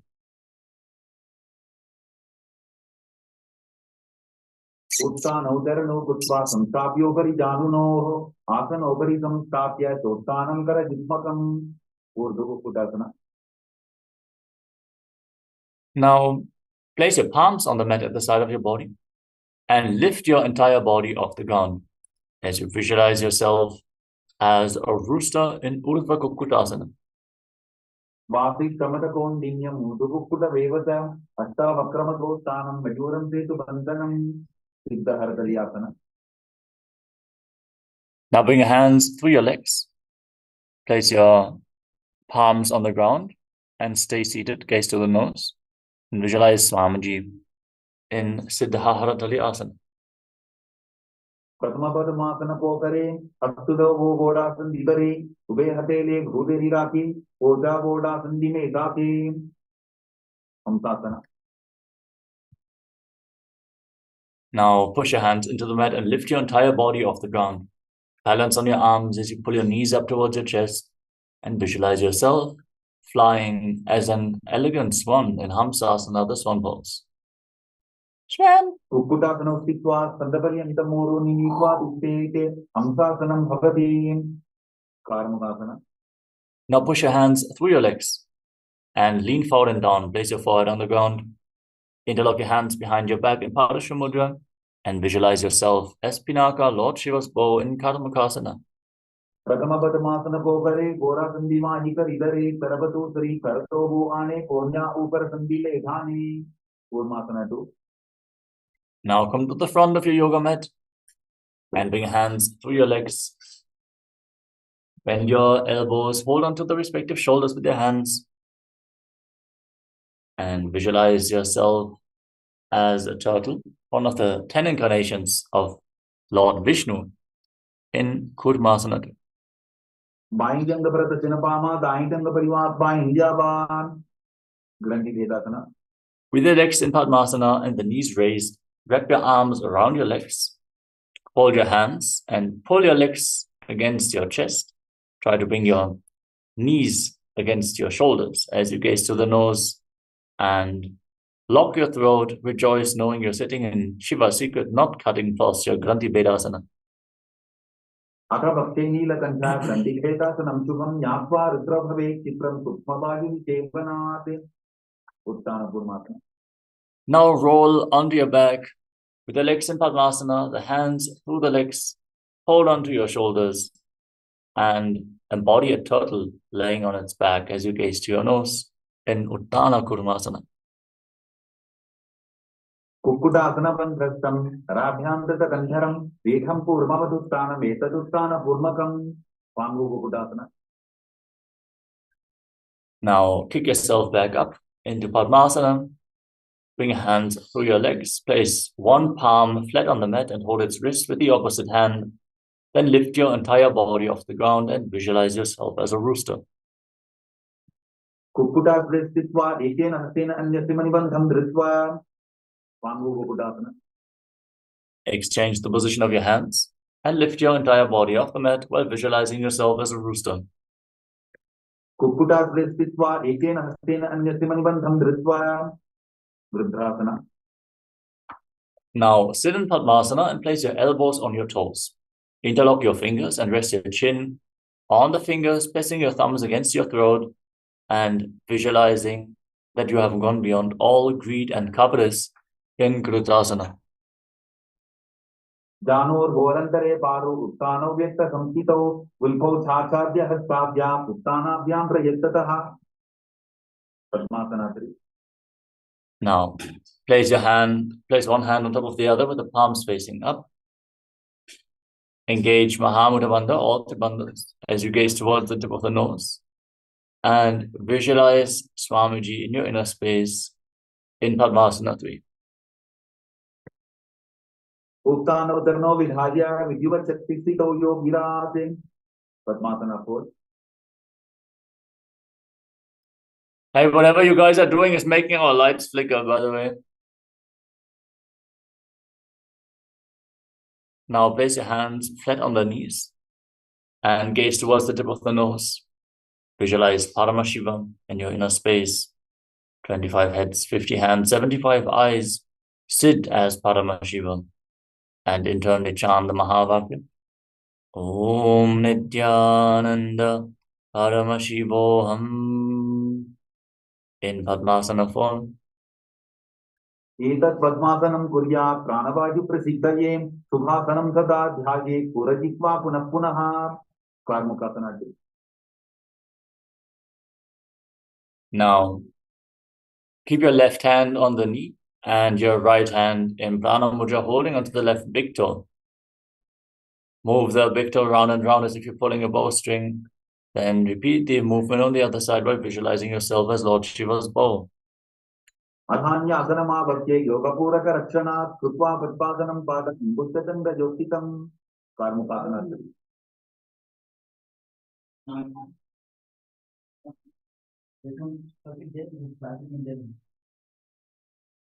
Are you done, or you gonna continue? Otherwise, I'll put fall back.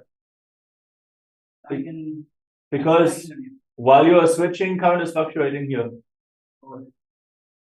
Okay, done. Okay.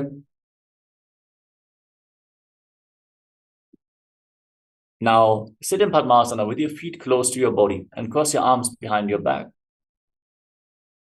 Hold on to the respective big toes and prana mudra. Engage all the bandhas, gaze to your nose, and visualize yourself as Pinnacle, Lord Shiva's bow in Karmakasana 3. कार्मुकासनमास्थित्य उदरे पूरये सुखं तदवायुर्वगो याति कालेन सुखवायुना दृढासना. Lift your head and gaze towards your third eye. Visualize yourself as Dridha, the power of Paramashiva's third eye. Anything you come across, you destroy in Dridhasana. ऊरुभ्यामुपरि स्थाप्य पादयुग्मं प्रयत्ततः दक्षिणं सव्यदेशेत सव्यं दक्षिणदेशके शंकरासना. Now, with your arms crossed behind your back, roll backwards. Lay on your arms, keep holding on to the big toes, gaze to the nose, and breathe calmly in Sahadra Kumbhaka, leading the prana along your spine as you visualize yourself as a snake. प्रथम पद्मासन कोठाने Dogu हाथ पाछानी आने पाद अंगूठा पुकरे आनी कोवई कहन्या पुल्या पानी कंदुकासना. Now, free your arms and legs, put your knees up against your chest, and circle your legs with your arms. Bring your chin to the knees and squeeze your body into a ball in Kandukasana. वेत्रासने स्थित्वा हस्तपादानि स्पृश्य ऊर्ध्वं दगेत पृष्ठवं तेन भूमिं पोतयेत कंदुकासनं भवति ऊर्ध्वकोणासना. Now place your feet flat on the mat, interlock your fingers around your neck, gaze to your nose and visualize Swamiji in Urdhva Bhavanasana. प्रथमे सूत्रो सहीन करावे गोदा उभारासी मिलावे पुल्कमा हिला अंगुष्ठतोजी करे एक समेल रसोजी मरकत पीतासना. Now bring your hands underneath your heels with the palms facing up. Push your hips off the ground, lock your throat and hold your breath as you visualize yourself as a powerful alpha ape in Marakata Pitasana. उत्तानसेनं पादतले उत्तानहस्तयोः उत्थापयेत उत्तानचितिपीठकासना. Now bring your hands towards your lower back and extend your legs straight. Rest your elbows on the ground for support as you gaze towards the tip of the nose. Visualize Swamiji in your inner space. जङ्घोरुबलहीनस्ये उत्तानचितिपीठकम् अप्रमत्तः प्रकुर्वीत भुक्ते प्राग्विदितेन्द्रियः नरकासना.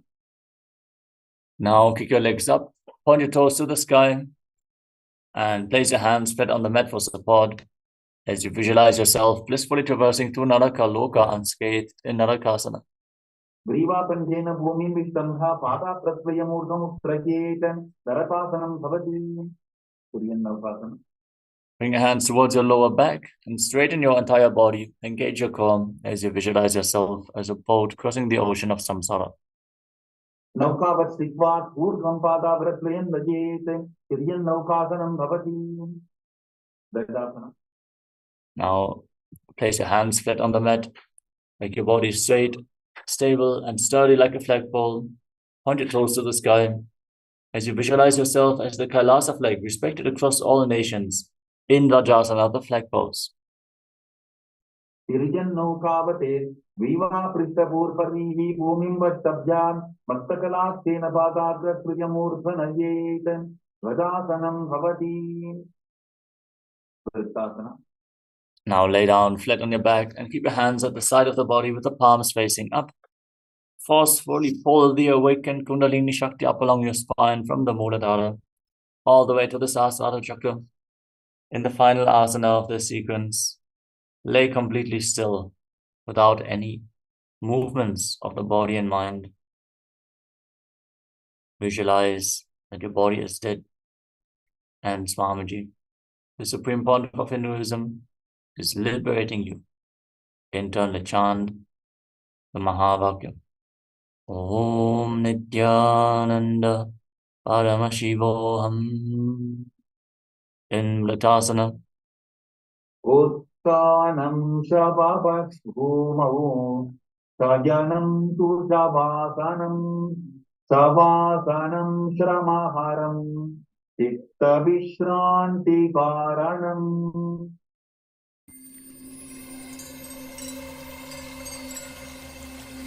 I welcome you all with my love and respects. Let you all open all your three eyes.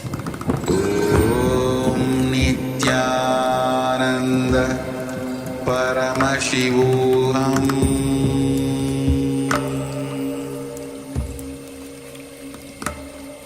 Om Nithyananda Paramashivoham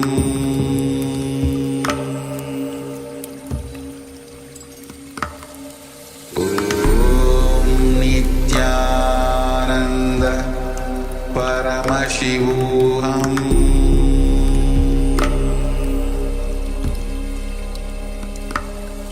Om Nithyananda Paramashivoham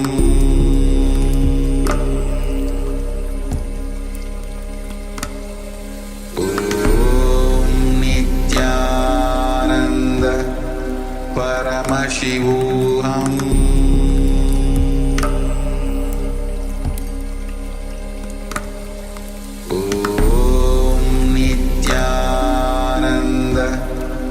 Paramashivoham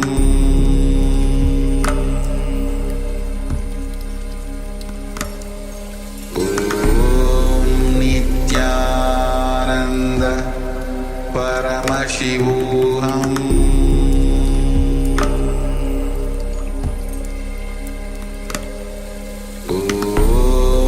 Nithyananda Paramashivoham Paramashivoham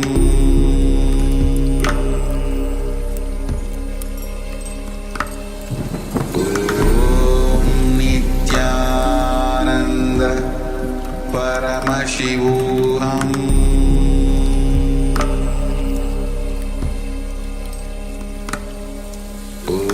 Om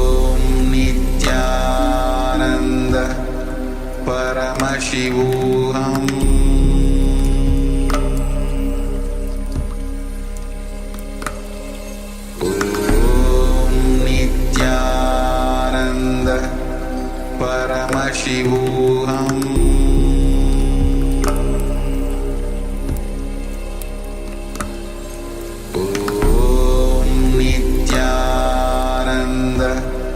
Paramashivoham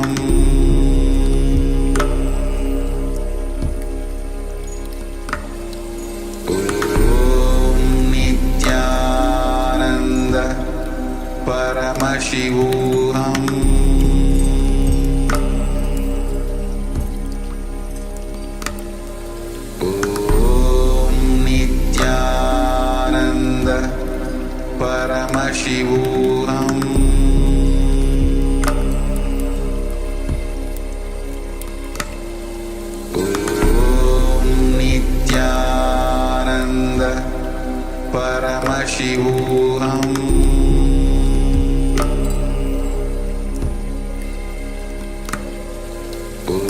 Om Nithyananda Paramashivoham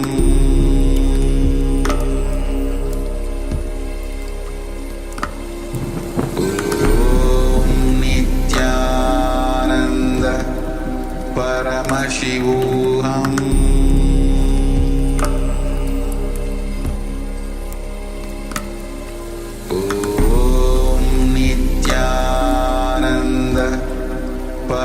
Paramashivoham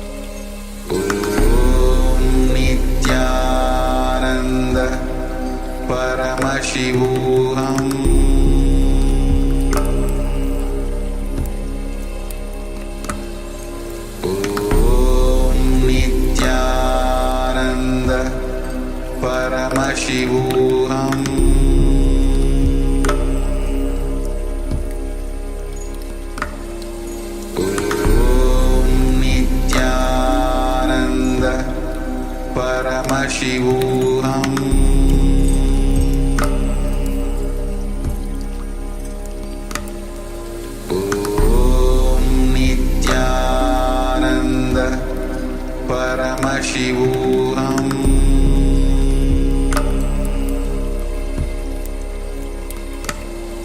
Om Nithyananda Paramashivoham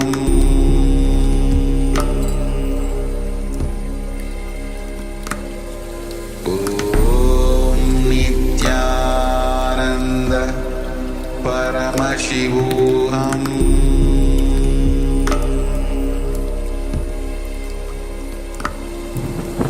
Om Nithyananda Paramashivoham.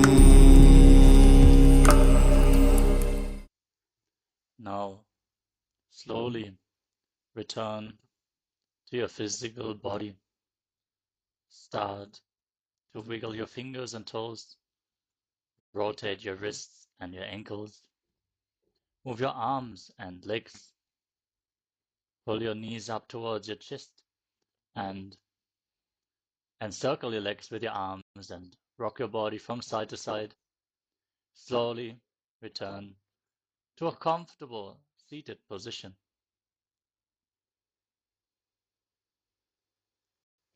Congratulations! You completed the Dvitiya Vinyasa Krama, the 308 asana sequence of KAILASA's Nithyananda Yoga.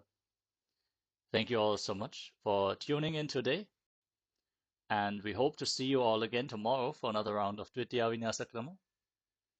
For now, let us all stay tuned as we are going to have the power manifestation. The first power manifestation of the day, as always, is blindfold reading. So have your blindfolds ready and stay tuned. The next set of acharyas is already waiting to take over this session. So with this, let us all sit straight with our head, neck, and spine in a straight line. Bring your hands in Namaskara Mudra in front of your heart center. Close your eyes, take a deep breath. Visualize Swamiji in your inner space as you conclude the session with the Purna Mantra. Om Purnamadav Purnamidam Purnat Purnamudachyate Purnasya Purnamadaya Purnamevavashishyate. Om Shanti Shanti Shanti Hari Om Datsat Sarvam Bhagavat Shri Nithyananda Paramashiva Padukar Panamastu. Om Nithyanandam. Thank you all. Nithyanandam.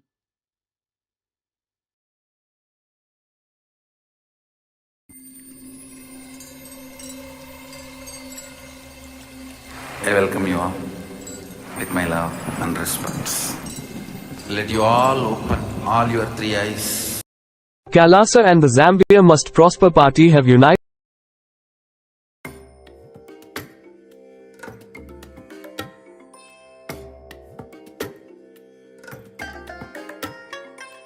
I bless you all. Let you all open all your three eyes and manifest the powers of Mahasudashiva. Om Nithyananda Paramashivoham. Om Nithyananda Paramashivoham. Om Nithyananda Paramashivoham. Om Nithyananda Paramashivoham. Om Nithyananda Paramashivoham. Om Nithyananda Paramashivoham. Om Nithyananda Paramashivoham. Om Nithyananda Paramashivoham. Om Nithyananda Paramashivoham. Om Nithyananda Paramashivoham. Om Nithyananda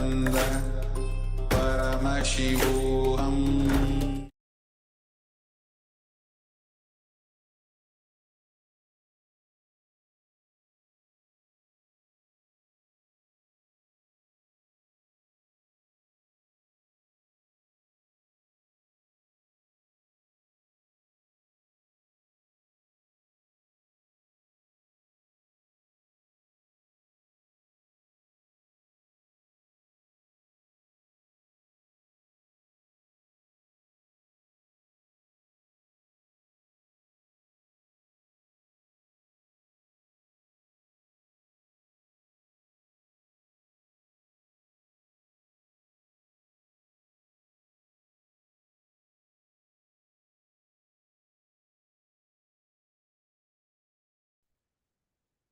Shivoham process.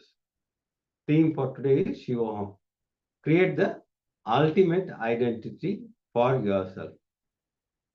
So let's now enter into the power manifestation session. I request all the participants to switch on your cameras so that we can enter into the power manifestation session. Yes, after the intense yoga, let us utilize the awakened Kundalini Shakti to settle ourselves in the higher stage of consciousness. Settle ourselves in the oneness experience by manifesting the powers, expressing the Shakti. So the first power of the day is, as always, blindfold reading. So have your eye bands ready, your blindfolds, any cloth you can use to tie your eyes. There should be no light falling into your eyes for this power manifestation. So make sure you tie your eye bands and settle down. We're going to project something on screen for you to receive through your third eye. You would read, you would see, you would experience whatever is being projected on your screen. So requesting everyone to please get ready, settle down. Ma Sia, Ma Li Si Wang. Come on camera, please, and settle down for the power manifestation. And naturally, all the YouTube viewers as well, get ready. And we're going to project the image on screen. Then we're going to remove the image and ask you to share whatever was revealed to you in the chat. And then we're going to once more show the image for review, so you can confirm that you have manifested the power successfully. Okay, now let's enter into the power manifestation session. Sit straight with your head, neck, and spine. Intensely chant the Mahavakya Om Nithyananda Paramashivoham. Om Nithyananda Paramashivoham. Om Nithyananda Paramashivoham. Being that space of oneness, whatever is being projected, request Swamiji to reveal through the third eye. With deep gratitude, be in that space of oneness and request Swamiji to show whatever is being projected on the screen. Keep chanting the Mahavakya intensely as we enter into the power manifestation session.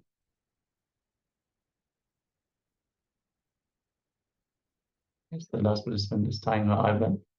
We're now predicting the image on screen. Chant the Mahavakya and let Swamiji reveal whatever is being shown on the screen right now.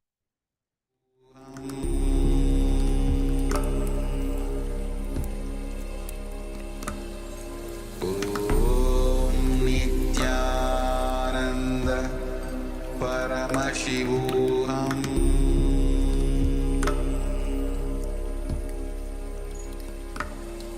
Om Nithyananda Paramashivoham.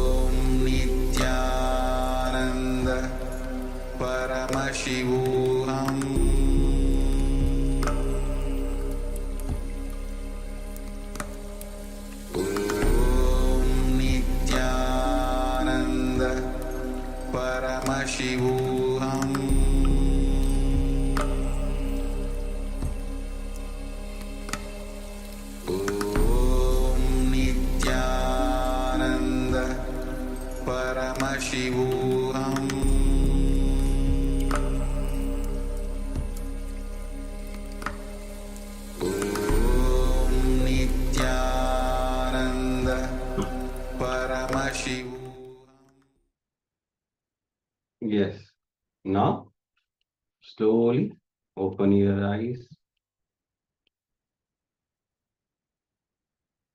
With deep gratitude towards Swamiji, whatever is being projected, you can put it in the chat so that we can help you in the power manifestation.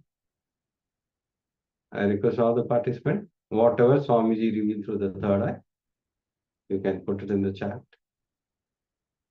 Share vividly anything that you have experienced during the power manifestation,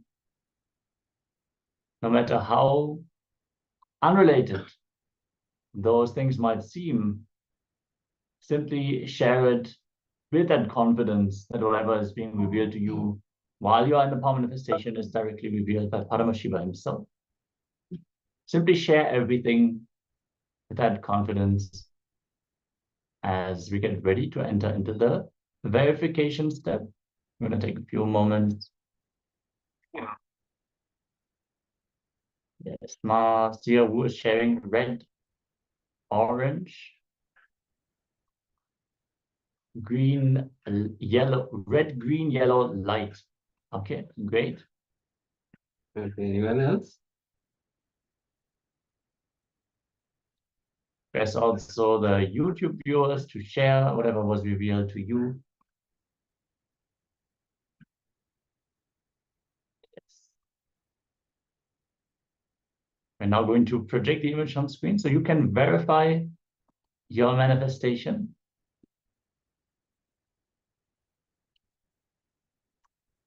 Yes.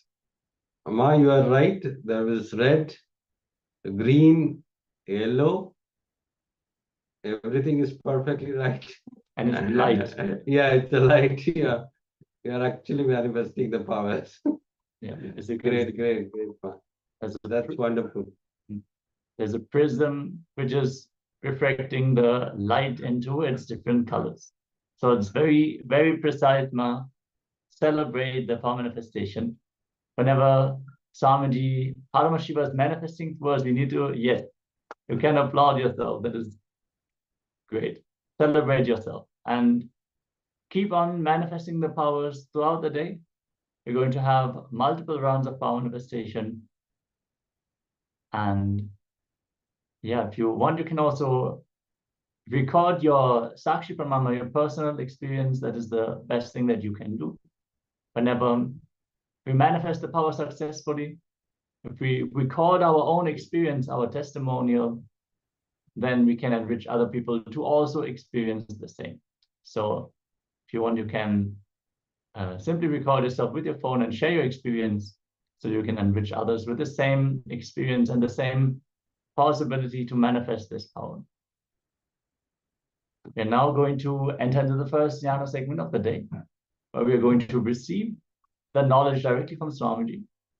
As we've been just manifesting the powers, the Shaktis of Paramashiva, which manifest from the space of oneness, the pure Advaita, we're going to learn how to use Advaita as a crisis management.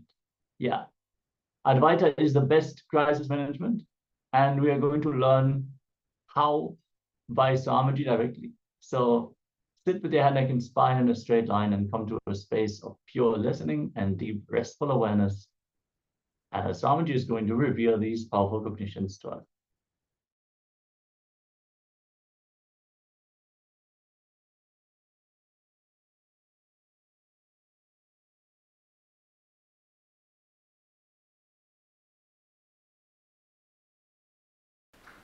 First of all of us have to wake up to the truth, the stark reality. You are in crisis, whether you are managing or not. You are in crisis. The way your body is behaving towards you, the way your mind is behaving towards you. Now, Phoenix Kanchipuram has joined. I can see you guys. I welcome you all. Blessings. Come on, let's come to the truth. Let's come to the stark reality. The way your mind is behaving to you, the way your body is behaving to you, the way your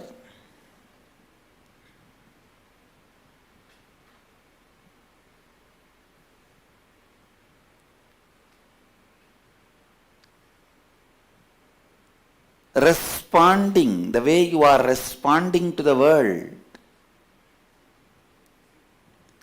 the way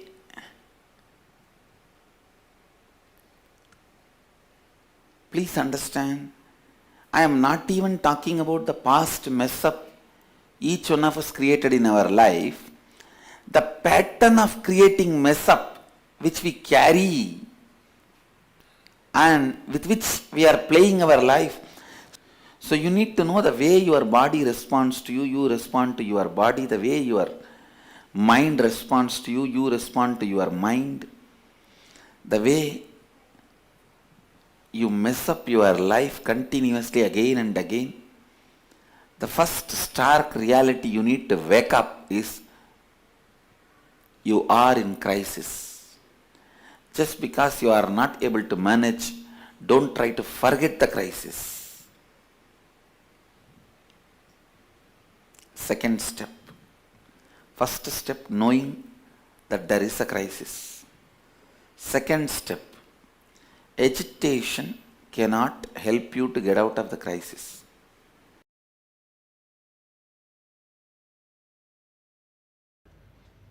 Human beings are the greatest problem inventors. See, everything in our society is invented to invent new problems. All our desires, fears, lifestyle, everything you can see. Money, the concept of money, the concept of ownership, everything is invented to invent new problems. It is like when the kids have to be kept occupied, you give them some playing things. What do you call? There will be a box with multicolor. Rubik's Cube. I don't know the name. Good, I did not play with all that foolishness. No, you completely destroy it and then you try to align it. What foolishness. I think in our Gurukul we should ban that. Why will you first of all invent a problem then to find a solution? Arey, come on, we already have multiple problems, find solutions for that. Putting your energy to invent a problem and then finding a solution for it. Please understand,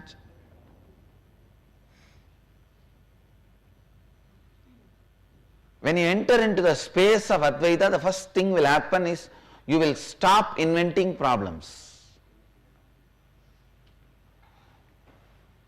And you will start continuously solving. I tell you, Advaita will bring surety about you. The biggest gift of the space of Advaita is all your confusions will disappear. You will be sure about what you want to do, what you are and what you want to do. I tell you, people who honor the space of Advaita in their life as first priority, when they wake up like Ishvara of the universe, Jagadishvara. When they live like Jagadishvara. They are not only Jagadishwaras, Jagat Karanas.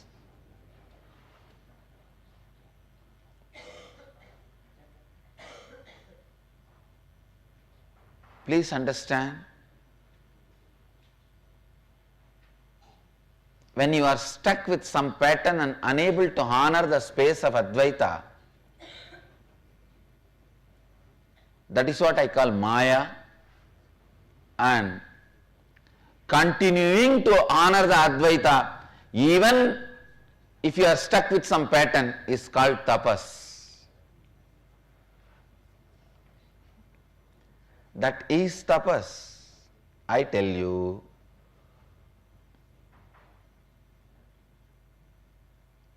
the world is going to be the world.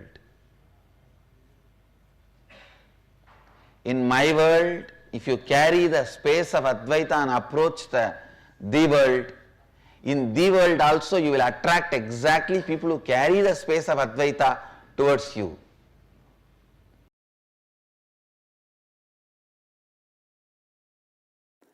Understand, living Advaita means declaring there is no period of delusion. Understand, the promise, message of Yoga Sutra is, now you are in delusion.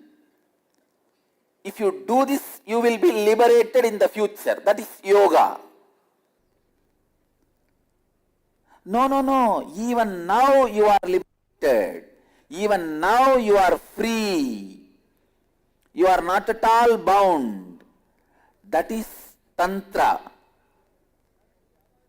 Not only in the future or in the present, even in the past, you were always free, is Advaita. Understand, there is no delusion period.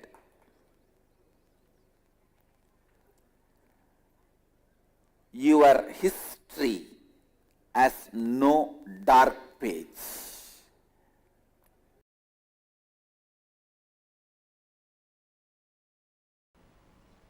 Withdrawing is against life. See, before you start, spend enough time in analyzing, is it non-violent?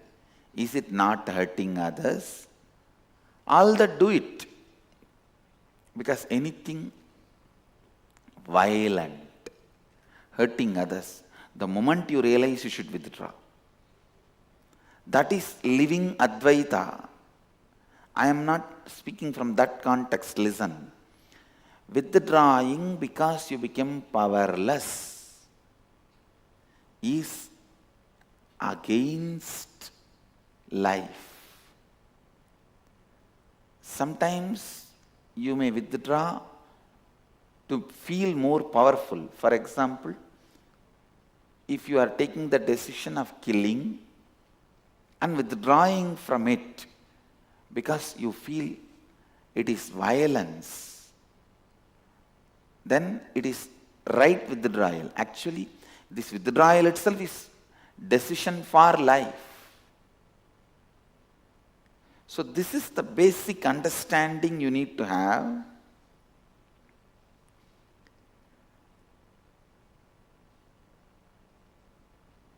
Whatever makes you powerful and live Advaita, you should decide for it. Understand? If you remove the effect of yama, time on you,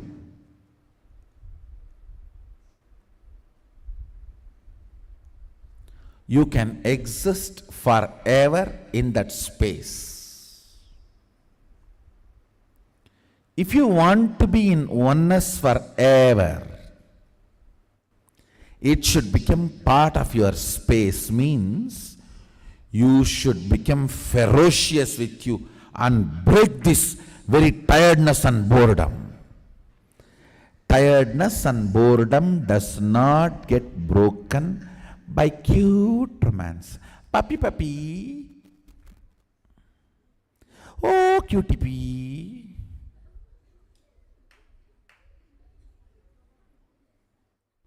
Cutie pee, puppy, all will get only pee.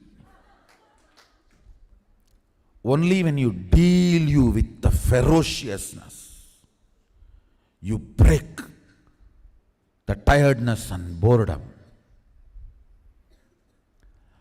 With that ferociousness, you need to digest oneness. With that ferociousness, you need to make oneness as your space. I am not the body can never be the antidote for the pattern I am the body. I agree, I am the body, I am the mind. That only separates you from Advaitic truth, your original space. But I am not the body, I am not the mind is not solution. That is not antidote.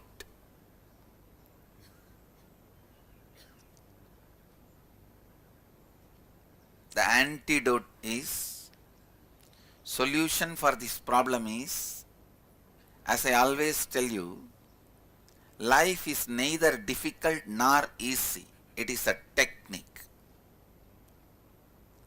Solution for this problem is neither difficult nor easy. It's a technique. If you are constantly trying, I am not the body, I am not the mind, as the solution will be difficult because this is not the solution. You are trying in the wrong direction. Hyderabad is this side, you go this side, and you say going to Hyderabad is very difficult because you have to go around the planet Earth and come to Hyderabad. Life is neither difficult nor easy. It is technique.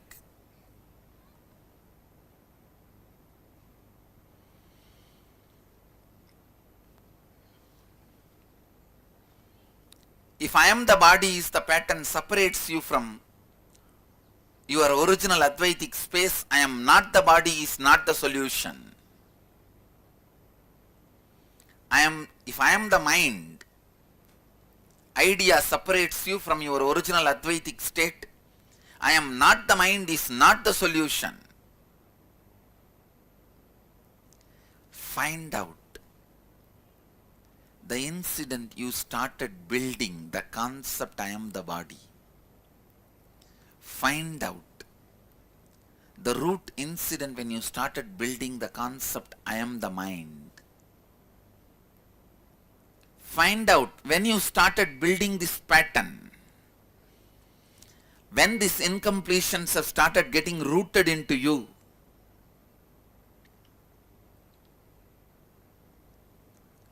More and more dig inside you.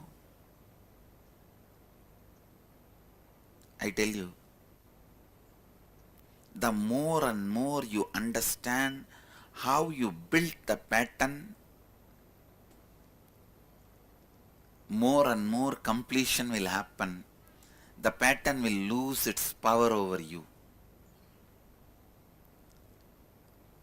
More and more you complete with the pattern, more and more experience of your original state of Advaita will come back to you. Please listen. You trying to shout as loud as possible, I am not the body, I am not mind, is not going to help. Advaita is neither difficult nor easy. It is technique. It's neither difficult nor easy. It is just technique. Understand?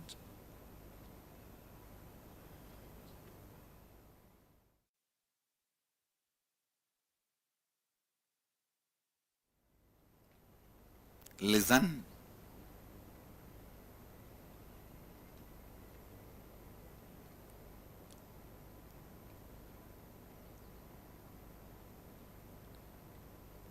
Dig more and more, deeper and deeper into your being. When you started building this pattern, I am the body, I am the mind.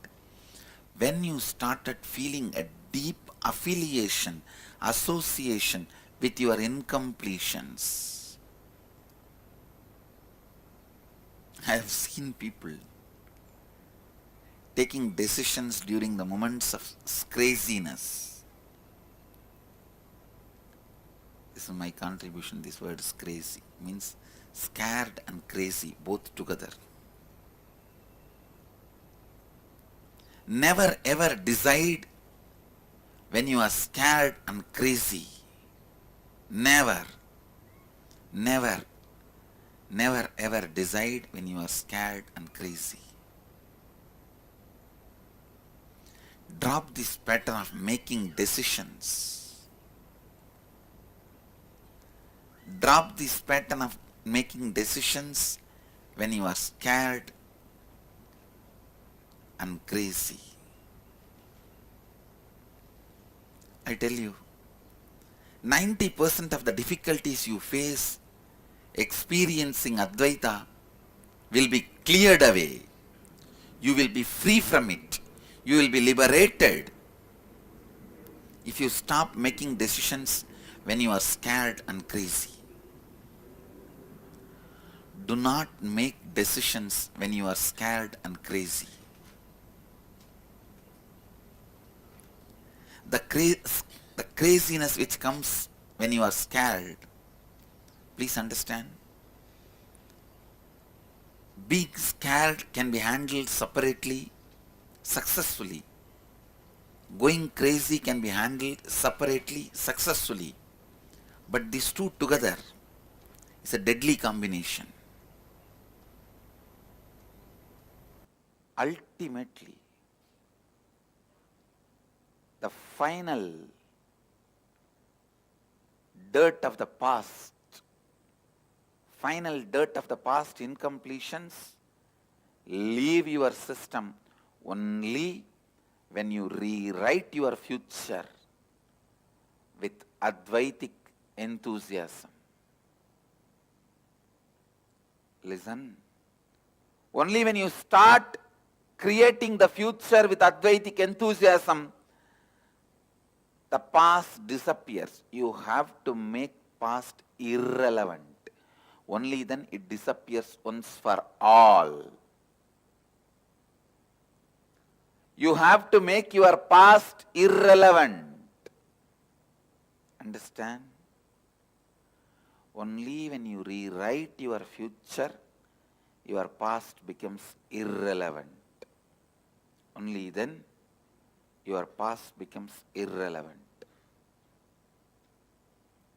Your past can never become irrelevant if you don't rewrite your future with the tremendous enthusiasm.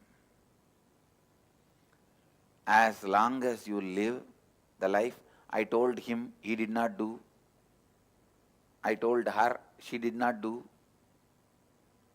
Means as long as you don't stand up to the whole around you, you will not be living Advaita. You will not be creating your life. Rewriting the future may be theory. Listen. Only when you rewrite your future, the past impact disappears. Somebody who is constantly in pain, that pattern can be beautifully transformed and manifested as constantly being in pleasure. I am giving you an example. Every pattern you have, every impossibility you have, either you can complete with them and get rid of it, or you can just transform them, manifest as power. If you are completing with them and getting rid of it, you are a Vedanti. If you transform them and manifest as power, you are a Shaivite. That's all. Completing with the pain patterns and getting rid of them is Advaita. Sleep means nothing but every night you decide, all right, I opened my tent, and did my circus. Now relax. It is time to stop my circus and wind up this tent and put into me to rest. So every day when you wind up your tent, tell yourself, Abhayam Sarvabhudebhyo. So now I am withdrawing from all the fight and enmity. I am withdrawing from all the anger, fight, enmity, the dvandvatva, duality, the two feeling. So I am relaxing. I tell you, just with this one idea, sleep every day. That deep sleep which you have, that oneness which you experience will become enlightenment. As on now, you feel sleep is not happening with your will. It is being sucked. That is why when you come back, you feel that oneness is a darkness. It has happened. But every day make a decision. Hey, enough drama. Now I am packing up all my circus tent and relaxing. Abhayam Sarvabhudebhyo. Let nobody needs to have fear of me. I am withdrawing. I am withdrawing. Remember this and sleep. It will become a conscious decision of withdrawing. Every day deep sleep will become the experience of Advaita.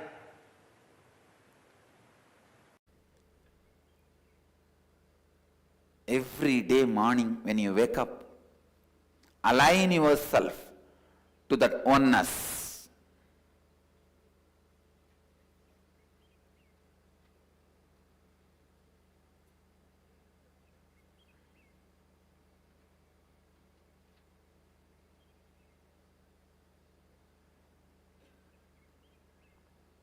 Every thought, every action,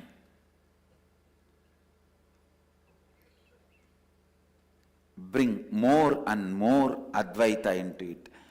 Please understand.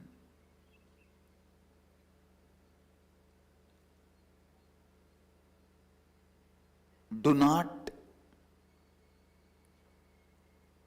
freeze yourself. Do not think you have grown up.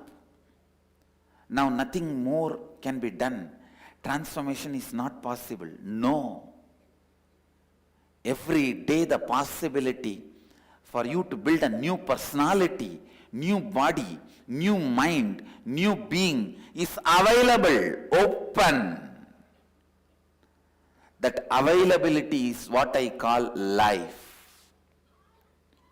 Using that availability and making Advaita as a strategy, building a new body, new mind, new personality, new words, new thoughts, new actions is what I call living Advaita. Living Advaita.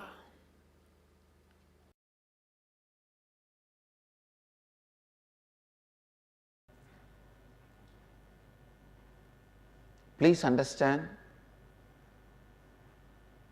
never ever miss being in higher self for any reason. Never ever avoid being in the space of completion for any reason. Your logic, your energy should never ever convince you not to be in the space of enlightenment. Please listen. The whole logical power you have should be constantly used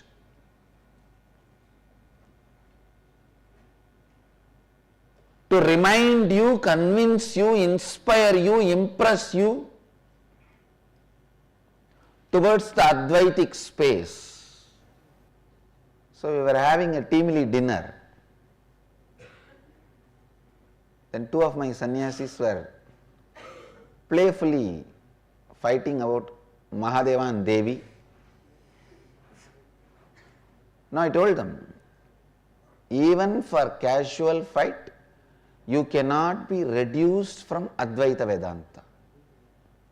Suddhadvaita Vedanta. Please listen. Even for a casual fight, you should not lose the clarity. But one nice thing, both of them understood. Both of them understood.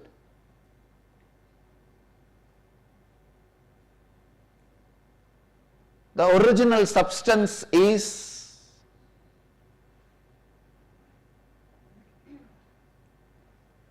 Mahadeva. The original substance of existence decided to enjoy itself. It is called Shakti, Devi. So both are one and the same to its core. There is nothing to fight between these two. So understand, moral of this whole incident, even in a playful way, you cannot miss the experience of Advaita. I tell you, whether it is a playful dialogue or debate or a violent war, the moment you miss the space of Advaita, you are defeated. If Arjuna has gone into the war with the mood of Karna or Duryodhana or Bhishma or Drona, simply would have lost it. But Arjuna went with the space of Advaita because of Krishna's initiation. He won the game and came back. For all of you, I am reminding you, do not miss the space of Advaita. Hold on to the space of Advaita in all your fight. Only then you will win. The moment you miss the space of Advaita, you have anger, violence towards somebody, you will lose the game. Understand? If you carry the clarity, the other person is extension of you, even if he tries to attack you, his whole being will not support him in his attack on you. He will be so foolish, he will collapse and you will not be attacked. Please listen. Today I am revealing one of the very important sacred truth. If you are established in the space of Advaita, even if the other guy tries to attack you, abuse you, his whole being will not cooperate with him to attack you. Simply, he will lose strength and fall into stupidity and foolishness, powerlessness. He will not be able to attack you. He will collapse before even he stares at you. The power of the space is such, I tell you, learn this science, practice this science, master this science. Advaita becoming reality in your day-to-day life. Advaita becoming reality in your day-to-day life. Please understand.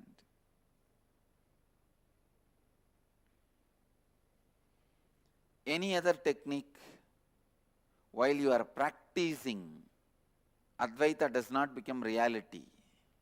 But only the process of completion, even when you are practicing, Advaita becomes your reality.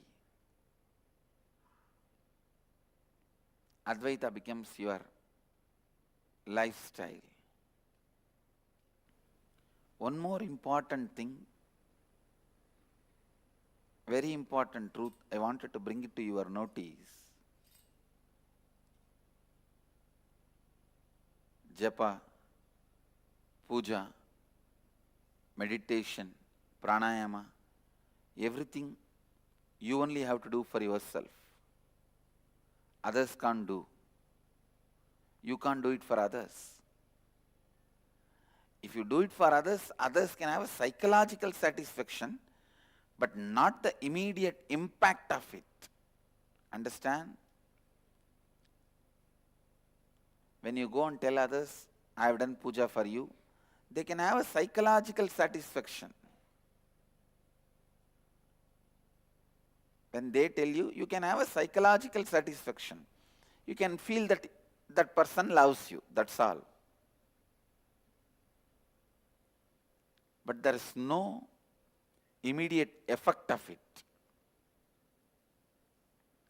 But in the process of completion, only this process of completion, you can do it for others. Others can do it for you. Because the context from which this process of completion starts is Advaita, oneness. All of us are one, and all of us radiate the same space. All of us are one, and all of us radiate the same space. That is the context from which the completion starts. That is the basis of science of completion. Understand? That is why you can do completion for others. Others can do completion for you. Completion is the process, is the technique. Krishna describes, even if you practice very little, you will have lot of good things happening to you. I can say this statement exactly matches for completion. Even if you practice very little, lot. So much of good can happen to you. Understand? Completion is such powerful process.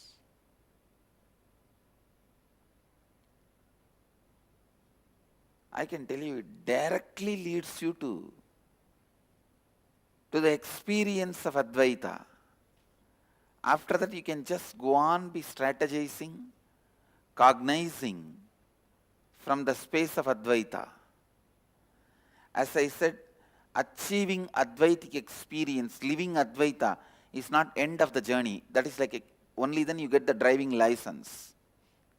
Driving license is not end of the journey. Only when you get the driving license, you can start driving. Living Advaita is not end of the journey, it's a driving license. From there, when you start operating, everything is successful. Operating from the space of Advaita is what I call rewriting your future. Not just developing your future, altering your future. I am not teaching you some self-development technique. No. I am not teaching you some self-development, personality development course. No.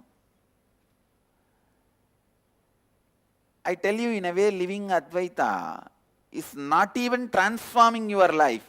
It is just rewriting your life. You can rewrite your future. You can rewrite your past the way you perceive it. Understand?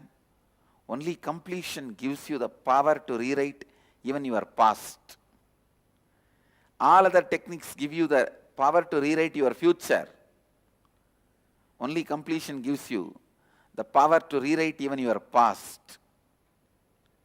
Your past needs to be rewritten.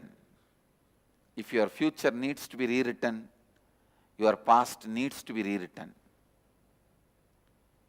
Rewriting your past, rewriting your future, both happens by the power of completion. I'll give you the example. Whether all the human beings see the sunrise or not, sun will continue to rise.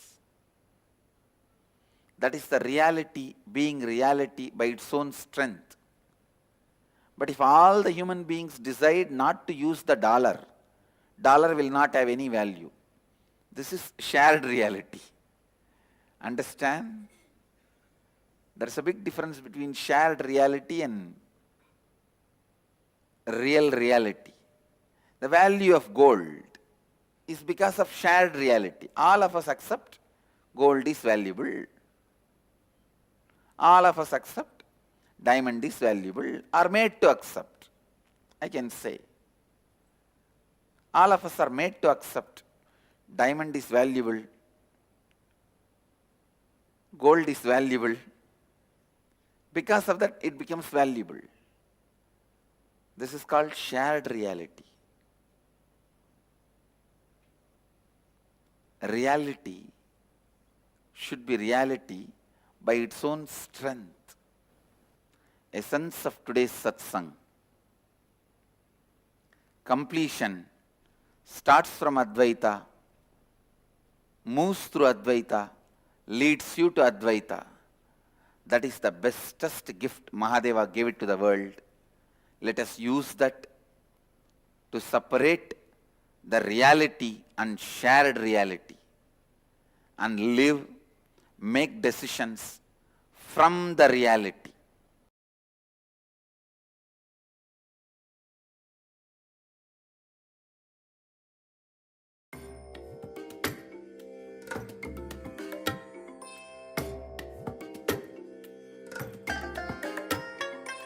I bless you all.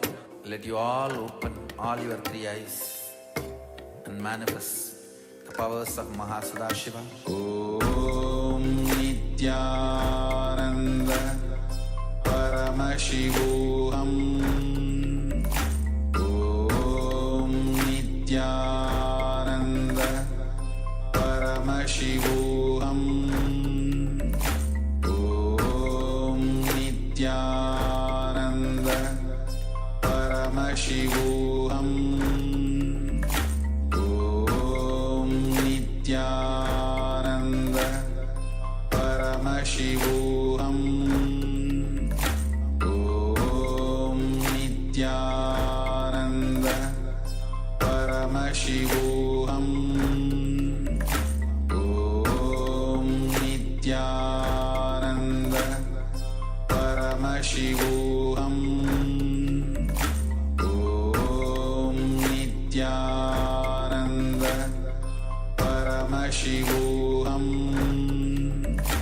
Om Nithyananda Paramashivoham. Om Nithyananda Paramashivoham. Om Nithyananda Paramashivoham. Om Nithyananda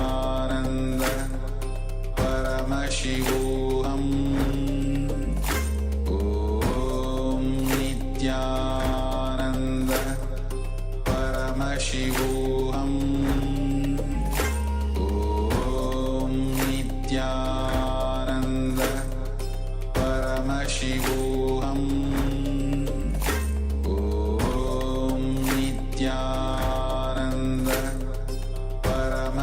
Paramashivoham. Om Nithyananda Paramashivoham. Om Nithyananda Paramashivoham. Om Nithyananda Paramashivoham. Om Nithyananda Paramashivoham.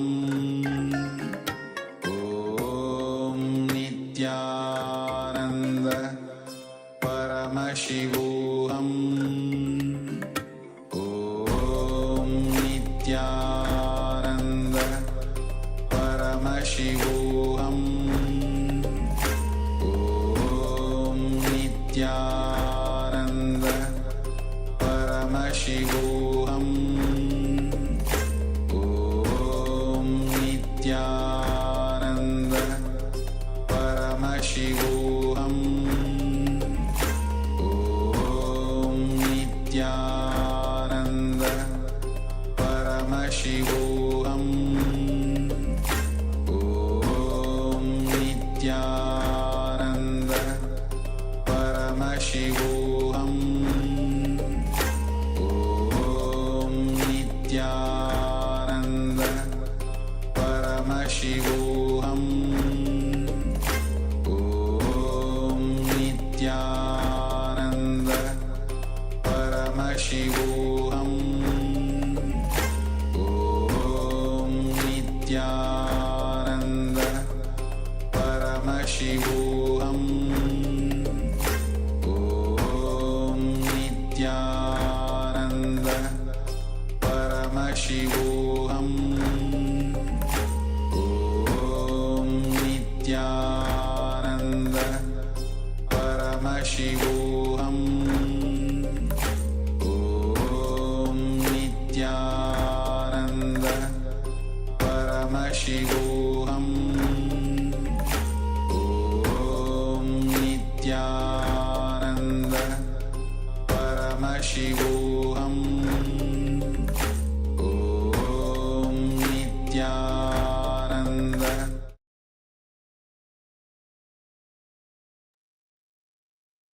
Yes.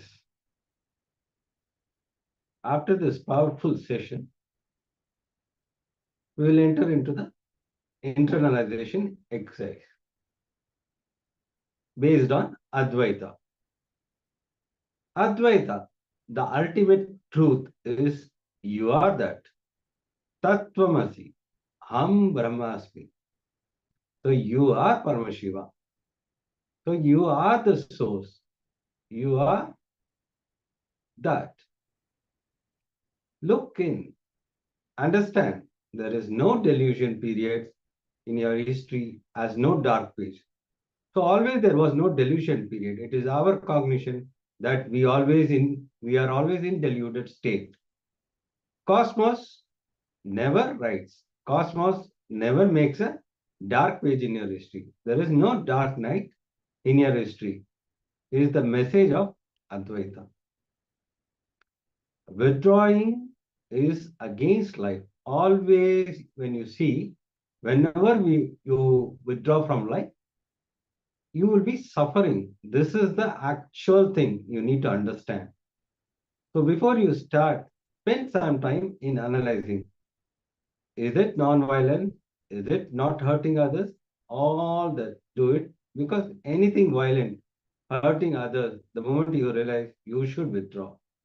That is living Advaita. Many times we always hurt others. We know that it is hurting others, still we don't withdraw. That is the problem.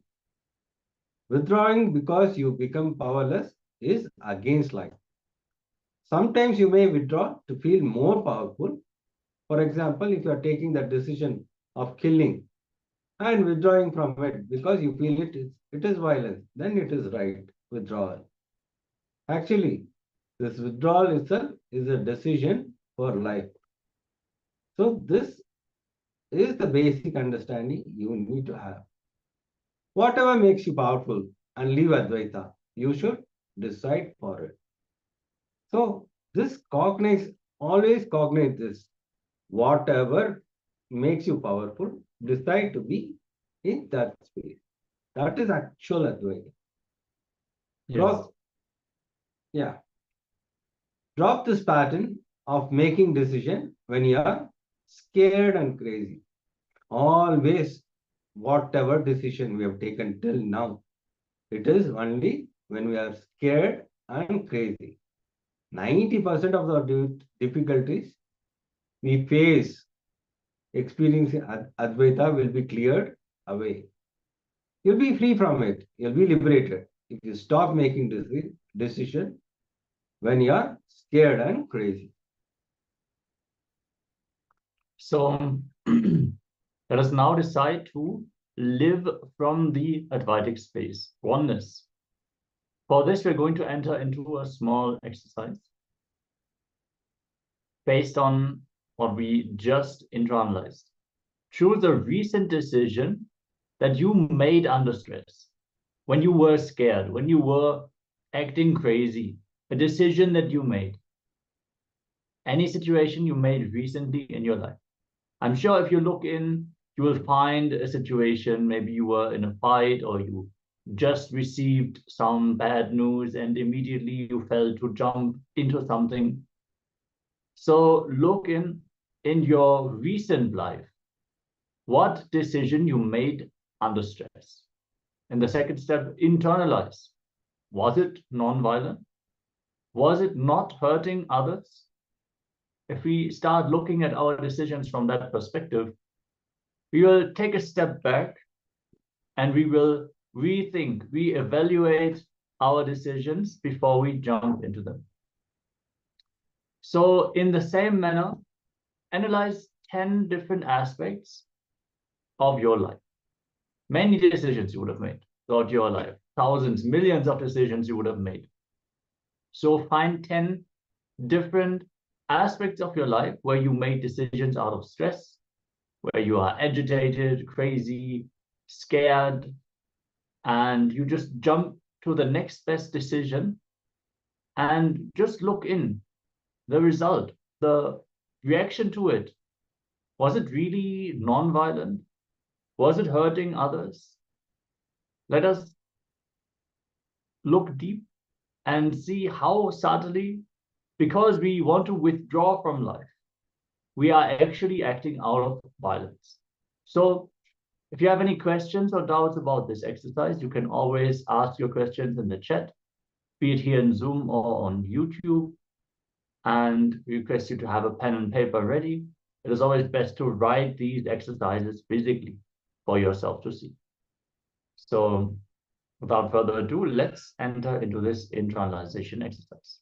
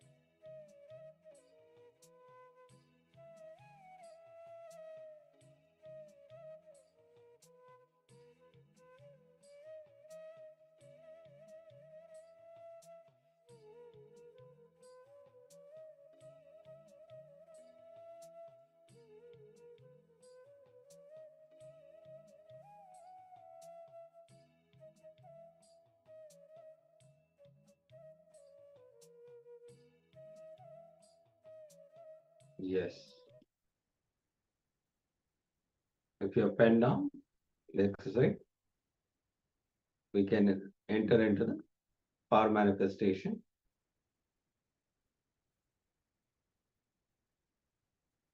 Today, we'll be working on materialization.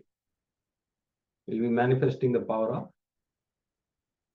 teleportation. Sorry, we'll be manifesting the power of teleportation.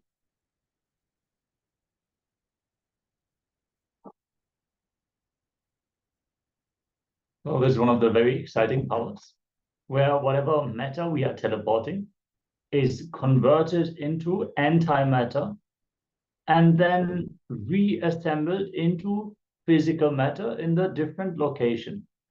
So Swamiji has described this in multiple satsangs, how when you raise the frequency of the material, it can be converted into antimatter.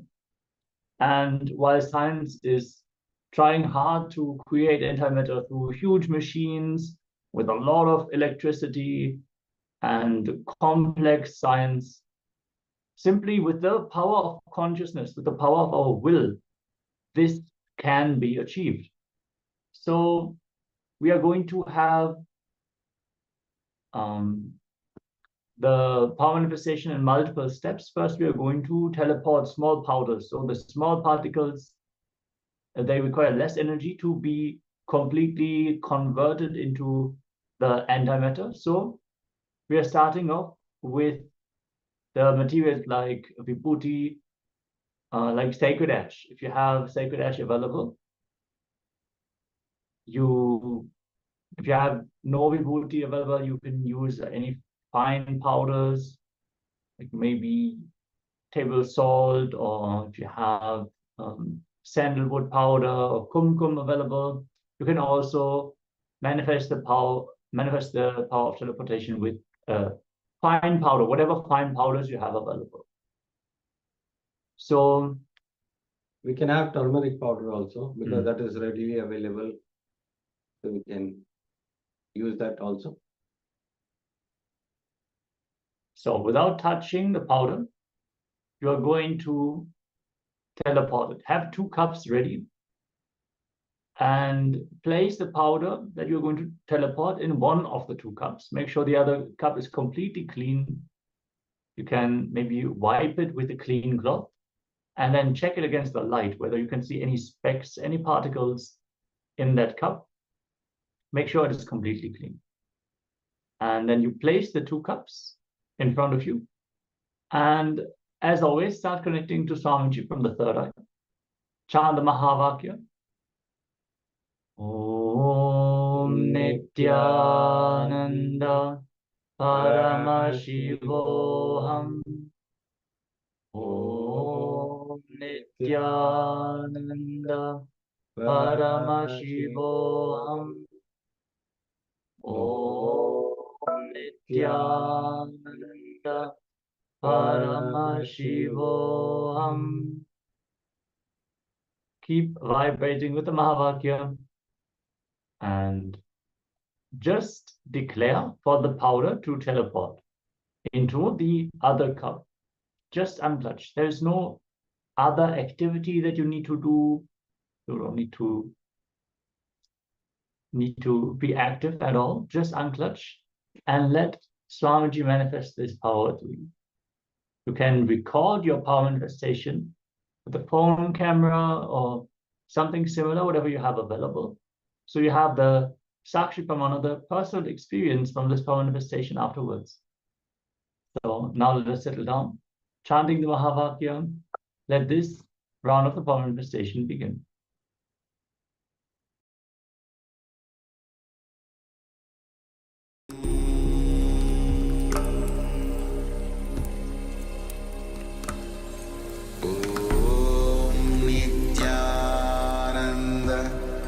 Paramashivoham.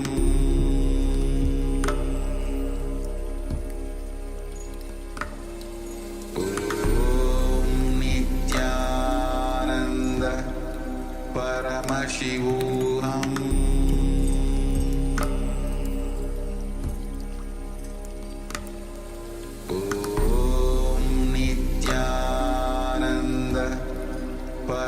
Paramashivoham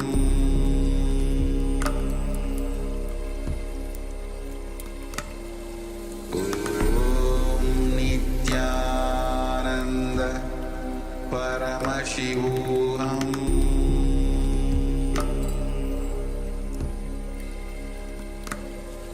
Om Nithyananda Paramashivoham Paramashivoham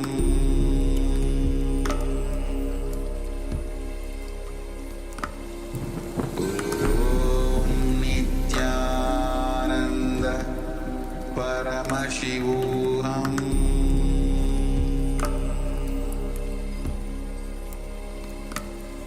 Om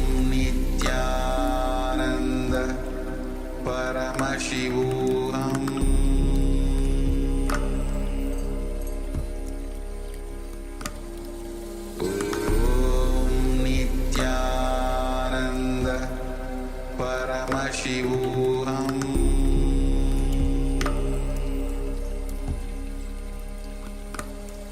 Om Nithyananda Paramashivoham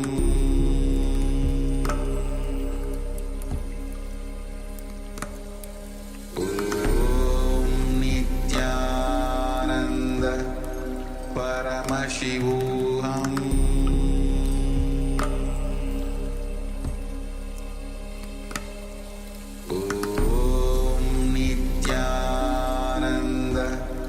Paramashivoham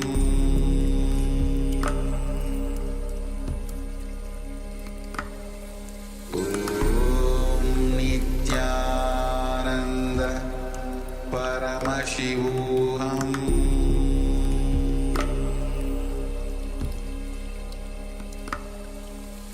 Om Nithyananda Paramashivoham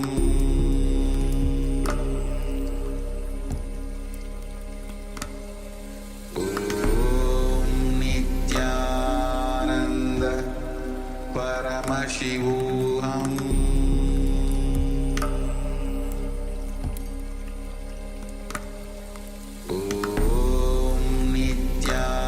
Nithyananda Paramashivoham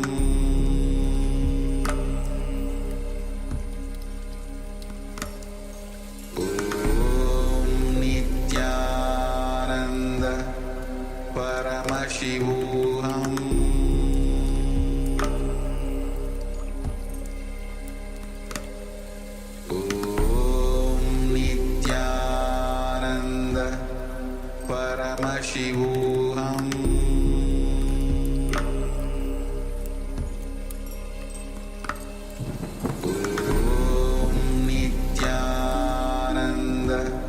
Paramashivoham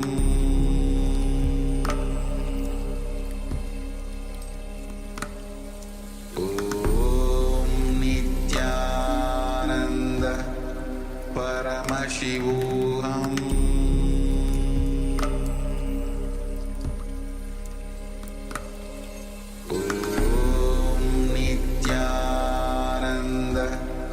Paramashivoham Om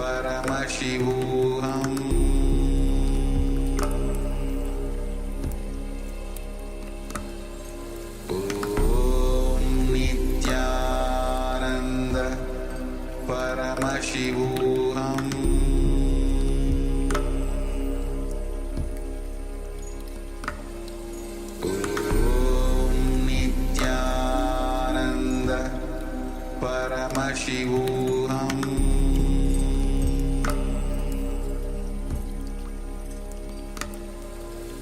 Om Nithyananda Paramashivoham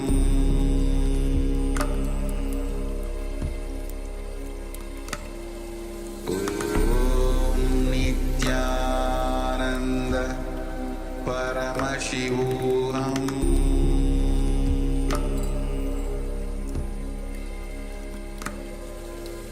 Om Nithyananda Paramashivoham Om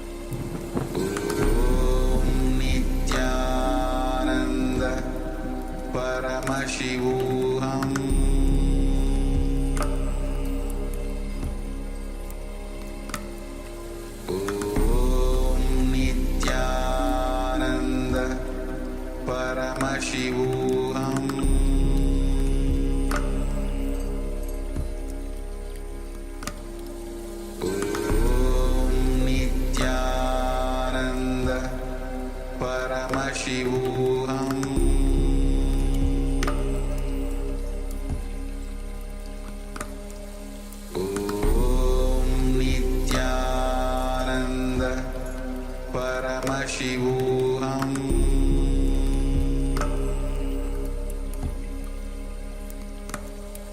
Om Nithyananda Paramashivoham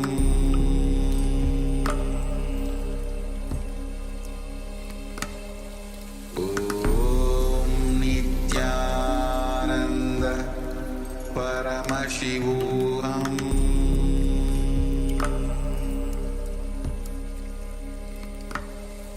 Om Nithyananda Paramashivoham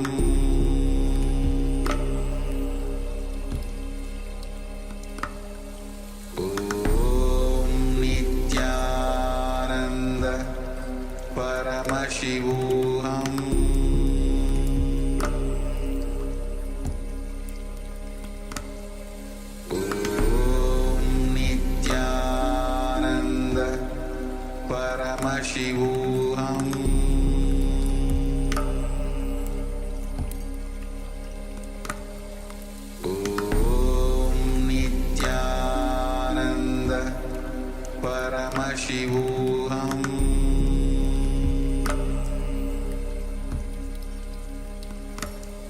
Om Nithyananda Paramashivoham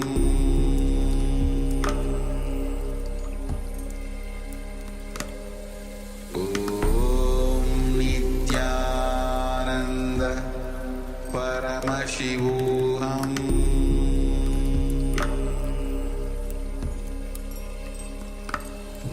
Om Nithyananda Paramashivoham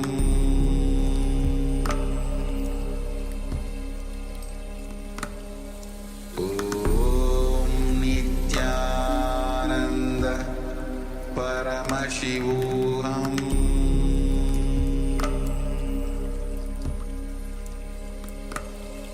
Om Nithyananda Paramashivoham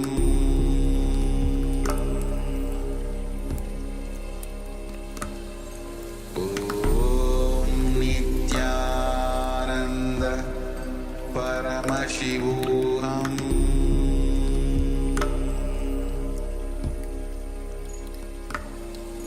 Om Nithyananda Paramashivoham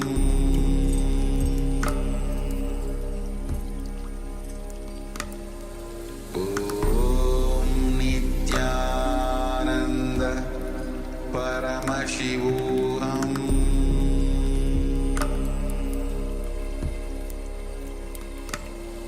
Om Nithyananda Paramashivoham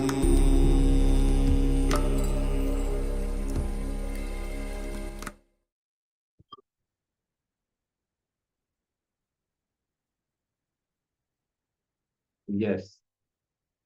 Use your phone torch, the light of your smartphone, to shine into the cup and see whether any specks, any particles of the powder have teleported into the cup. Yeah, it starts from a tiny particle. It will be shining. So you can use the light or a mobile light to see in the cup that you have manifested the power. You can clearly see that. The more and more you start manifesting the power, you can see that clearly it is manifesting the complete powder. The whole powder will be there in the cup. So starting will be like a tiny particle. Then as you keep on doing the power manifestation, you can clearly see the whole cup will be filled with powder. So I request all the participants, if you have manifested, please put on the chat. The more and more you do the completion process, internalization process, power manifestation, all this will help you in your life. Whenever you are going into the mood swings or any problem, all this powerful cognition and power manifestation will help you having a breakthrough in your life. So the more and more you practice the power manifestation, It will help you in day-to-day life. Yes. So I want to thank all participants who are sharing their experiences. And let us now get ready to enter into the next jnana segment of the day. We're going to enter into a segment about the very samadhi. Samadhi is going to reveal how being in samadhi is the ultimate way to transcend our ego.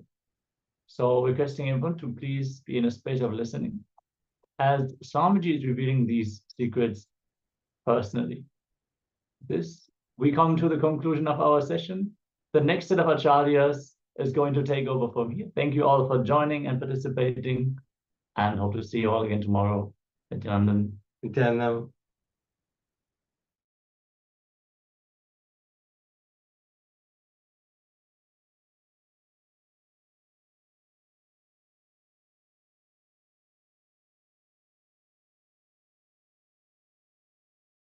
Ego will always be based on powerlessness. Self-respect will always be based on powerfulness.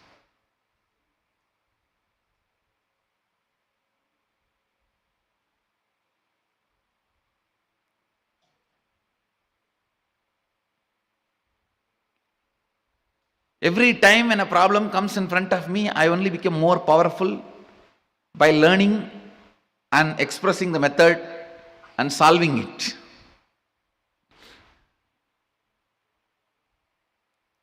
Understand? Self-respect for yourself is never an ego. When you practice agama, all sufferings,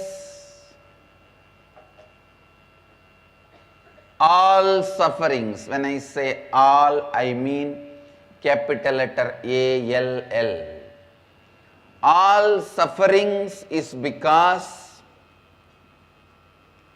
you forget your identity again and again and again. All the good things are showered on you when you become authentic. Again and again, aligning yourself to authenticity is tapas.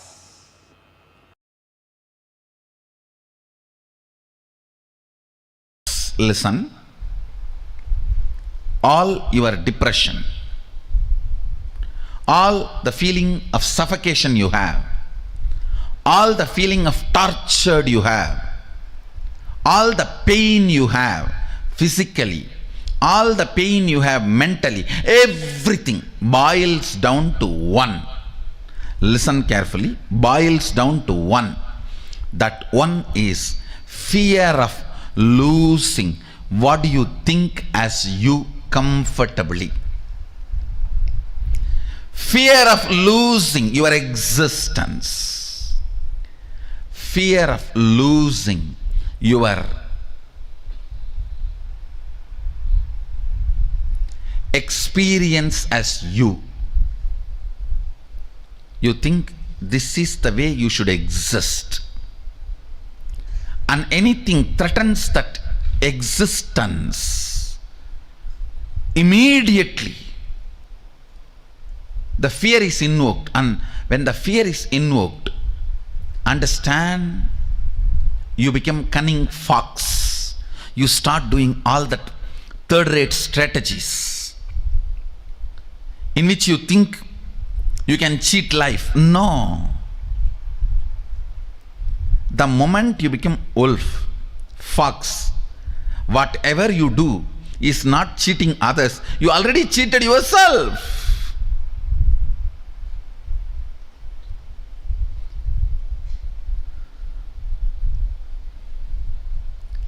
Immortality is the way of existing, means nothing can touch the way you exist. Find that existence of you which gives you a complete feeling that it cannot be changed. It cannot be questioned. It cannot be taken away from you. I have seen some of the most selfish human beings. It is all about me in them. And that stupid me, which they are carrying, is so insecure and wounded from all corners, full of pus, pain. But they go on protecting that and cherishing that. It is like a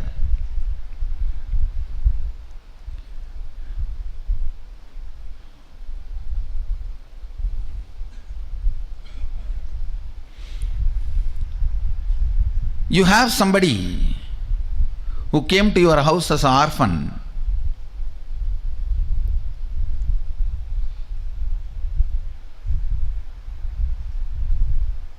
Who is paralyzed, mentally deranged.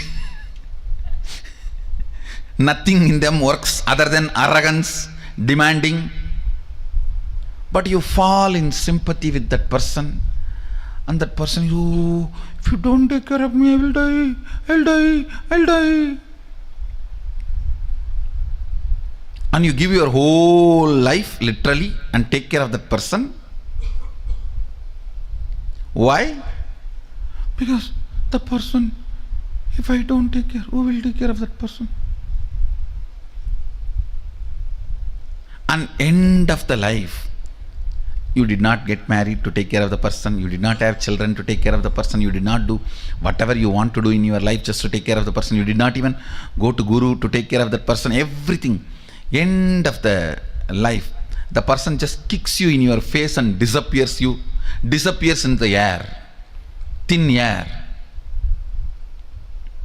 You are here sitting, wasted the whole life to protect somebody. So finally you realize that person is not there. It's a delusion, ghost. That is exactly what you are doing. Who you are trying to protect. The identity you are trying to protect. With that me.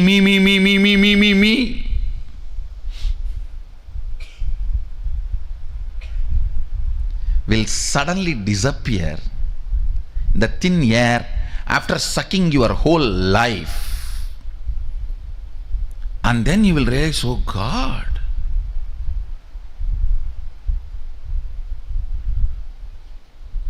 the me in you will be the worst exploiter and cheater of you. Because by its very constitution, it cannot exist eternally. But makes you believe it is going to exist eternally. You yourself cheat yourself. Listen very carefully. You need to understand this word amritatva. There is something in you which does not lose itself even while you go through the dream, while you go through the waking state, while you go through the deep sleep. Relaxing into that something is what I call amritatva, immortality.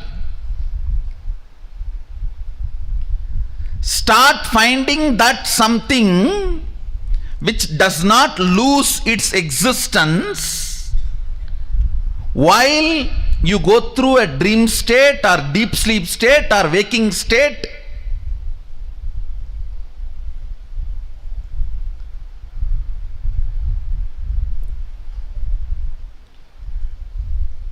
That in which when you relax, you don't feel threatened. You don't feel you have something to lose. You don't feel something is going to be taken away from you. You don't feel something is going to change in you.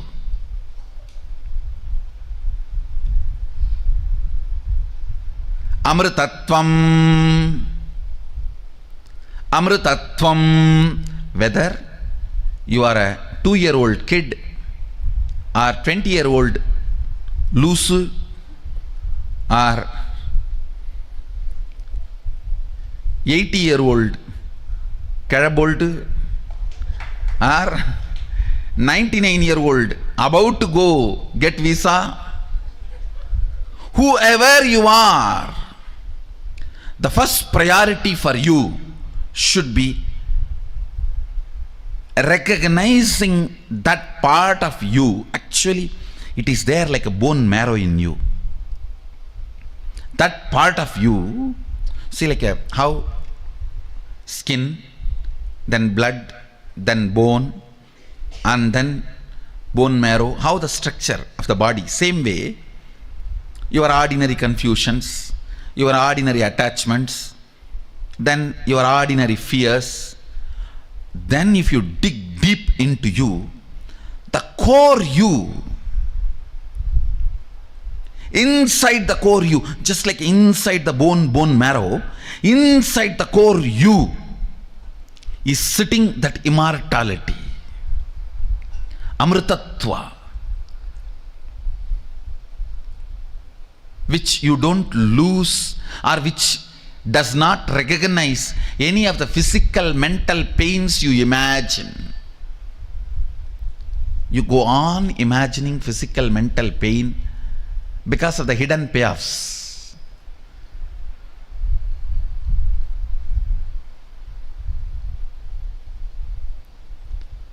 Because of the immature cognitions. Just like inside your bone, the bone marrow is there. Same way, inside your identity, that immortality is there in the form of a pure light. In the form of a pure consciousness, pure light. Recognizing that part is the first priority.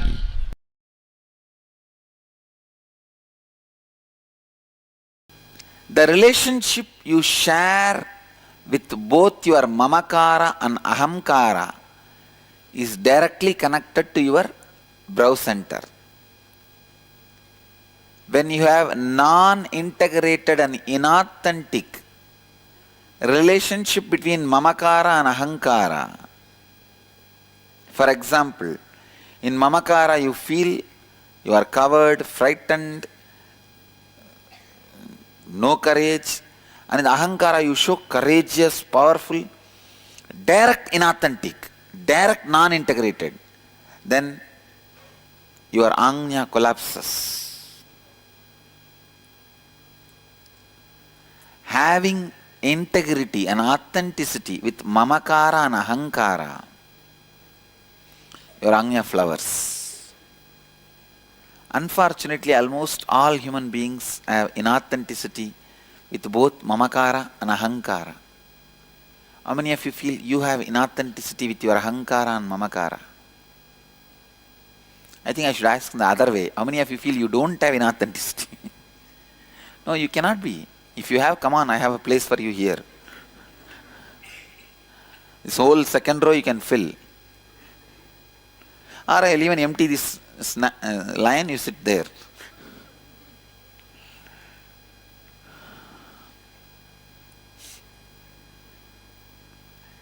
This seat is not that comfortable seat, understand?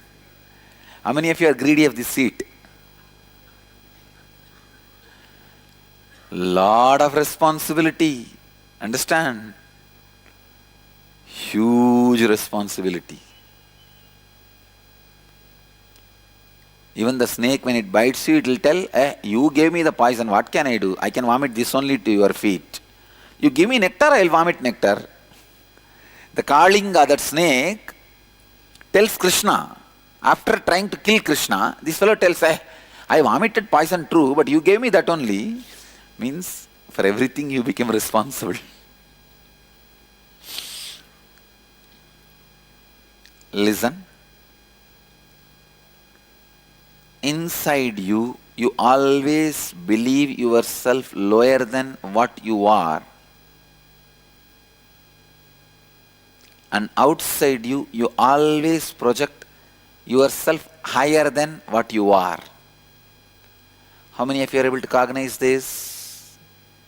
Anya, brow center collapses when your ahankara and mamakara is not aligned, whenever there is a mismatch in what you believe as you inside and what you project as you outside.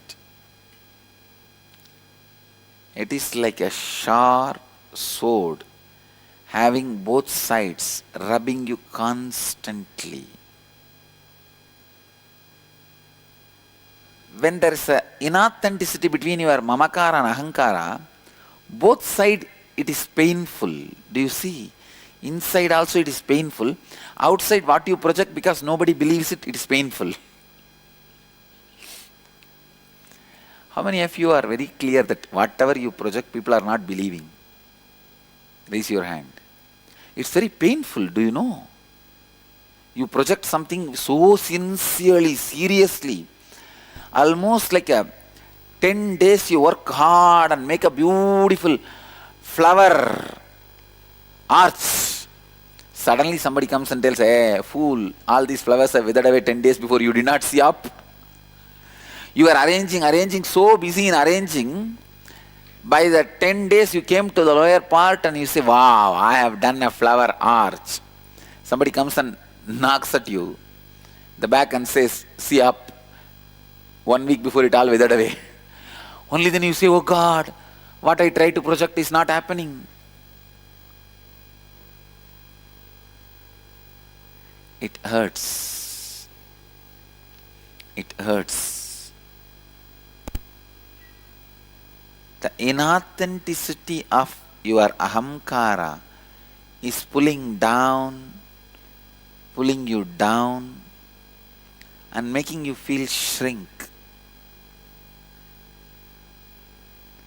Your life only has two ways. One, egoing or easygoing. If it is not aligned, your mamakara and ahankara, it is egoing. If both of them are aligned, it is easygoing. You can see when someone is egoistic, they become very heavy, serious, start living with disease. I think if you do the process, you will be able to have deeper insights. When you expose your mamakara to the world, you lose effectiveness with people. No, I am not saying you expose. All I am saying is align. See, what your ahankara you project, internalize that itself and make it as mamakara.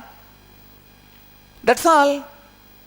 So whatever, I am not saying project mamakara to ahankara. Project ahankara to mamakara. oh, whatever I project there, I just believe myself. Yes. Okay. That is easy. Listen. Scan your whole life and identify the specific aspects of your ahankara which leaves you with conflicting experience with others in your life. That is, identify areas of your life where you feel powerless or experience conflict with others because of the thoughts and words you have uttered and the perception about yourself that you have projected to others, which is not aligned with what you experience as you inside you. For example, you have projected an image to your boss that you are very efficient, and deep within you project an image to yourself that you are a failure. So your efficiency is not showing up in your work and your boss is not happy with you. This may leave you with a conflicting experience in your relationship with your boss. This is an example. Understand, whenever you feel powerless or experience conflict in your life, there is surely some inauthenticity in that aspect of your life. Second, look deeply within and identify the inauthenticity in those conflicting aspects of you that you project to others as you. Identify the words you utter about yourself to others which are not according to the peak of your capacity. That is, what do you think of as your peak capacity and what do you project to others as the peak of your capacity. Identify the words you utter to others about yourself which you did not honor and fulfill. Now restore integrity and authenticity in those aspects of your life. Complete with others who are involved the respective conflicting situations in your life. Actually, this fourth and fifth is you are supposed to be doing in the house. First three only you are supposed to write answer. Fifth is now with integrity and authenticity, give a new word to others about yourself. Give a new commitment to others which is aligned with the peak of your capacity.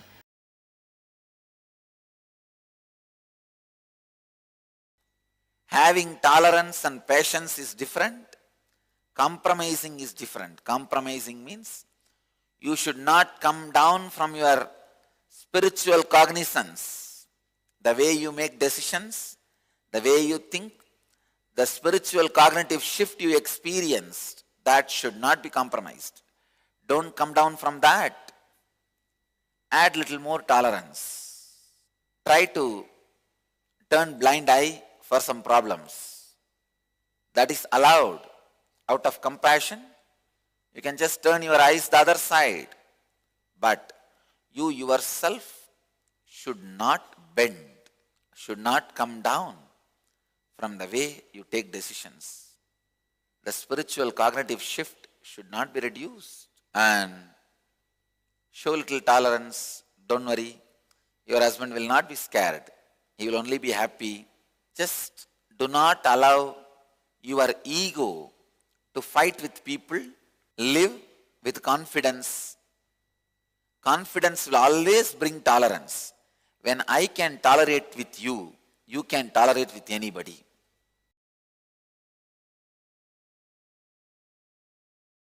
The first question today is from Nathan Myers, who's saying, Dear Great Master, will you please give us the best way to renounce the breath of the human body so we may transcend the ego and release all attachment to the mind and body? Thank you for your highest teaching.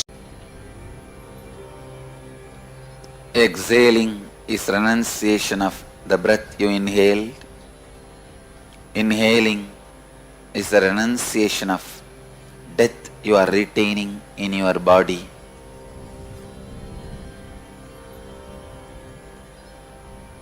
When you be in the center, neutral space between inhaling and exhaling, you renounce both life and death, rest in enlightenment. Inhaling is life, exhaling is death. Being in the neutral space, center of the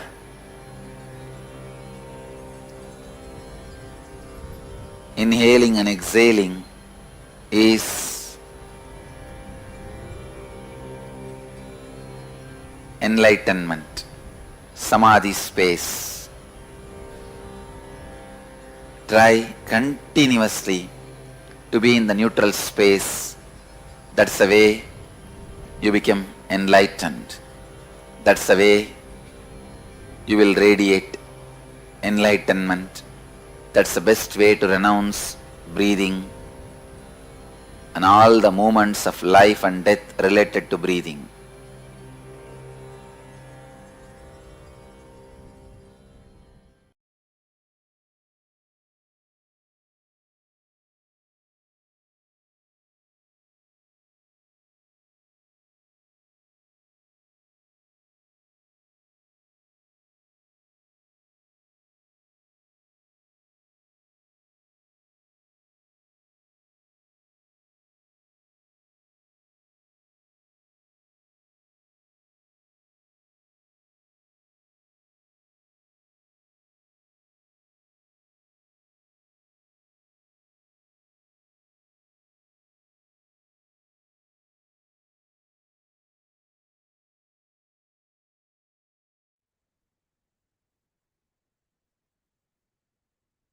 Yes.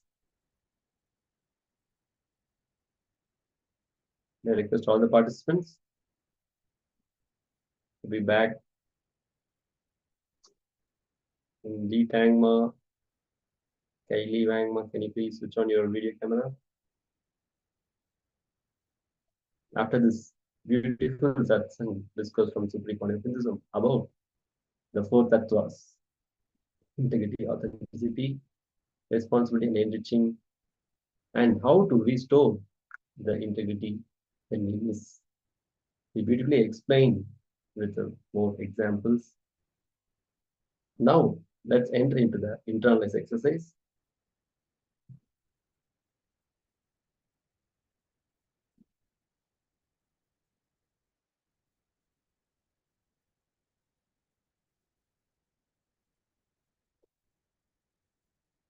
Yes. We create our identity based on our thought patterns. For example, you'll be having different ideas, like you have not been respected, you have not given the respect that you are worthy of. And all sufferings is because you forget your identity again and again and again. Who am I? This is the question we have asked ourselves ever since we existed. So now let's do a short experiment for a few minutes before entering into the detailed internalized exercise. This is a short exercise. Please close your eyes and ask yourself, who am I right now? Please don't delete, don't filter anything. Whatever you think you are, just start pinning down.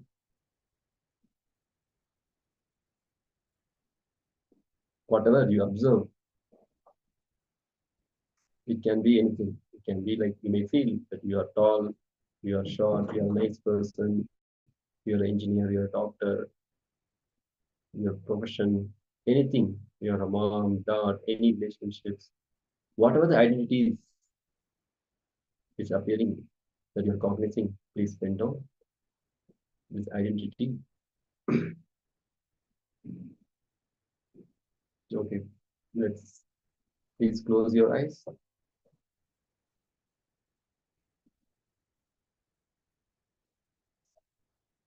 I request all the participants to be participative in this exercise.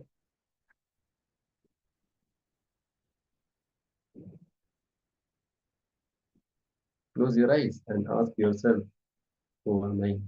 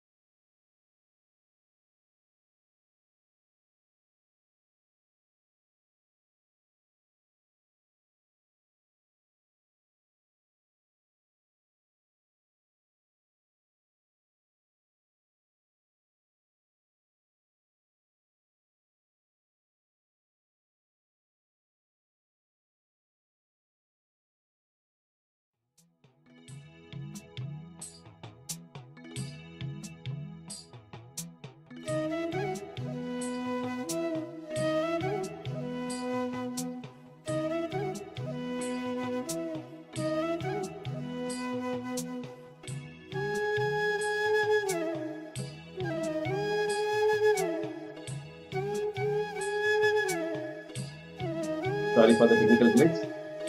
I hope you are able to hear me now. Nithyananda, Srilang, yes, answer. Yogamima, are you able to hear us? Nithyananda?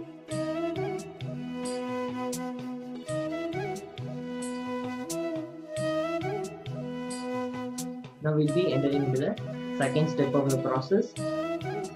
Creator of the universe should not become the creator of confusion. This pattern of constantly performing action should be getting you and aligning.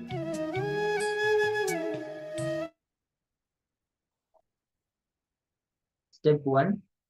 List down 10 patterns you recognize within you when situation demands replanning. You get tired of replanning and start to shun away from things. Getting upset, why I don't see this coming. When a friend sends you a reminder, you feel belittled by them. Just remember that's not you. It's just a bunch of patterns, thought currents that are running in you and happening, making this happen. So now let us start penning down 10 such thought patterns and thought currents that we have in our lives.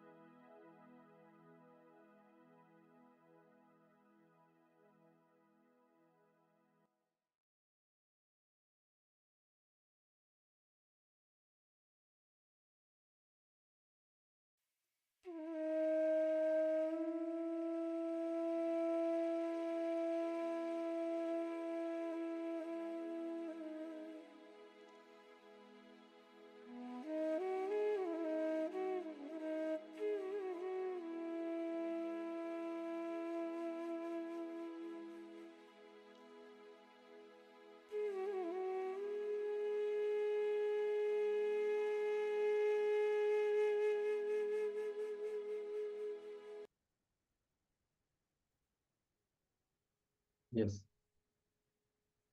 Now, let's enter into the further steps, the internalized exercise. Now, let us diagnose where the mind got mistaken as I. The decision of the mind, when you associate that as the decision of I, you have fallen into delusion. Contemplate on where we have associated decisions of mind with the decision of I. For example, some small chemical imbalance in your body, hormonal imbalance in your system. If you decide something, it is decision of mind, not decisions of I. But you pick those decisions and attribute them to you and start thinking it is decision of I. Then you execute it.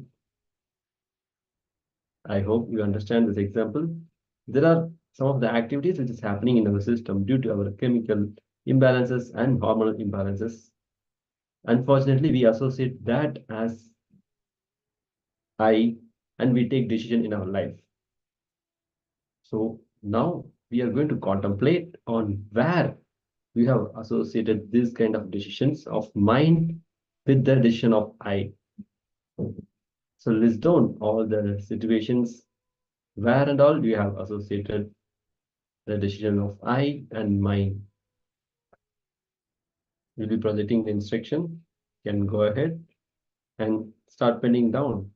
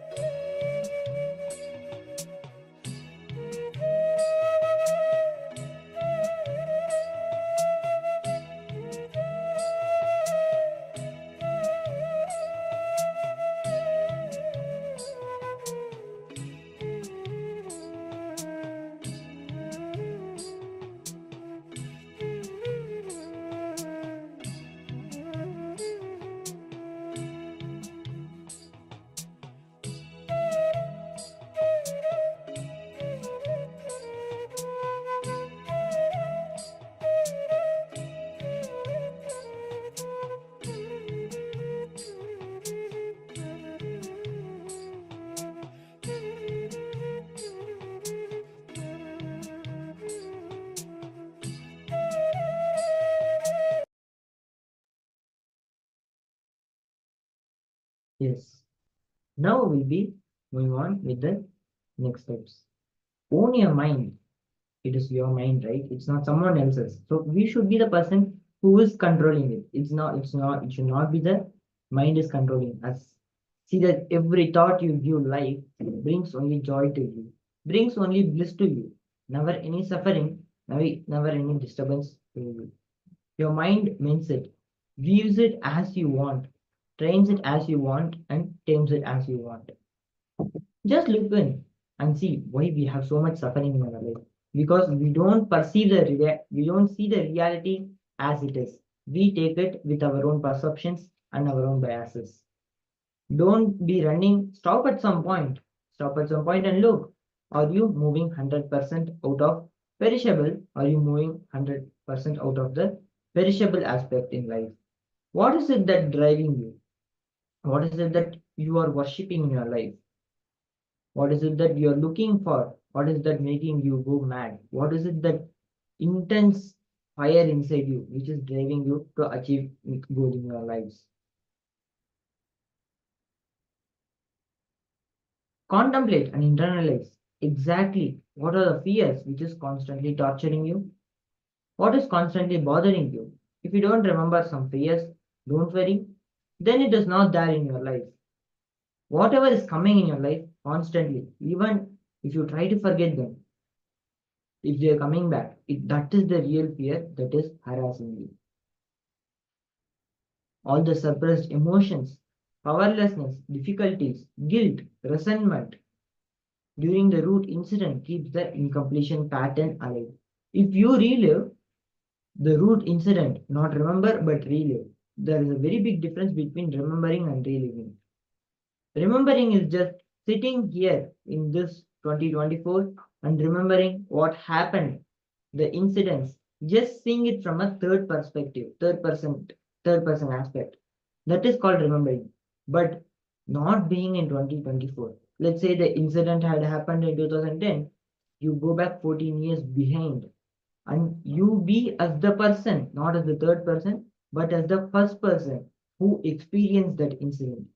Being there and reliving it again and again is what is called reliving. This is the major difference between remembering and reliving. Completion happens with reliving, not remembering. Relive the incidents.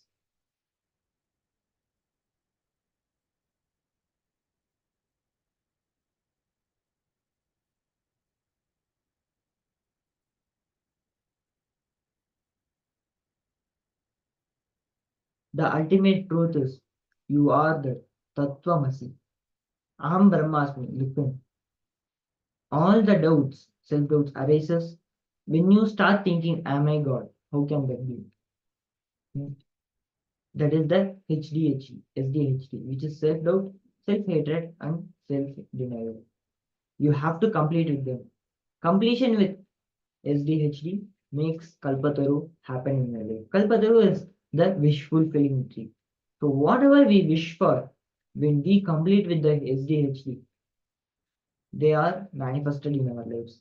If your conscious decision, the persistence, decides you are a leader in your life, you want to be a leader in your life, you are going to manifest what you want. Naturally, when you don't have a single doubt about the cognition and the desire that you have in your life, till you use the conscious decision power, it can be fate.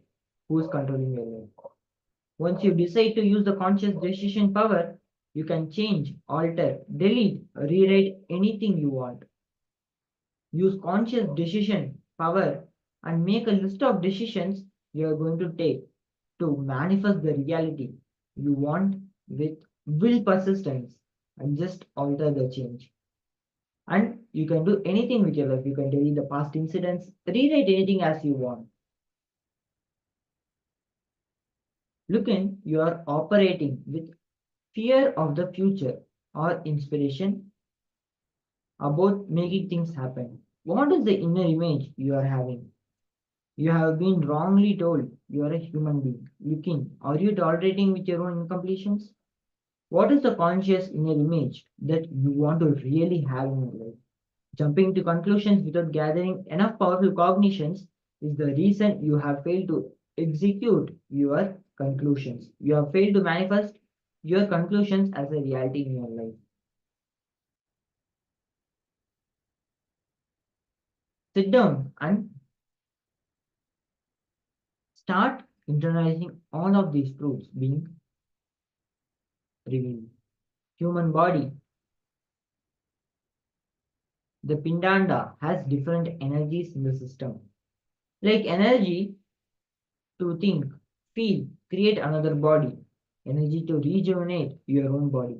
The Sri Yantra represents all the 43 energies, and all those, when get integrated, you experience Paramashivoham. I am Paramashiva. The Paramashivatva state, you get established in that. The planets can be called as cosmic counterparts of human systems, the Pindanda. Different planets, different cosmos are called mandalas, which are your counterparts, are represented by the Indra. There are many mandala structures. Just by staring at them, the DNA gets aligned to that, and certain power manifestation starts happening.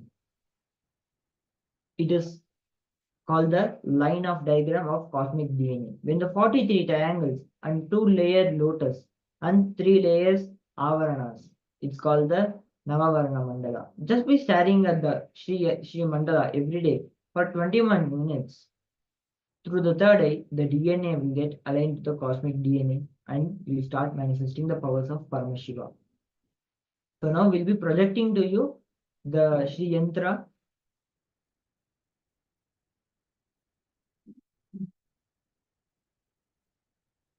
We'll also be posting a picture of the Shri Yantra in the Zoom chat. You can download them and start manifesting this powers of Paramashiva just by looking at the Shri Yantra every day through your third eye for 21 minutes.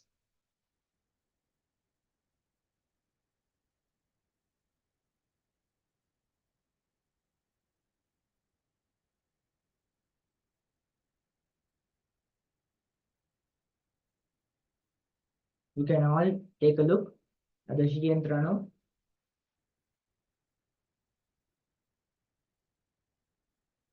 We'll also be posting the picture of the Shri Yantra in the Zoom chat.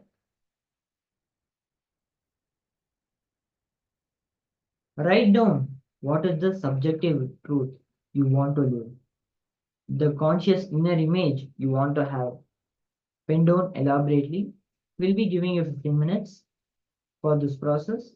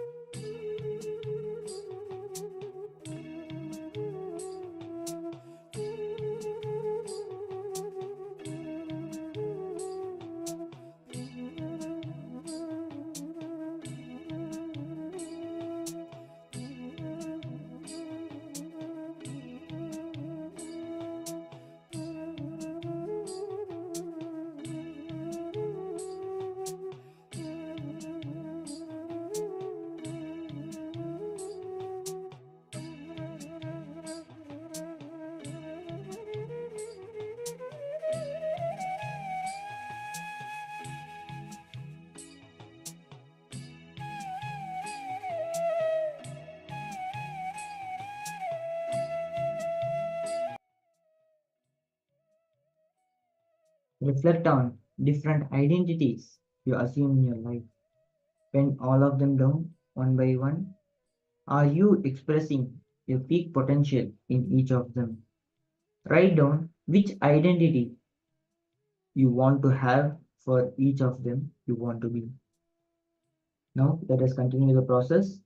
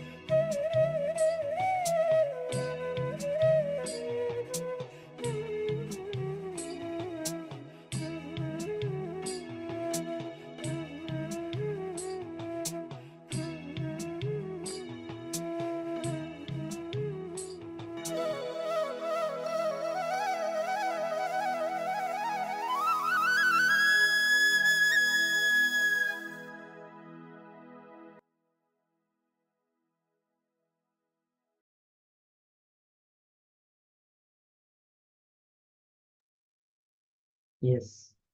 Relax after this powerful internalization exercise that we have gone. Now, since we have internalized all these powerful truths,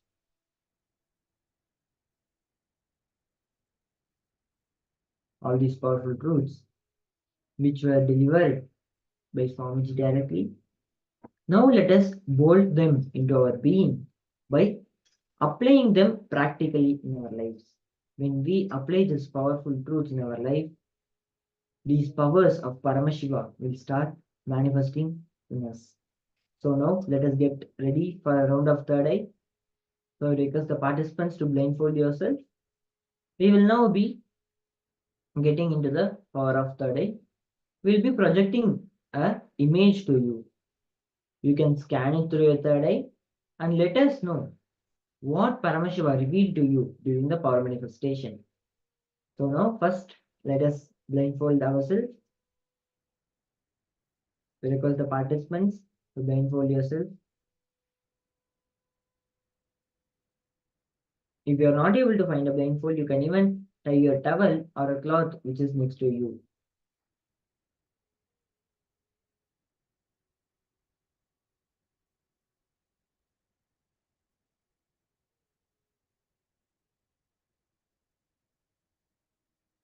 We can see the participants are ready. So now we'll be projecting the image for all of you to scan, to request Swamiji, please reveal to me what is being projected. So now let us enter into the power manifestation. Shivoham.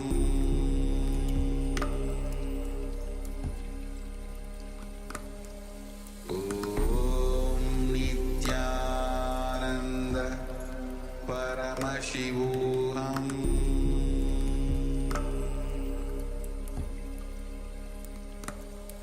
Om Nithyananda Paramashivoham.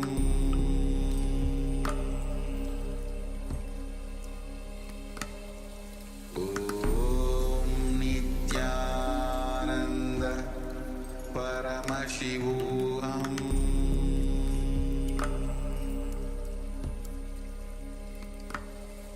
Om Nithyananda Paramashivoham.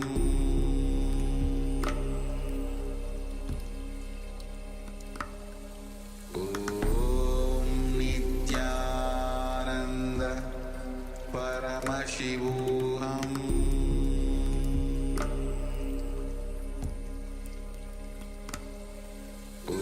Om Nithyananda Paramashivoham.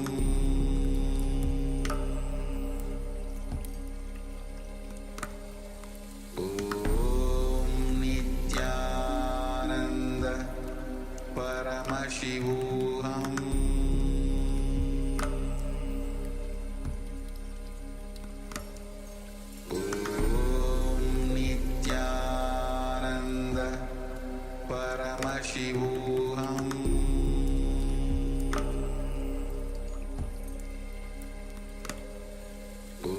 Om Nithyananda Paramashivoham.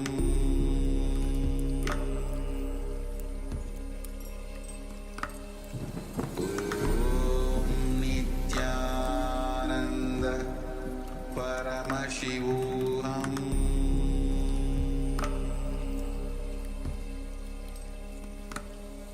Om Nithyananda Paramashivoham.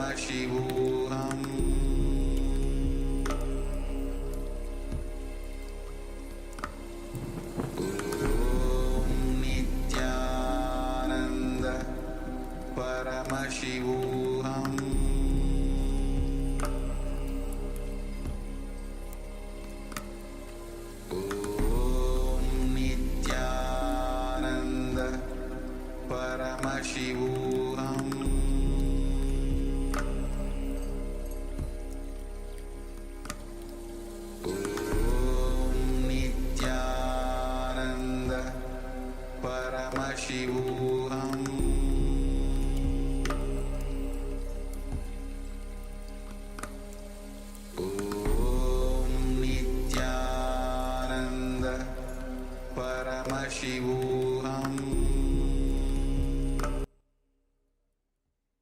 Yes. Now, relax, remove your eye bands, and start sharing with us what was the revelation that Paramashiva revealed to you during the manifestation. You can share to us in the Zoom chat. We'll be attending to them. We'll give the participants a few minutes before we project what was actually projected during the manifestation. So you can see yourself unverified.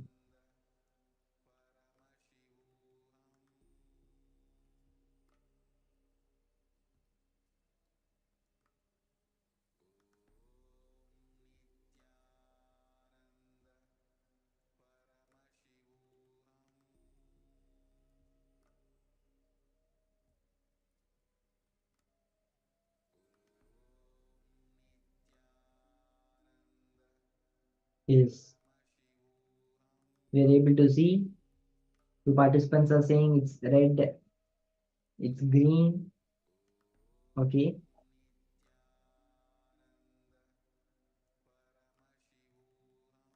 A natural scenario, okay, yeah. So now let us see what was actually projected during the power manifestation. Yes, this was the image that was projected during the power manifestation. As the participants had said, it does have red color in it. As you can see, the carpet is completely red, which the dolls are standing on, and few dolls do have green color in them. Amazing. And as Aya had said, the natural scenario, yes, there are trees and waters here, and also rocks where you can see Krishna sitting on. So yeah, so most of the participants have manifested the power. Let us give applause to ourselves. Congratulate yourself. Only when we start celebrating the power manifestation that has happened to us, Paramashiva will start flowing in us more and more. We should celebrate the power manifestation that has happened to us and start showing our gratitude to Swamiji and Paramashiva. So next, we'll be moving on into the beautiful revelation directly by Swamiji on the Sri Vidya tradition. Sri Vidya is directly by Devi Paramashiva Shakti herself. That too during this Navaratri, the powerful time of Navaratri, when we immerse ourselves in the Sri Vidya Puja and the Chandi Parayanam and the Chandi Homas that are happening in KAILASA, we will get the best experience out of this Navaratri. Many of our incompletions, many of our patterns that we are suffering with will all be taken away by Devi Paramashiva Shakti herself when we surrender them to her feet. And we tell the Devi Paramashiva Shakti, please liberate me from these sufferings that I am suffering in my life. So now let us get into the direct revelation directly by Swamiji on the Sri Vidya tradition. We request the participants to be in intense listening as we move on.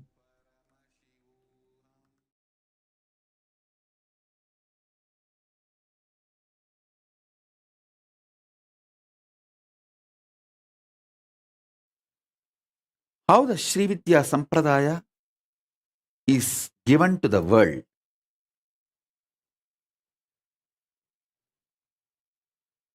There was a time Sati did not obey Paramashiva and leaves Kailasa to attend Dakshayagnya. It is not about Daksha or Dakshayagnya. It's all about did not listen to Guru Vak, kept herself away from the Guru. Sati realized she is Paramashiva Shakti and reached Kailasa. Reached Paramashiva and started begging, what have I done? What have I done? What have I done?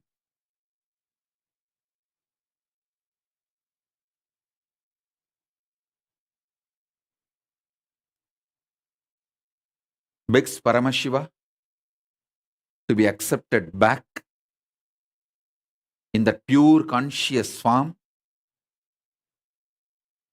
Naturally, in that pure conscious form, she is one with Paramashiva, beyond the body.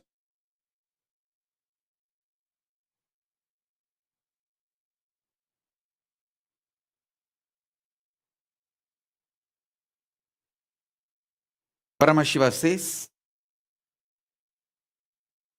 teach what you learned from this whole episode to the world. She then teaches Shakta Sampradaya, Srividya Sampradaya. This whole Shakta Sampradaya is given by her. She takes 10 form, Dasamaha Vidya, Kali, Tara, Rajarajeshwari, Bhuvaneshwari, Chinnamasta, Dhumavati, Mahashyamala, Kamalatmika, all the 10 forms she manifests and teaches the signs to the world. 11 people received that signs. Agastya, Dattatreya, 11 people, including Sadashiva. So it became 11 Sampradaya, Dasamaha Vidya, Srividya Sampradaya, 11 Rishis. I received it from Sadashiva Parampara. My gurus belong to in that 11 Sampradaya, Sadashiva Parampara, Sadashiva Sampradaya. So when I do the Srividya, I chant Sadashiva Rushihi. From him, the Sampradaya came to me.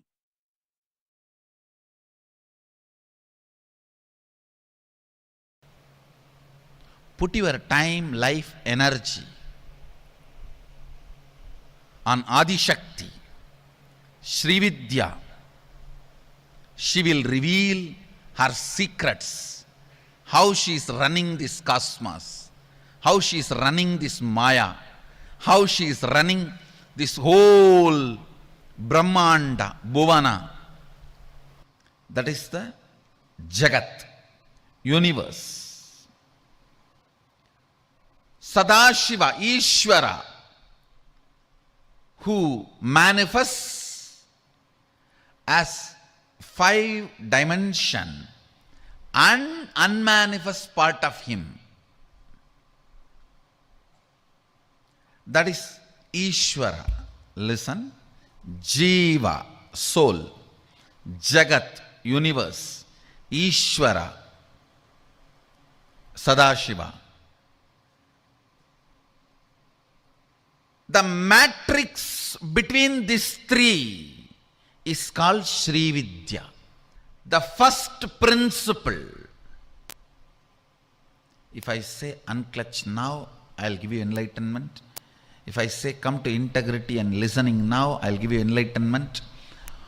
Hanging on to that, if you are failing, use persistence to make it successful without dilution, is Srividya. Srividya means the will persistence.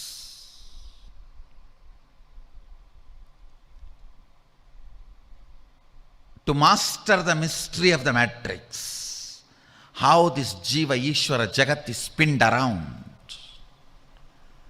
how this Jiva, Ishvara, Jagat overlaps on each other, how this Jiva, Ishvara, Jagat coordinates with each other, how this Jiva, Ishvara, Jagat moves with each other.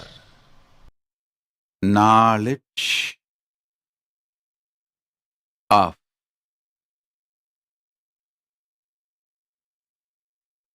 manifesting Paramashiva Shakti, signs of manifesting Paramashiva Shakti is Sri Vidya. Listen, science of manifesting Paramashiva Shakti is Sri Vidya.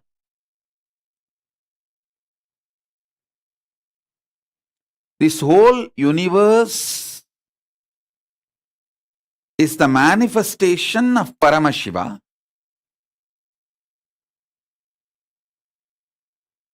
Science of manifesting Paramashiva.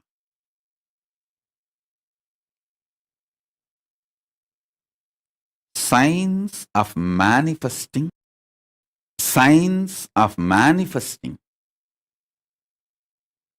Paramashiva Shakti is Sri Vidya.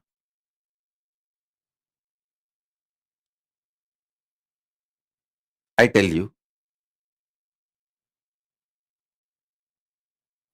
the mother component of Paramashiva is Paramashiva Shakti.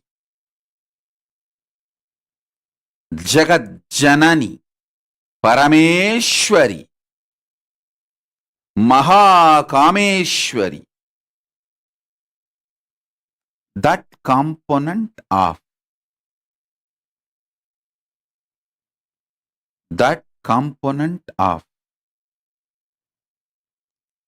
Paramashiva is Paramashiva Shakti. Sri Vidya is 15 syllable sound. Mahavidya is 16 syllable Shodasi. Today Parashodasi is no sound, only visualization.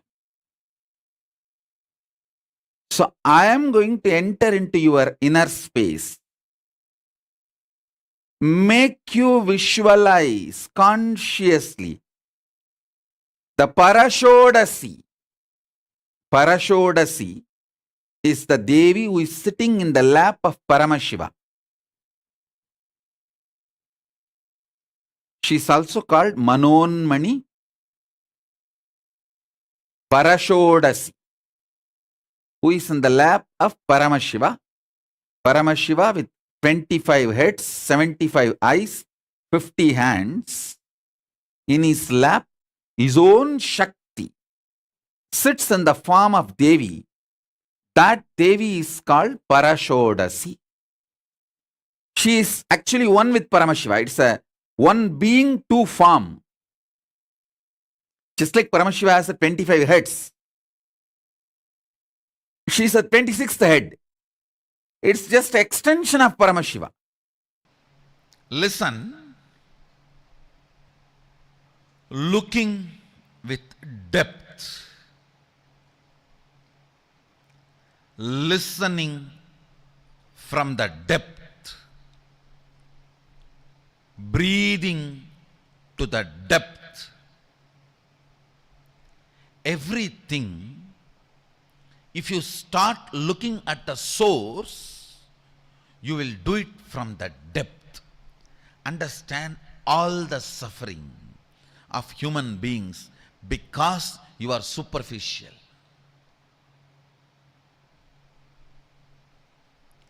Depth brings powerfulness, joy. Anything, whether it is breathing, seeing, listening, cognizing, anything happens from the source, from the depth, is Paravidya. Anything happens superficially, Aparavidya. Understand? I never studied the regular Aparavidya, not because it was difficult, but because it was too shallow. That is what I am teaching to my Gurukul kids. I am seeing every day they are evolving. able to make the apara vidya redundant. I'll make these schools, textbooks, all that so easy for the kids. They will know apara vidya is too shallow, so that they will start putting their energy into paravidya, parameshwari, Shri Vidya, Adi Shakti. The science of enlightenment is Shri Vidya. The science of finding the source is Shri Vidya. The science of finding who is seeing, who is listening, who is breathing, and who is cognizing.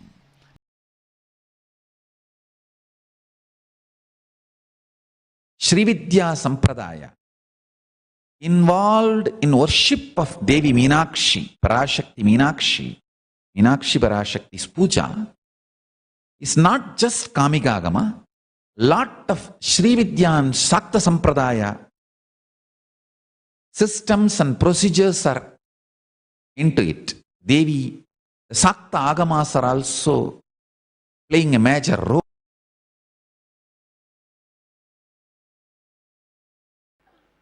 The whole universe, including you, is made out of sound and light.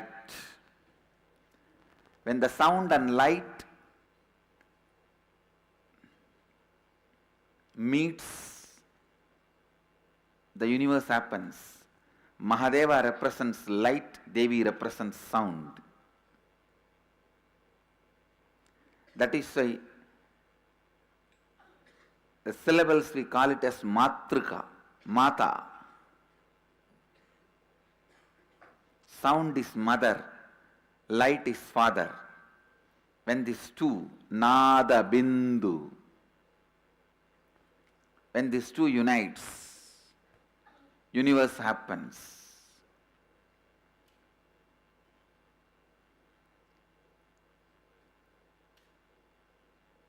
Science of Srividya, the ultimate knowledge, is knowledge of using sound and light and achieving the space of Shivoham. That is why all the powerful sounds are used, and in a very powerful way the lines are used. Now I will give Shri Vidya. Listen.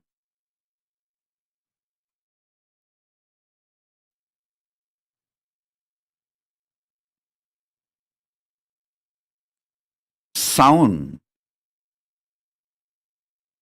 of the cosmos is this 15 syllables.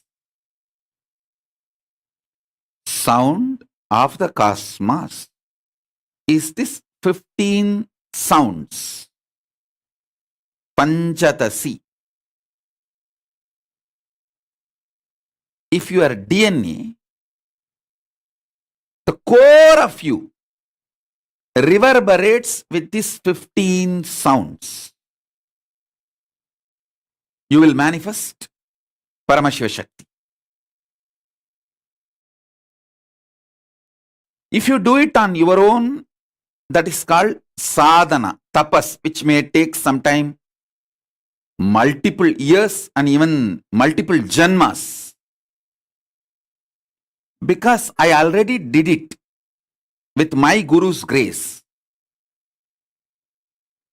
If I make you vibrate how my Gurus did it to me, if I do it for you, it's called initiation. It can make it happen now. You just need to receive it. That's it.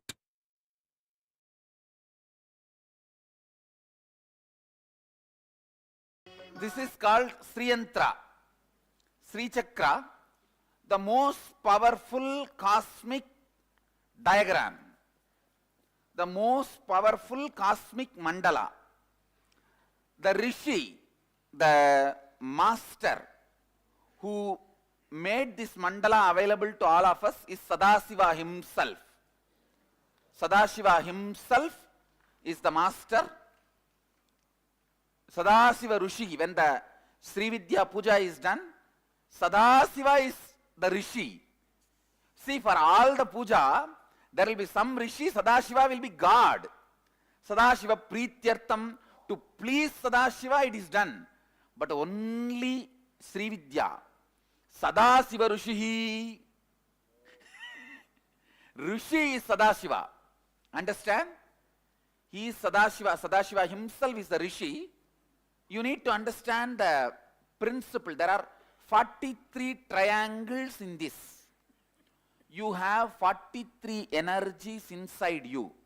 Like energy to think, energy to feel, energy to create another own body, energy to rejuvenate your own body.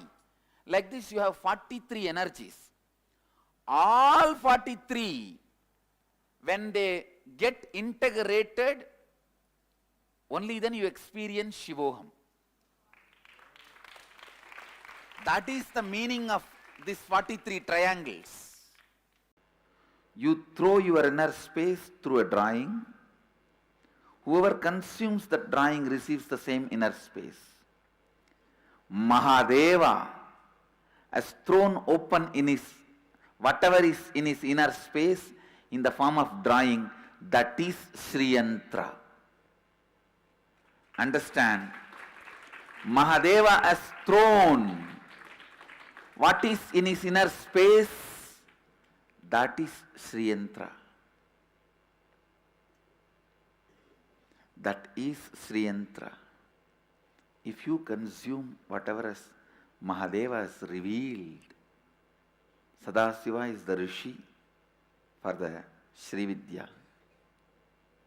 If you consume whatever is revealed by Mahadeva, you achieve the same space, Shivoham.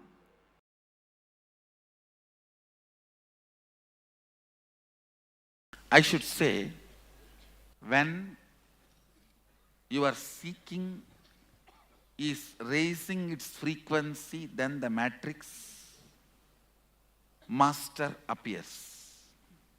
When master appears, he raises your frequency of seeking.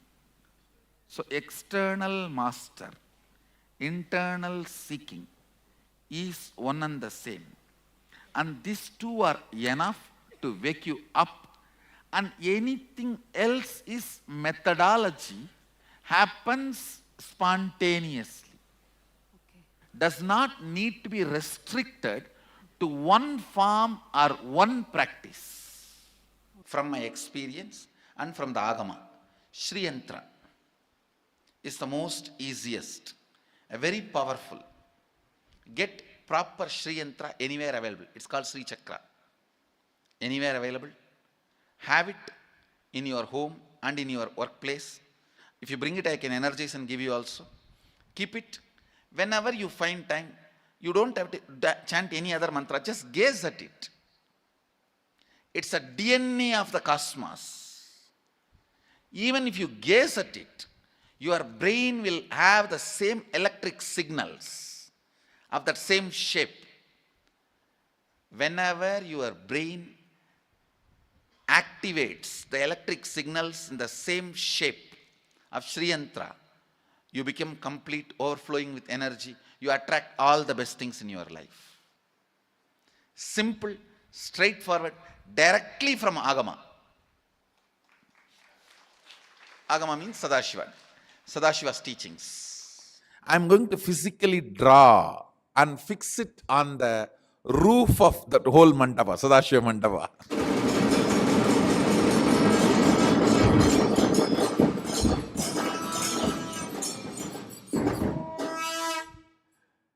Like Sri Chakra,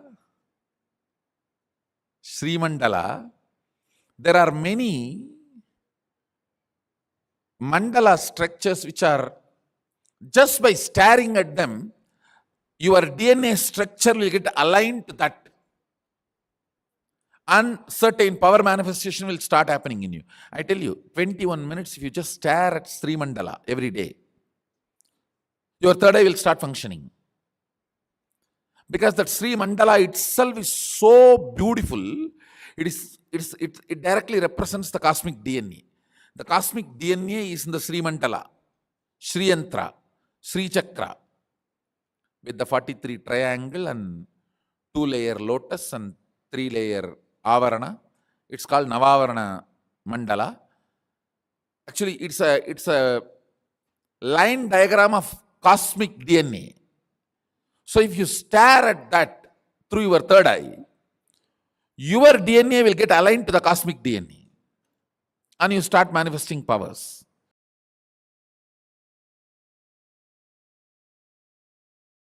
Understand, I may promote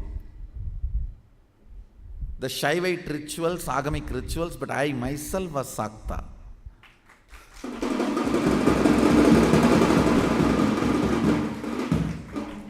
I practiced Shakta tradition, Sakta Sampradaya, means worshipping Devi.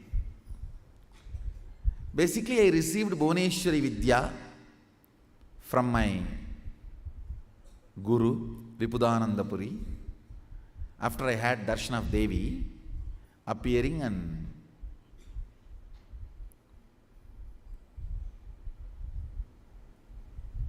I made the deity of Devi with my own hand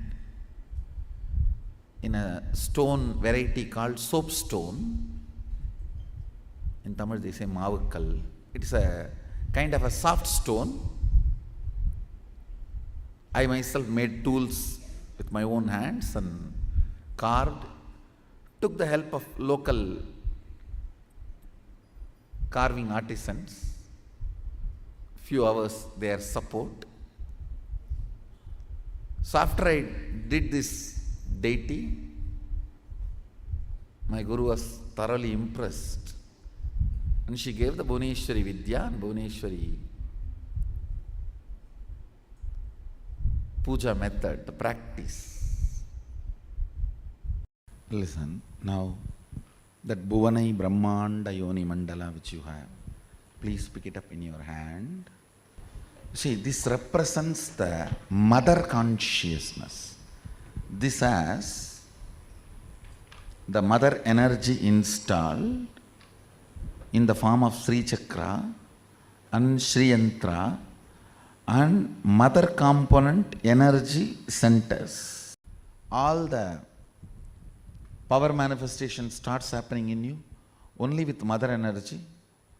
The literal translation of that word Bhuvanai Brahmanda Yoni means, the Bhuvana means the whole Milky Way is one Bhuvana. Like the 242 Bhuvanas exist totally. Each one of them having zillions of planets and stars. So for all these Bhuvana, the womb is Devi, Adi Shakti. So she is represented, awakened in that energy.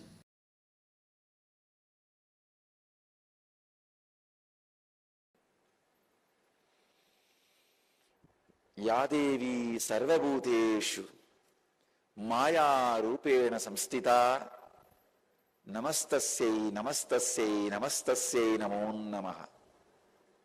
Chandi, this is a stotra from Chandi, verse from a Chandi, describing the glory of divine feminine consciousness.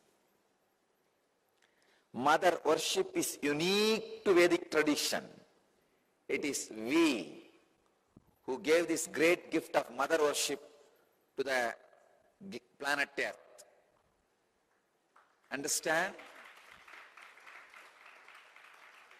No other religion dared first, or still many don't dare worship the mother aspect of God, the mother dimension of God. It is we first time started the mother worship, introduced mother worship to the universe. all the sacred things are looked as feminine in Vedic tradition. Whether it is sacred rivers or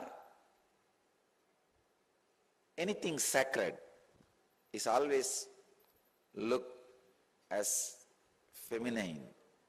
Mother worship is mothering cosmos in you.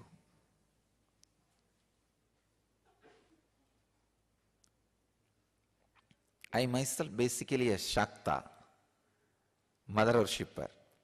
I myself became enlightened only through the Shakta tradition, the mother worshipping tradition. Because nothing suits your bio-memory more than mother worship, because your whole bio-memory is from mother. When the path is through that mother's form, your bio-memory suddenly falls in tune and the whole progress is very quick, fast. Always the energy expression happens only in mother worship. In all other bhavas, attitudes, it takes a lot of time to experience the energy expression. It's Matrubhava, mother worship, makes the energy experience very quick and strong. You may be in the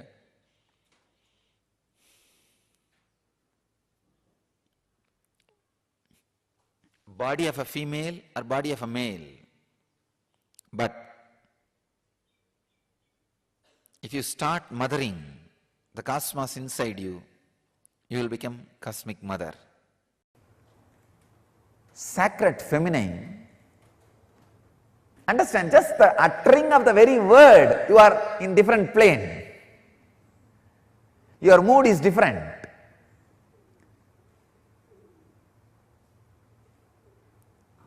Only one small change.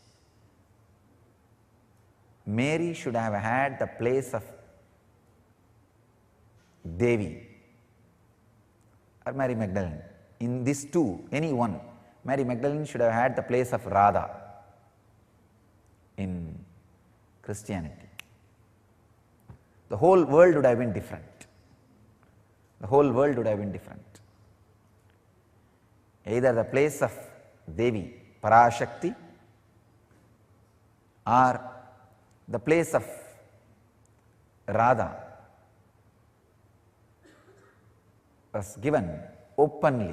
Of course, there are mystical tradition in Christianity still gives the place of Radha to Mary Magdalene and gives the place of Devi to the Mary, mother of Jesus.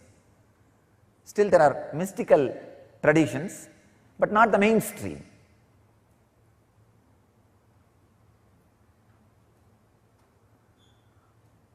The unique contribution to the spiritual consciousness from Vedic tradition is sacred feminine worship as the mainstream tradition. I tell you, even if everything Vedic tradition gave is lost in some tsunami or earthquake, just if this worship of women, worship of mother, the sacred feminine tradition, if that is retained, then the whole thing can be revived. Because that is the seed. That is the seed. Hinduism has at least 10,000 subsects, I can say at least, because each master is one sect, one sampradaya, one tradition. Hinduism has at least 10,000 sampradayas. I am saying at least. If all sampradayas are lost for some reason, only this one sampradaya, the Devi worship, mother worship, is retained, I will tell you, whole thing can be brought back. Because the whole thing is centered on this one, mother worship. Mother worship carries the blueprint, the hologram of the whole Vedic civilization. Just this one book, this 700 sloka, all the Hindu Sanskrit literatures, Vedic Sanskrit literatures, if you put together, it will be at least 10 million, at least 10 million slokas. Means crore, I am saying minimum. Because Mahabharata itself is 100,000, 1 lakh. Like this, surely we have thousands of books, at least 10 million we have. If all the 10 million lost except the 700, this Chandi, the verses on the sacred feminine energy, I tell you, the whole Hindu tradition can be revived. The whole Vedic tradition will come back.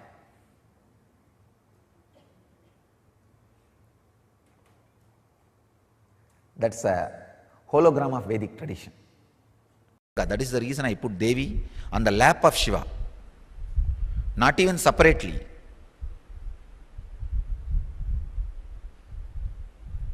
Because if the Devi's side is missing, we will become such a dry sannyas sampradaya.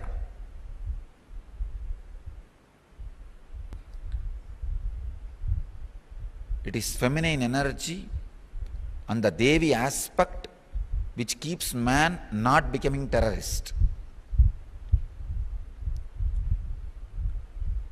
Otherwise, the extreme fanaticism added with the aggressiveness of the masculine energy does not bother about violence, lands into non-violence. Little bit of feminine touch, the love dimension added, people will not become violent, terrorists. They will be more loving, compassionate, caring, cultured.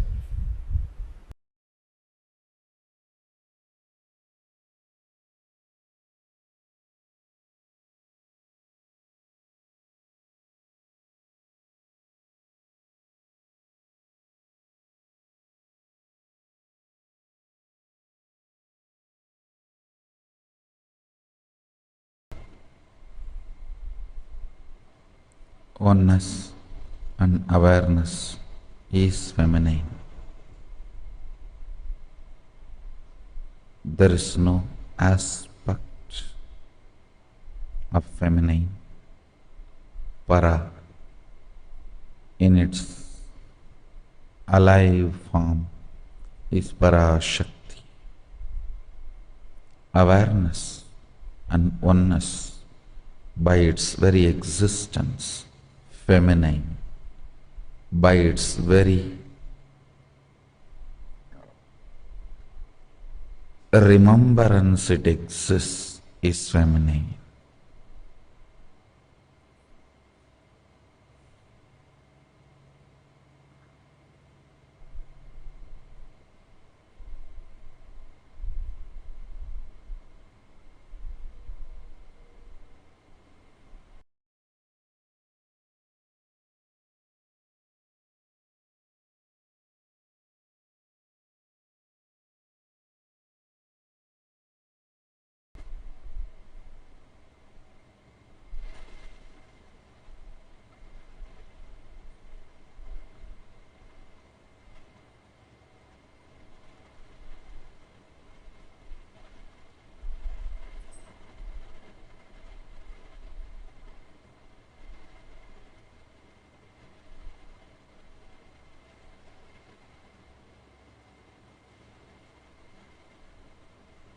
Be ferocious with your chemistry.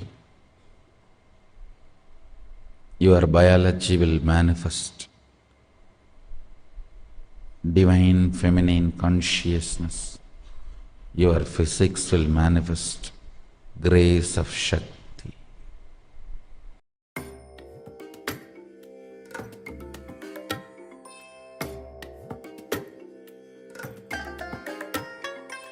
I bless you all. Let you all open all your 3 eyes and manifest the powers of Mahasudashiva. Om Nithyananda Paramashivoham. Om Nithyananda Paramashivoham. Om Nithyananda Paramashivoham. Om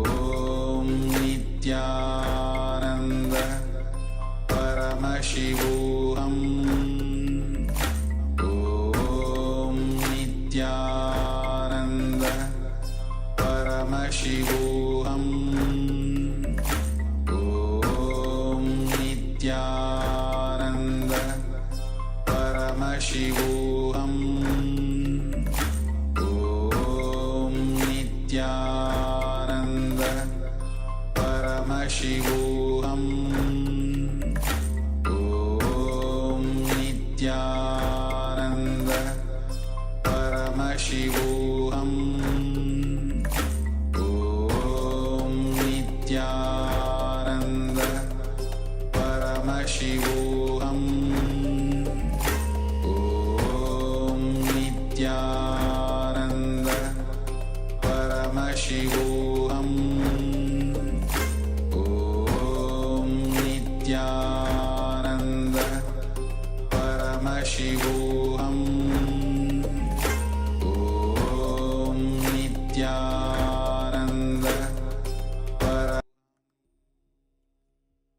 Yes, Nithyananda, all of you. So, what a beautiful Swamiji reveal on Sri Vidya.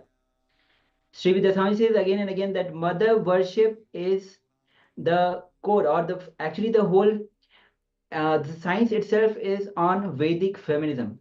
Only when the feminine consciousness is awakened in you, you experience enlightenment. Swamiji talked about we are just now we'll be entering into the Shivoham process, and the previously how Swamiji described the whole Sri Yantra. Swamiji says the Sri Yantra is the most powerful mandala, and it is Sadashiva's own inner space. And when we chant the mantra, we say Sadashiva Rishi. So Sadashiva is the Rishi. In other rituals, other deities are the Rishi. But in this, when we do Sri Yantra Puja, Sri Yantra, Sadashiva is the Rishi. So Sadashiva, Paramashiva has given his inner space to all of us. He has thrown his inner space to all of us to consume, so that we experience Shivoham. Yes, and the sacred geometry of Sri Yantra has powerful 43 energy points, energy centers, which are reflective of the same energy centers that we have within our body. All the different energies that are keeping us active, alive, and pushing us towards enlightenment. So it's a very powerful way to actually worship the mother component of both our own individual mother, because every person will have a unique relationship with the mother, and it's the easiest way we can relate with anybody. And through that relation, we can actually relate to the cosmic mother, which is Devi Paramashiva Shakti. Now,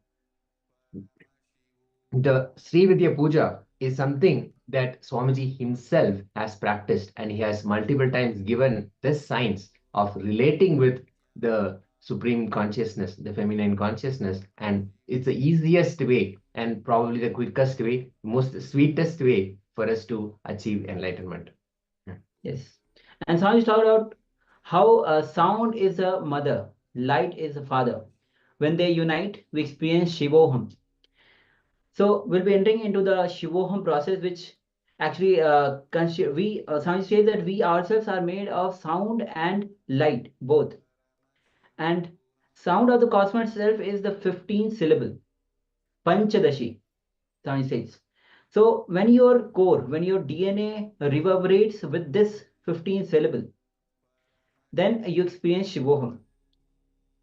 So we'll be entering into a revelation by Swamiji, which is going to be on Shivoham process.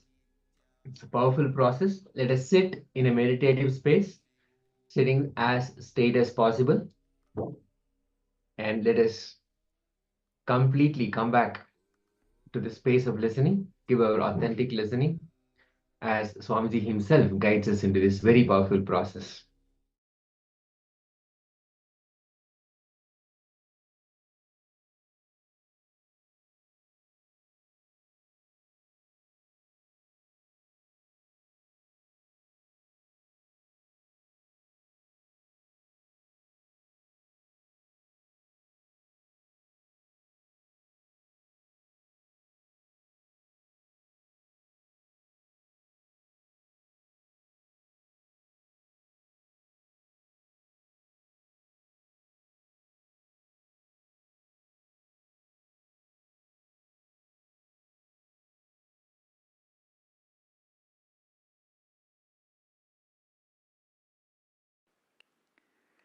Shivoham.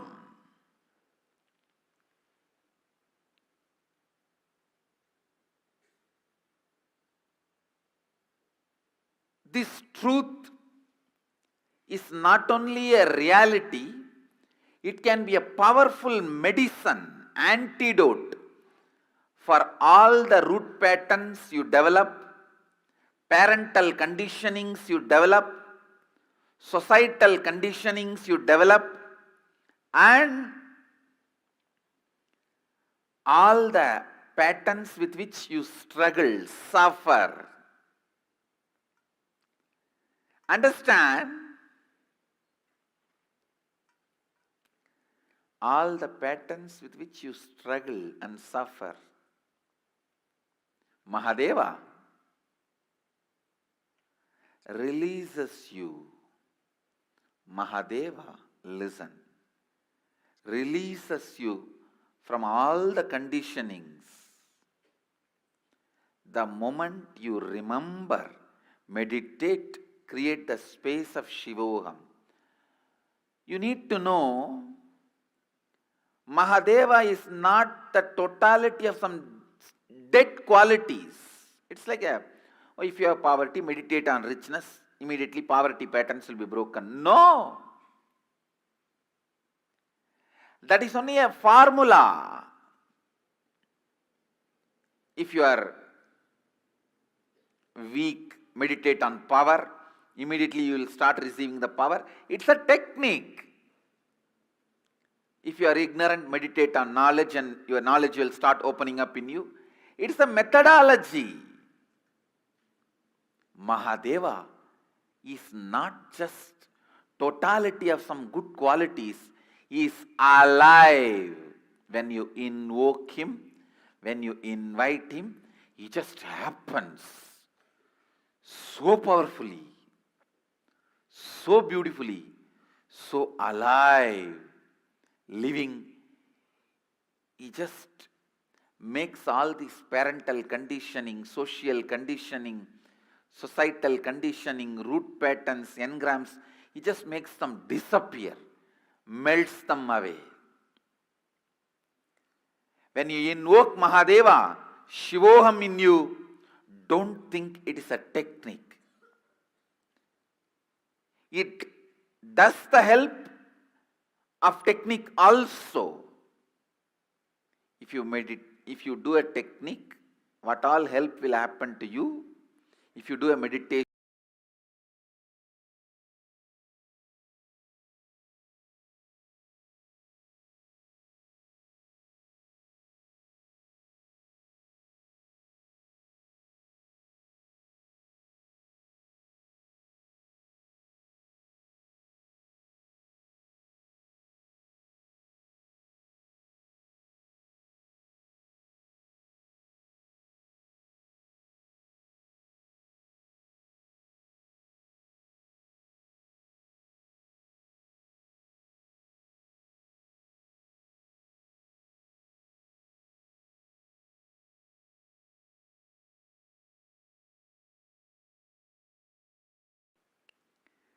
Shivoham.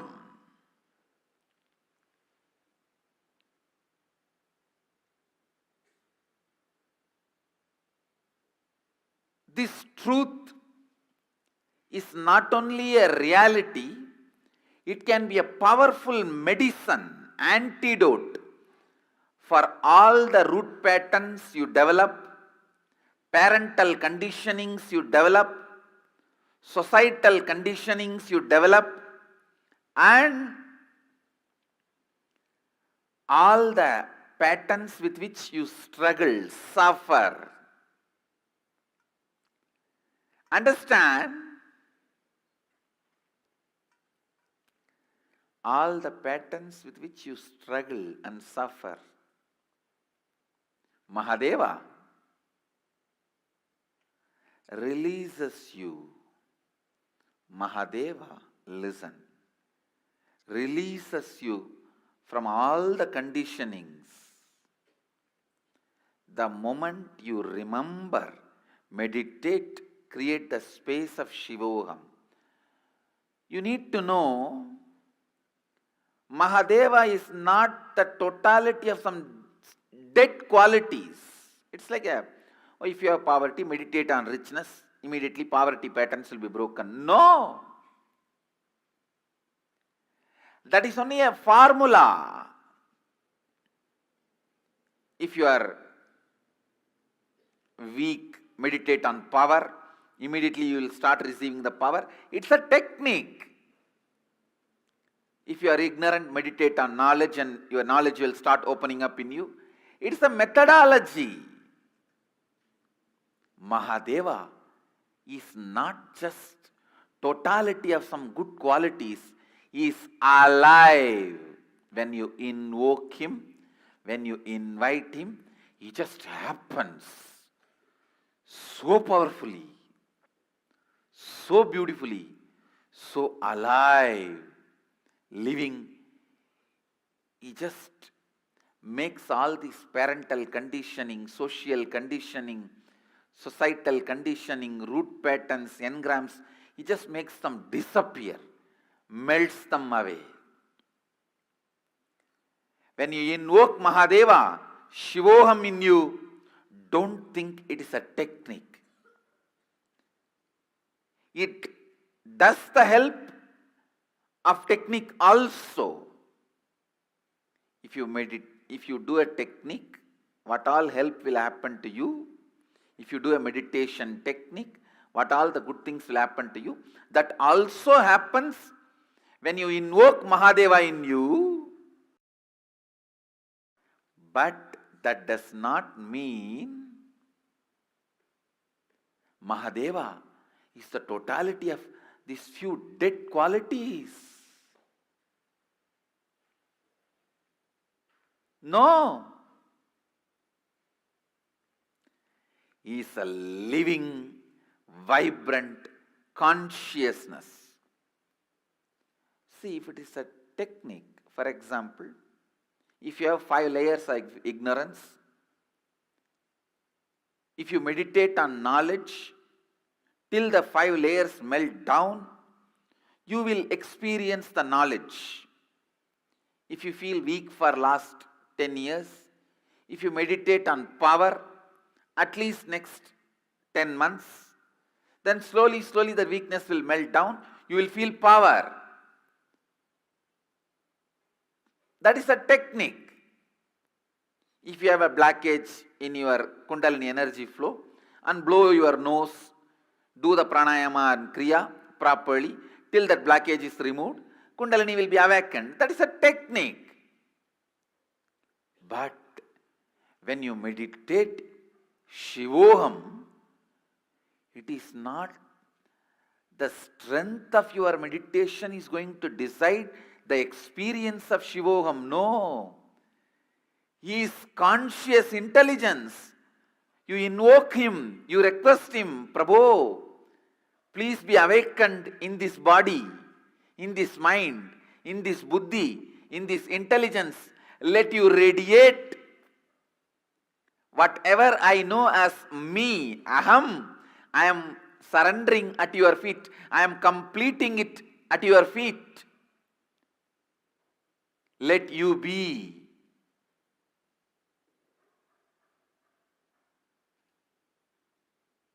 The experience of Shivoham, explosion of Shivoham does not happen based on the strength of your practice. No.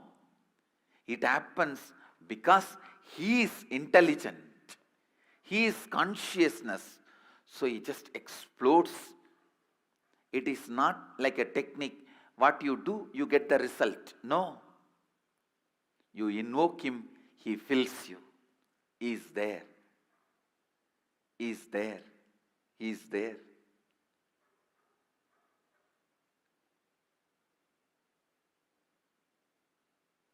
So don't think if I chant crore times Shivoham, then Mahadeva may occupy my whole being, then I may experience Shivoham. No.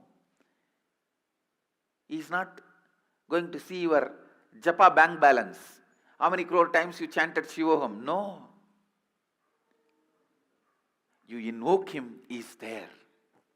Because he is consciousness. Understand? This is the biggest difference between atheistic non-dual philosophies and theistic non-dual philosophies. In theistic, listen, in atheistic non-dual philosophies, they say any quality you meditate, you imbibe that quality. In theistic non-dual philosophy, we say, apart from the power of our meditation, that quality, source of that quality is intelligence, so it fills you the moment you invoke it.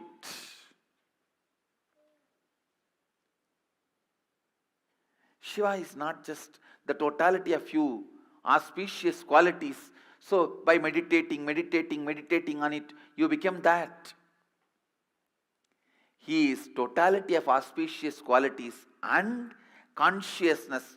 That is why when you invoke him, invite him, he occupies you and graces through you, radiates through you.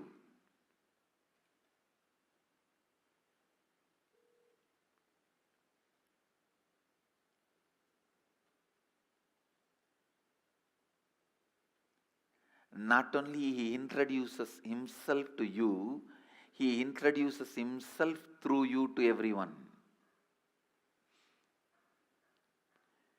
He introducing himself to you is authenticity. He introducing himself through you to others is enriching.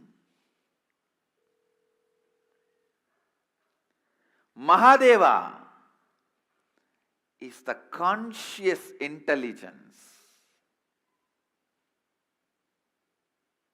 Shivoham is not technique, it's a conscious process. Meditate on Shivoham. Don't think your japa, repetition, the strength of your meditation is going to bring the results. No. He is conscious intelligence. You meditating is nothing but invoking him, requesting him to fill you, to radiate through you.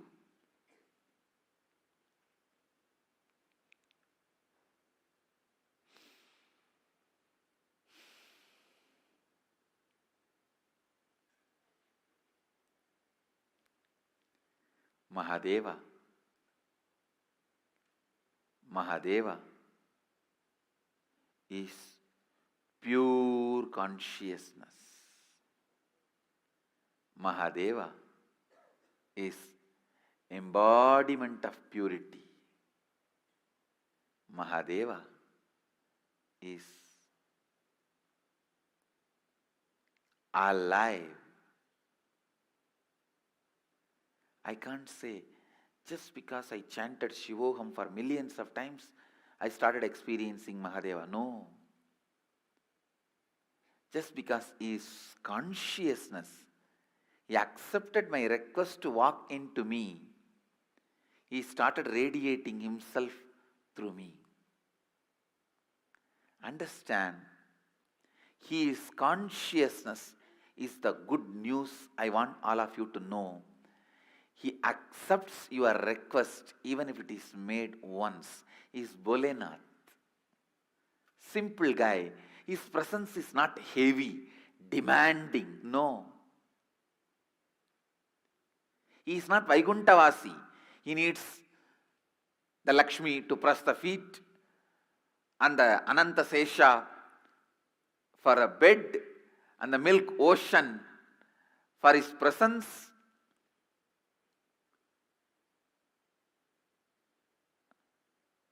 And all the best things, Shamantaka, the greatest jewelry for wearing. No, I am not disrespecting Vishnu. All I am trying to tell you is, Mahadeva is Bholenath. Even if you are already depressed like a cremation ground, You are almost there. Your whole mind is dull, dead, depressed, cremation ground. Even then, he is happy to dance there. And all your thinking, feeling, everything is full of negativity, negativity, negativity, negativity, like a ghost. Even then, he is ready to have you as his companion. Understand,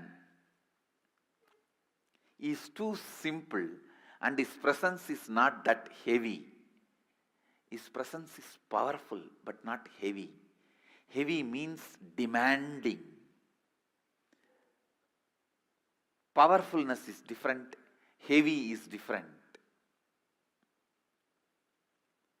His Bholenath, his presence is never demanding. His presence is so powerful, but not demanding. Understand?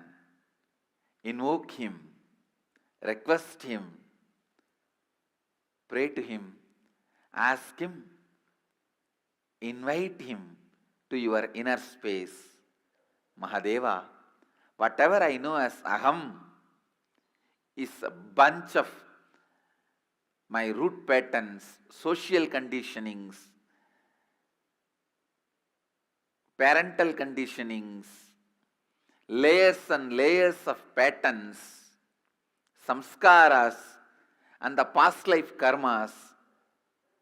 But this is not too big for you.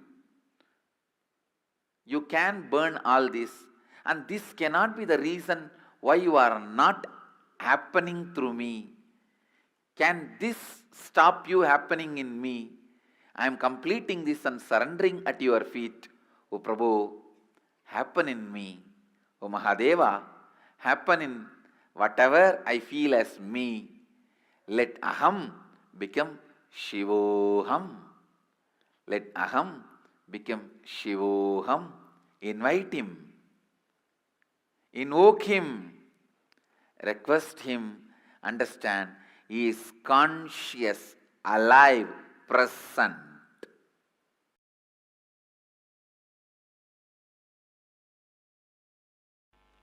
Master is a person in whom the subjective truth has become reality.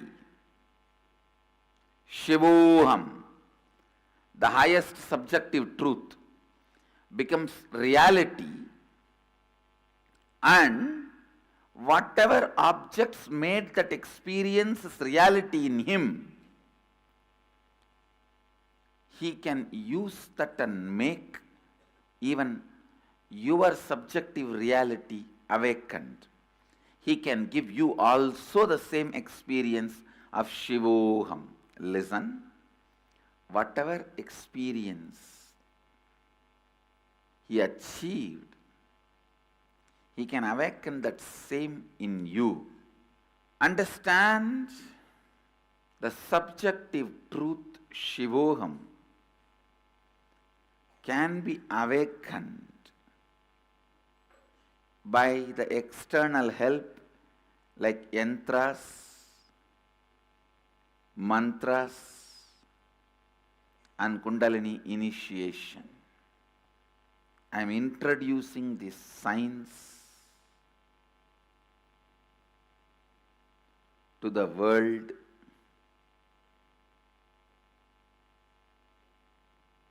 It was available in the Vedic tradition, but to this planet I am introducing now. It's not that all the Vedas were revealed to, all the Vedas are revealed already to human beings. This science of using sound, the science of using simple lines to awaken yourself and awaken others is such powerful science. See, subjective truths is the base on which your life should be built. Subjective truth is the foundation on which your life should be built. If you do not build a conscious subjective truth like Shivoham, the ultimate truth, unfortunately you will be building your foundation, your life on your low inner image, incompletions, your fear and your greed. On your fear and on your greed, you may start building your life. First, choose conscious inner image. Shivoham. First, choose conscious inner image. Shivoham. Please understand, enlightenment is building your life on the right foundation, subjective truth. It is on the right foundation, subjective truth. Cherish Shivoham again and again. Strengthen the truth Shivoham again and again. Live the truth Shivoham again and again. Meditate on this great truth again and again. This truth Shivoham, once it gets rooted in you, doesn't allow your inner image, mamakara, to weaken you. It doesn't allow your inner image, mamakara, to weaken you. Understand? I'm just trying to get the right words.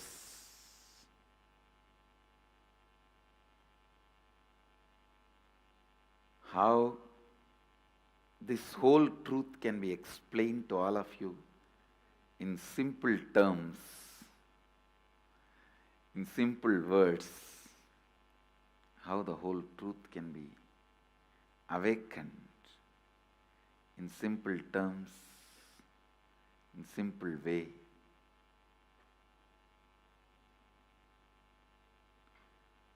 Understand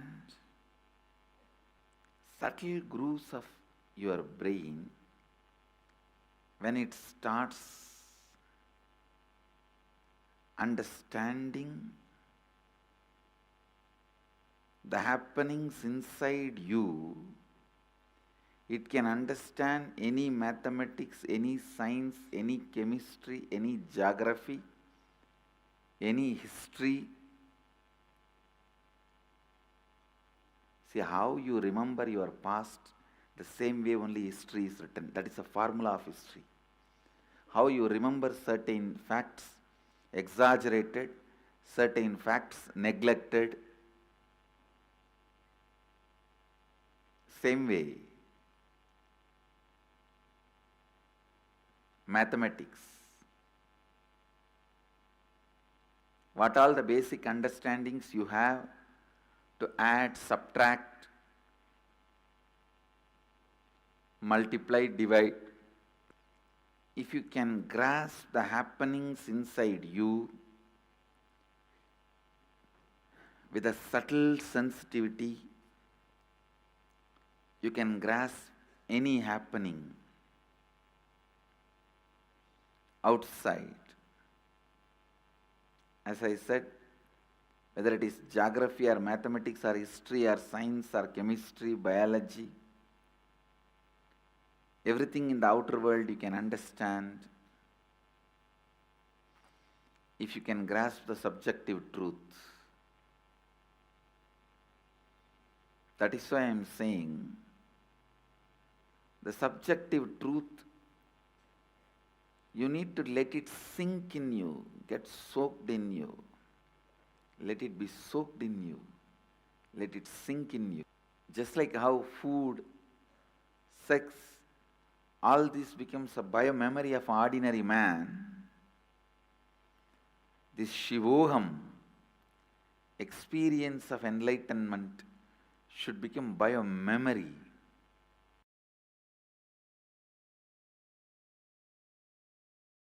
See, you are the mixture of pure consciousness and body.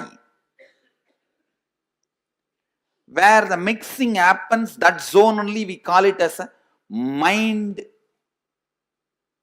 For example, this is consciousness, this is body. When this mixing is happening, the body side which is touching the consciousness is mind. Consciousness side which is touching the body is biomemory. The stick in my right hand is consciousness, this is body. You are a mixture of these two. The small ball which is in the body side is mind. The small ball, the tip which is in the conscious side is biomemory. All of you understand? I don't need your mind, your cooperation.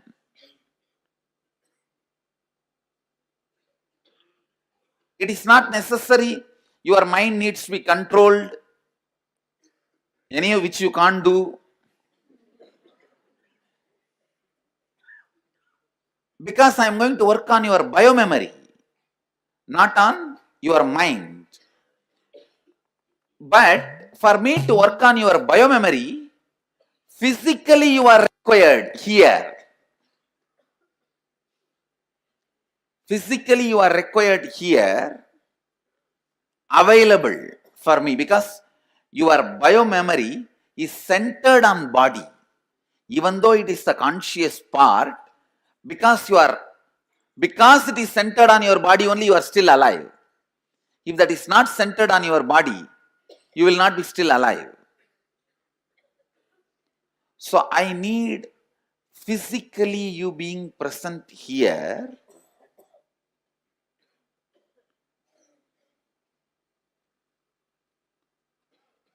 Actually, that's all is my requirement, nothing else.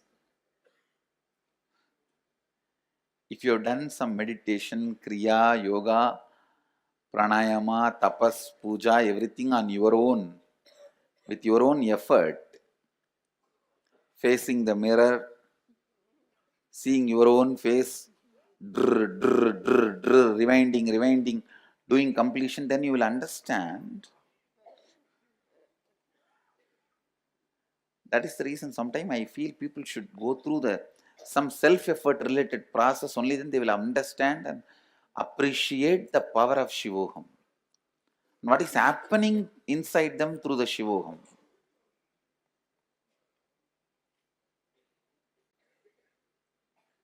The deeper sounds and visualizations you believe about you, I'll be working on that and cleansing them.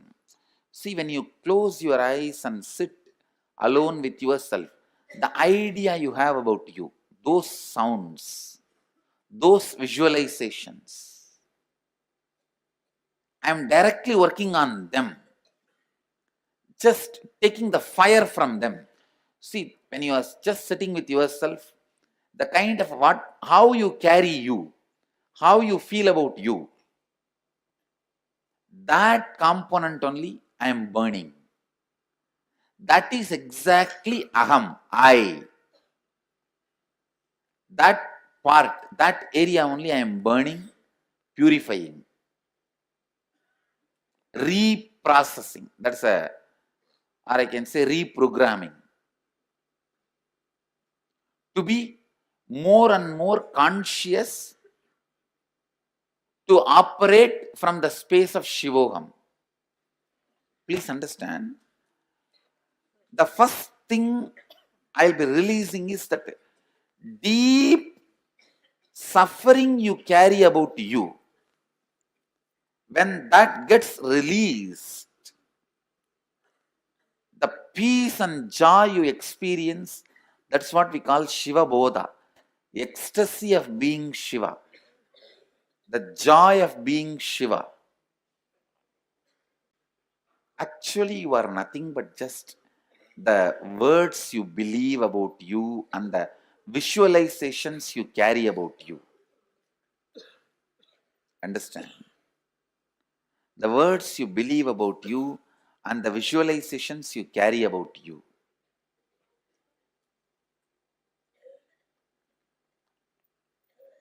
If the correction is done there in the source,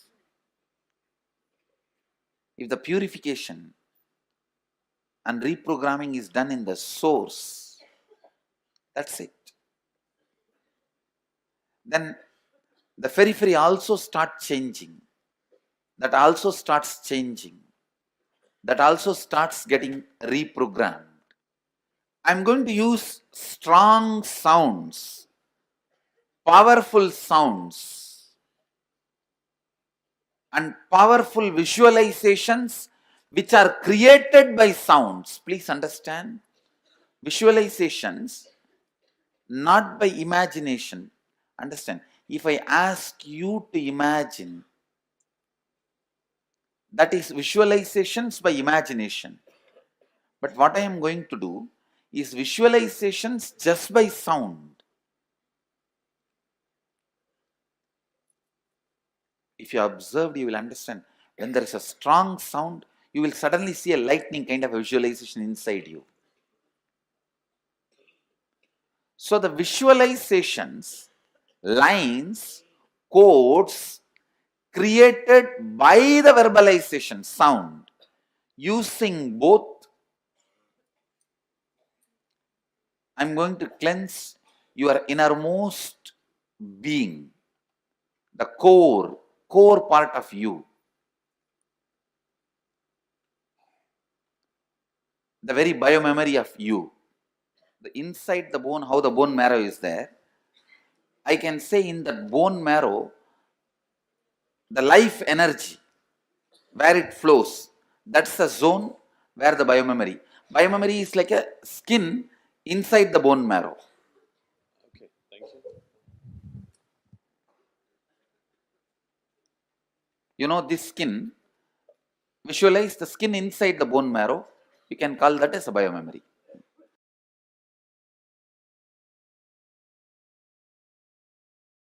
Devi got married to Mahadeva. Nandi was his disciple. Nandi is a senior actually. So to Nandi, Mahadeva teaches how to achieve that space of Shivoham. So this yantra was taught by Mahadeva to Nandi. So God is Mahadeva, Rishi is Nandinatha, Nandi. Nandi is the Rishi for this yantra. And God, you see each yantra as a God and Rishi. For example, Gayatri Mantra and Gayatri Yantra. Gayatri is the God, goddess. Vishwamitra is the Rishi because he received it and shared it with the world. So this yantra, Nandi received it and shared it with all of us, with the world. So it's called Tirukkailaya Parampara Yantra. This yantra is called Tirukkailaya Parampara Yantra, and originally it is described in Upanishads, which is in Prakrita language. Actually, don't think it is Tamil or Sanskrit. If you know Tamil or Sanskrit, you can't read this. It is Prakrit. It's Tamil, Sanskrit before. Before Tamil or Sanskrit, it's a Prakrit. It's a powerful mandala to invoke the energy of Shivoham in the center. Om Shivoham is written. The center, what is Om Shivoham. That is what is written in Prakrit. Om Shivoham. Om you can read, but Shivoham you can't read. Now is the main part. Working with this Shivoham Yantra and Nithyanandeshwara. That's Patikalinga. That will be next. Shiva Yantra. Shivoham is the mantra. You will not be chanting Om. Actually, you will not be chanting anything. I will only be chanting.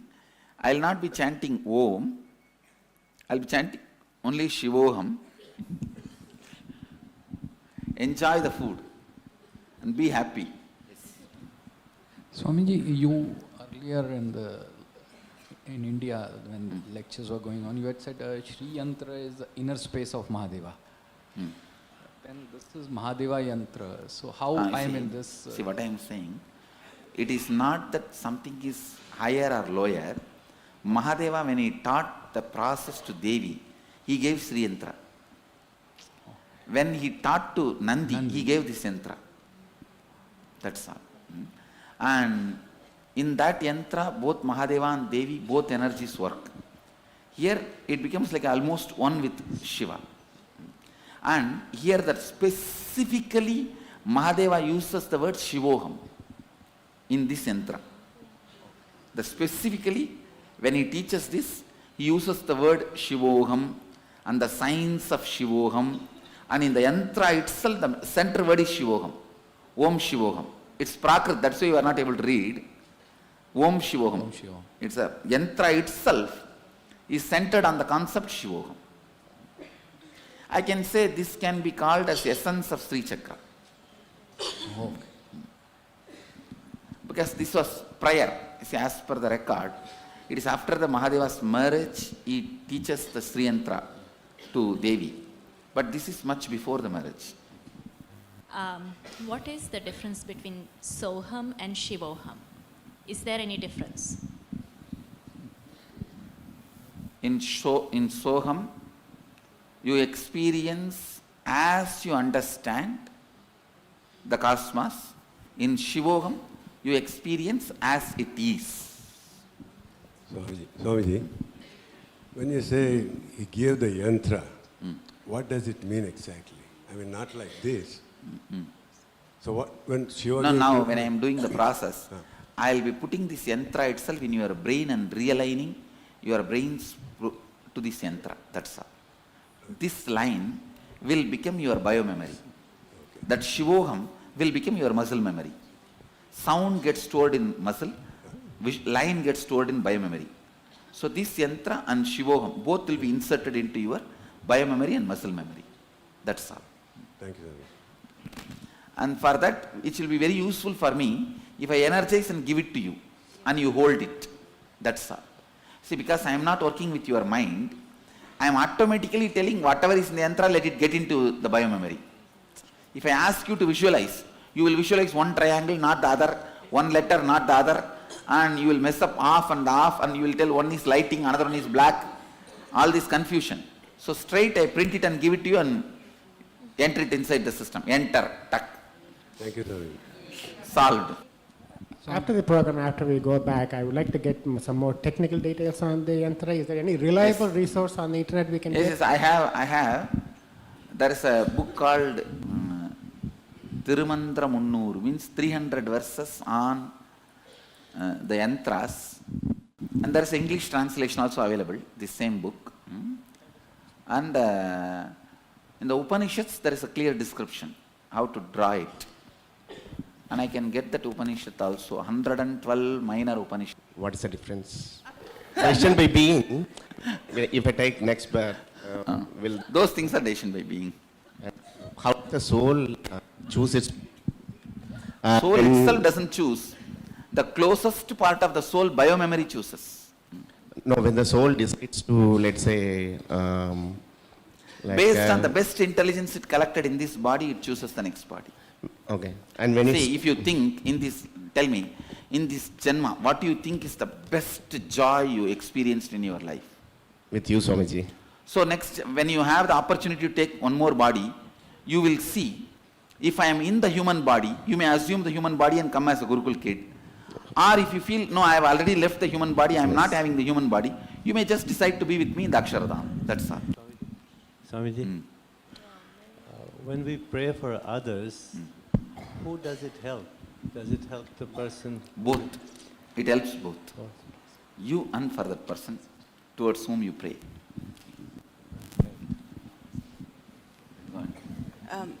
Swamiji, you use the words vibrant stillness. I was wanting to make sure that I understood it correctly. You see, the silence, not like a dead silence which is in the graveyard, where because nothing is there, silent. But because everything is there, it is silent.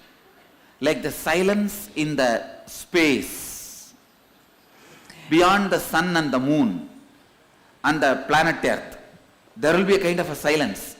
That is not a dead silence. So many planets are there. Whole cosmos is there. The silence of vibrance. So, if you are dead, the silence which will be in your body is the dead silence. You are alive. Your consciousness is there. But still there is a silence. That is vibrant silence. What is the method to access the Akashic record? It is just purify. See, during this whole process, do you feel your eyes are getting pressured? How many of you feel the pressure in the eyes have increased? So when the pressure in the eyes increases and heals, means the eyes will be purified. Then you will be able to have access to the Akashic records. Anybody who is having pressure in the eyes developing, raise your hand. You are all going through the right process in a right way. It's really working on you. That is one of the important symptoms of Kundalini in the yogic tradition. Yes. Swamiji, that eyes pulling inside with a lot of pressure. That is what. Pulling inside or pulling out, anything is okay. If there is a high pressure on the eyes, then be assured you are on the right track, because Patanjali describes this as one of the important symptoms of third eye awakening.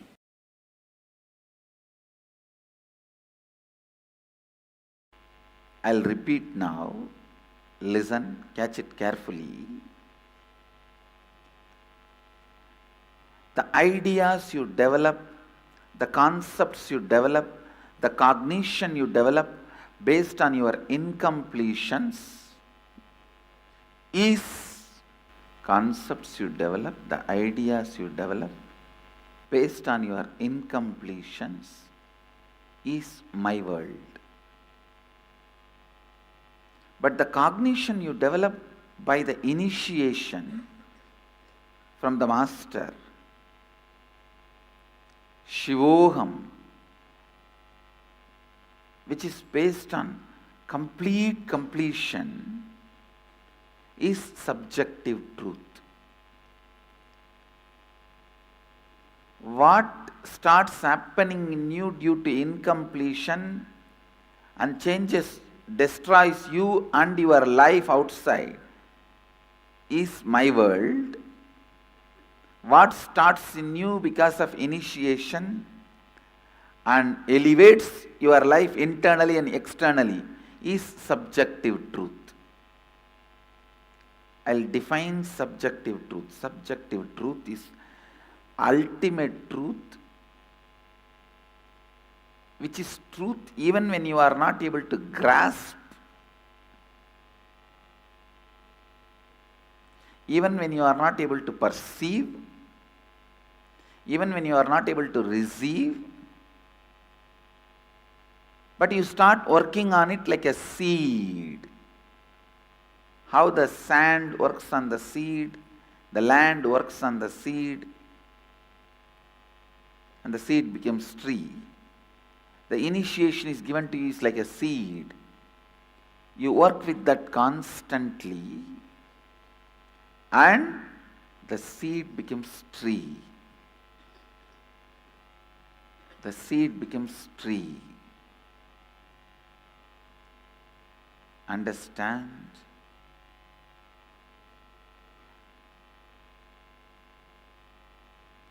Subjective truth, the more and more you nurture, cherish, strengthens you. My world, the more and more you nurture it, weakens you. Subjective truths create your reality. Incompletions moves you out of even the reality exists.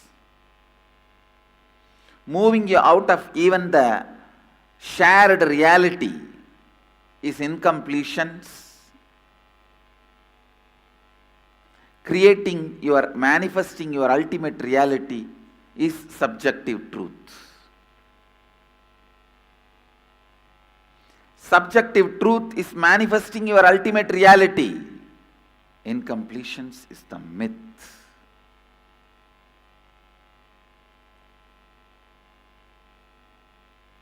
But subjective truth is mythology. Understand? When I use the word mythology, actually it is too poor word because there is no other word in English I am using it. I should use the word Purana. Purana is subjective truth. All the Hindu scriptures are subjective truth. They are not born out of incompletions. They are subjective truths. They are subjective truths. Subjective truths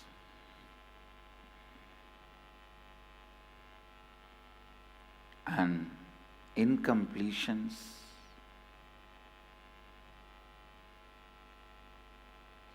the difference between these two need to be thoroughly internalized by you. More and more you contemplate on incompletions, you will become weaker and weaker. The more and more you remember the subjective truth, you will become stronger and stronger. With incompletions, you will become weaker and weaker. With subjective truths, you will become stronger and stronger. Whatever weakens you by more remembrance is incompletion. Whatever strengthens you by more remembrance is subjective truth. Aham is incompletion. Shivoham is subjective truth. The more and more you remember the aham, it leads to incompletions. More and more you remember Shivoham, it leads to experience, strength. The ultimate reality will be created for you, inside you, outside you.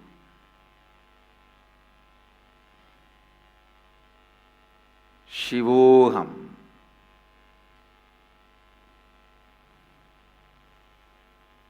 Let this become your life thread.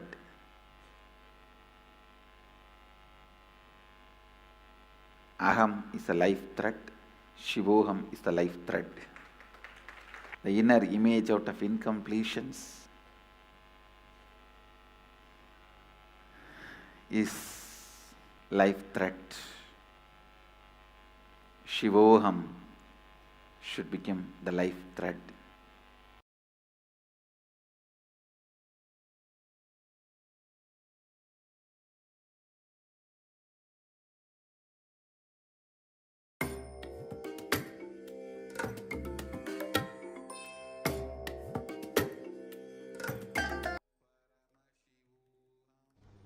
Yes, Nithyananda, all of you.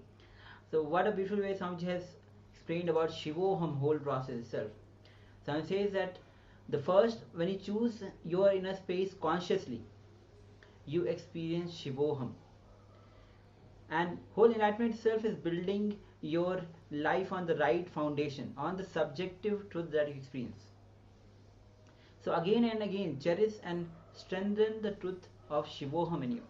And Swami says, when you strengthen your aham, that is, you're going in the wrong direction. But when you strengthen your Shivoham, then you are getting closer to Paramashiva.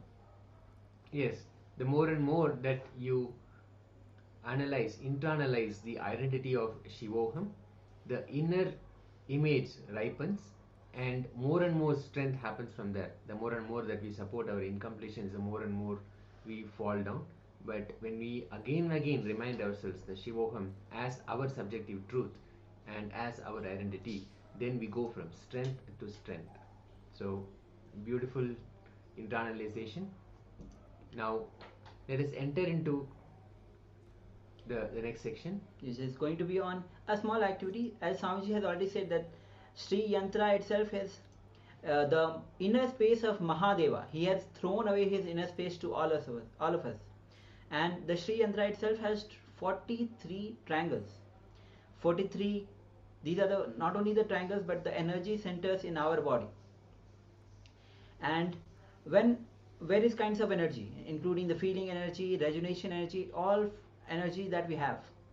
So when all these get integrated, we experience Shivoham, that I am Shiva, Shivoham.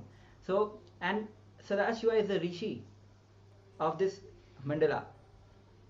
So we'll be entering into a small activity where we'll be drawing this Sri Yantra, so that we imbibe the Sri Yantra itself. When we draw, when we pen down by ourselves, we'll know exactly how, like the 43 triangles of the energy center is not something outside, it's us, the energy. We are energy.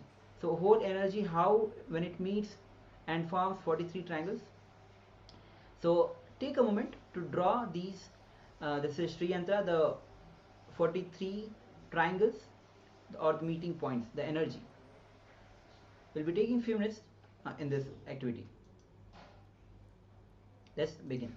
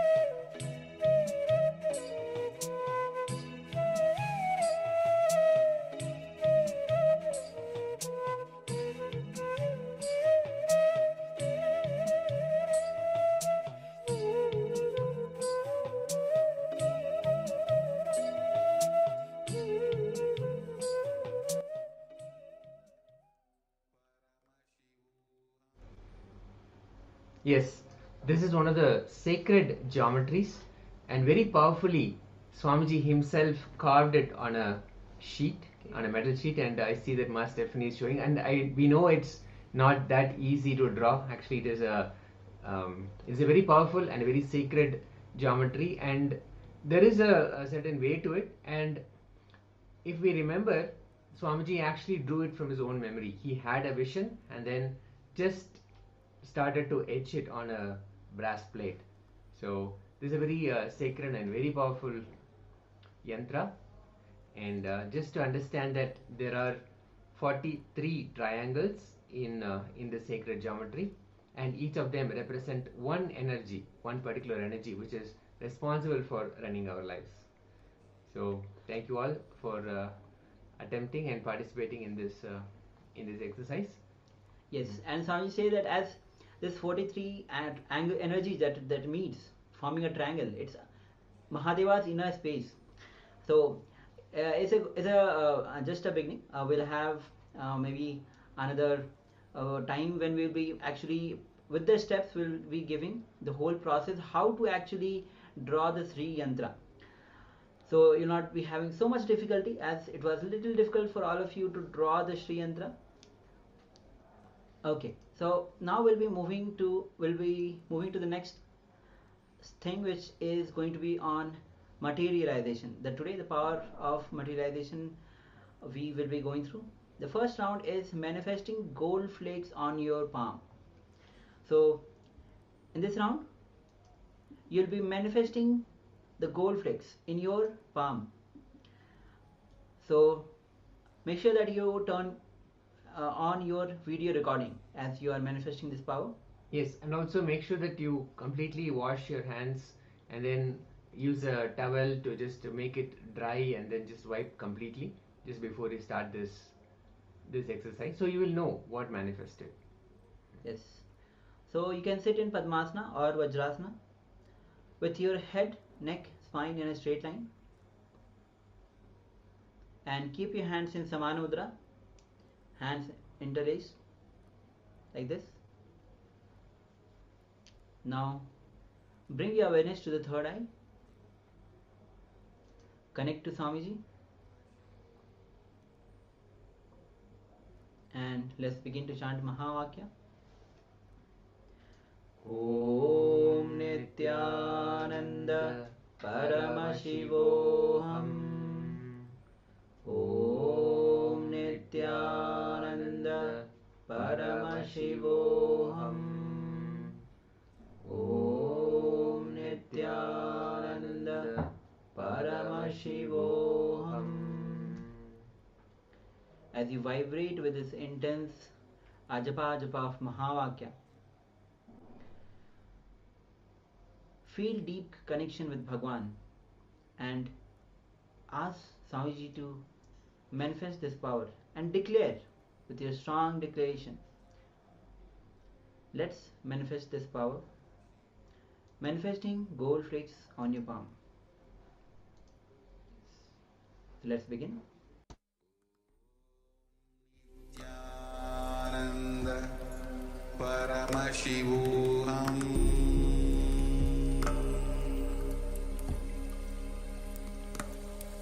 Om Nithyananda Paramashivoham.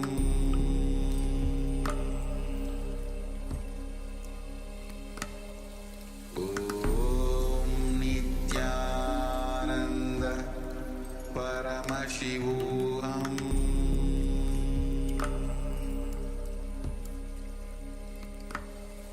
Om Nithyananda Paramashivoham.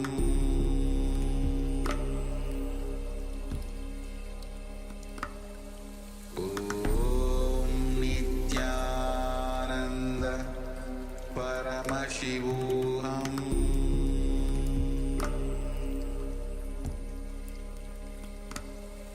Om Nithyananda Paramashivoham.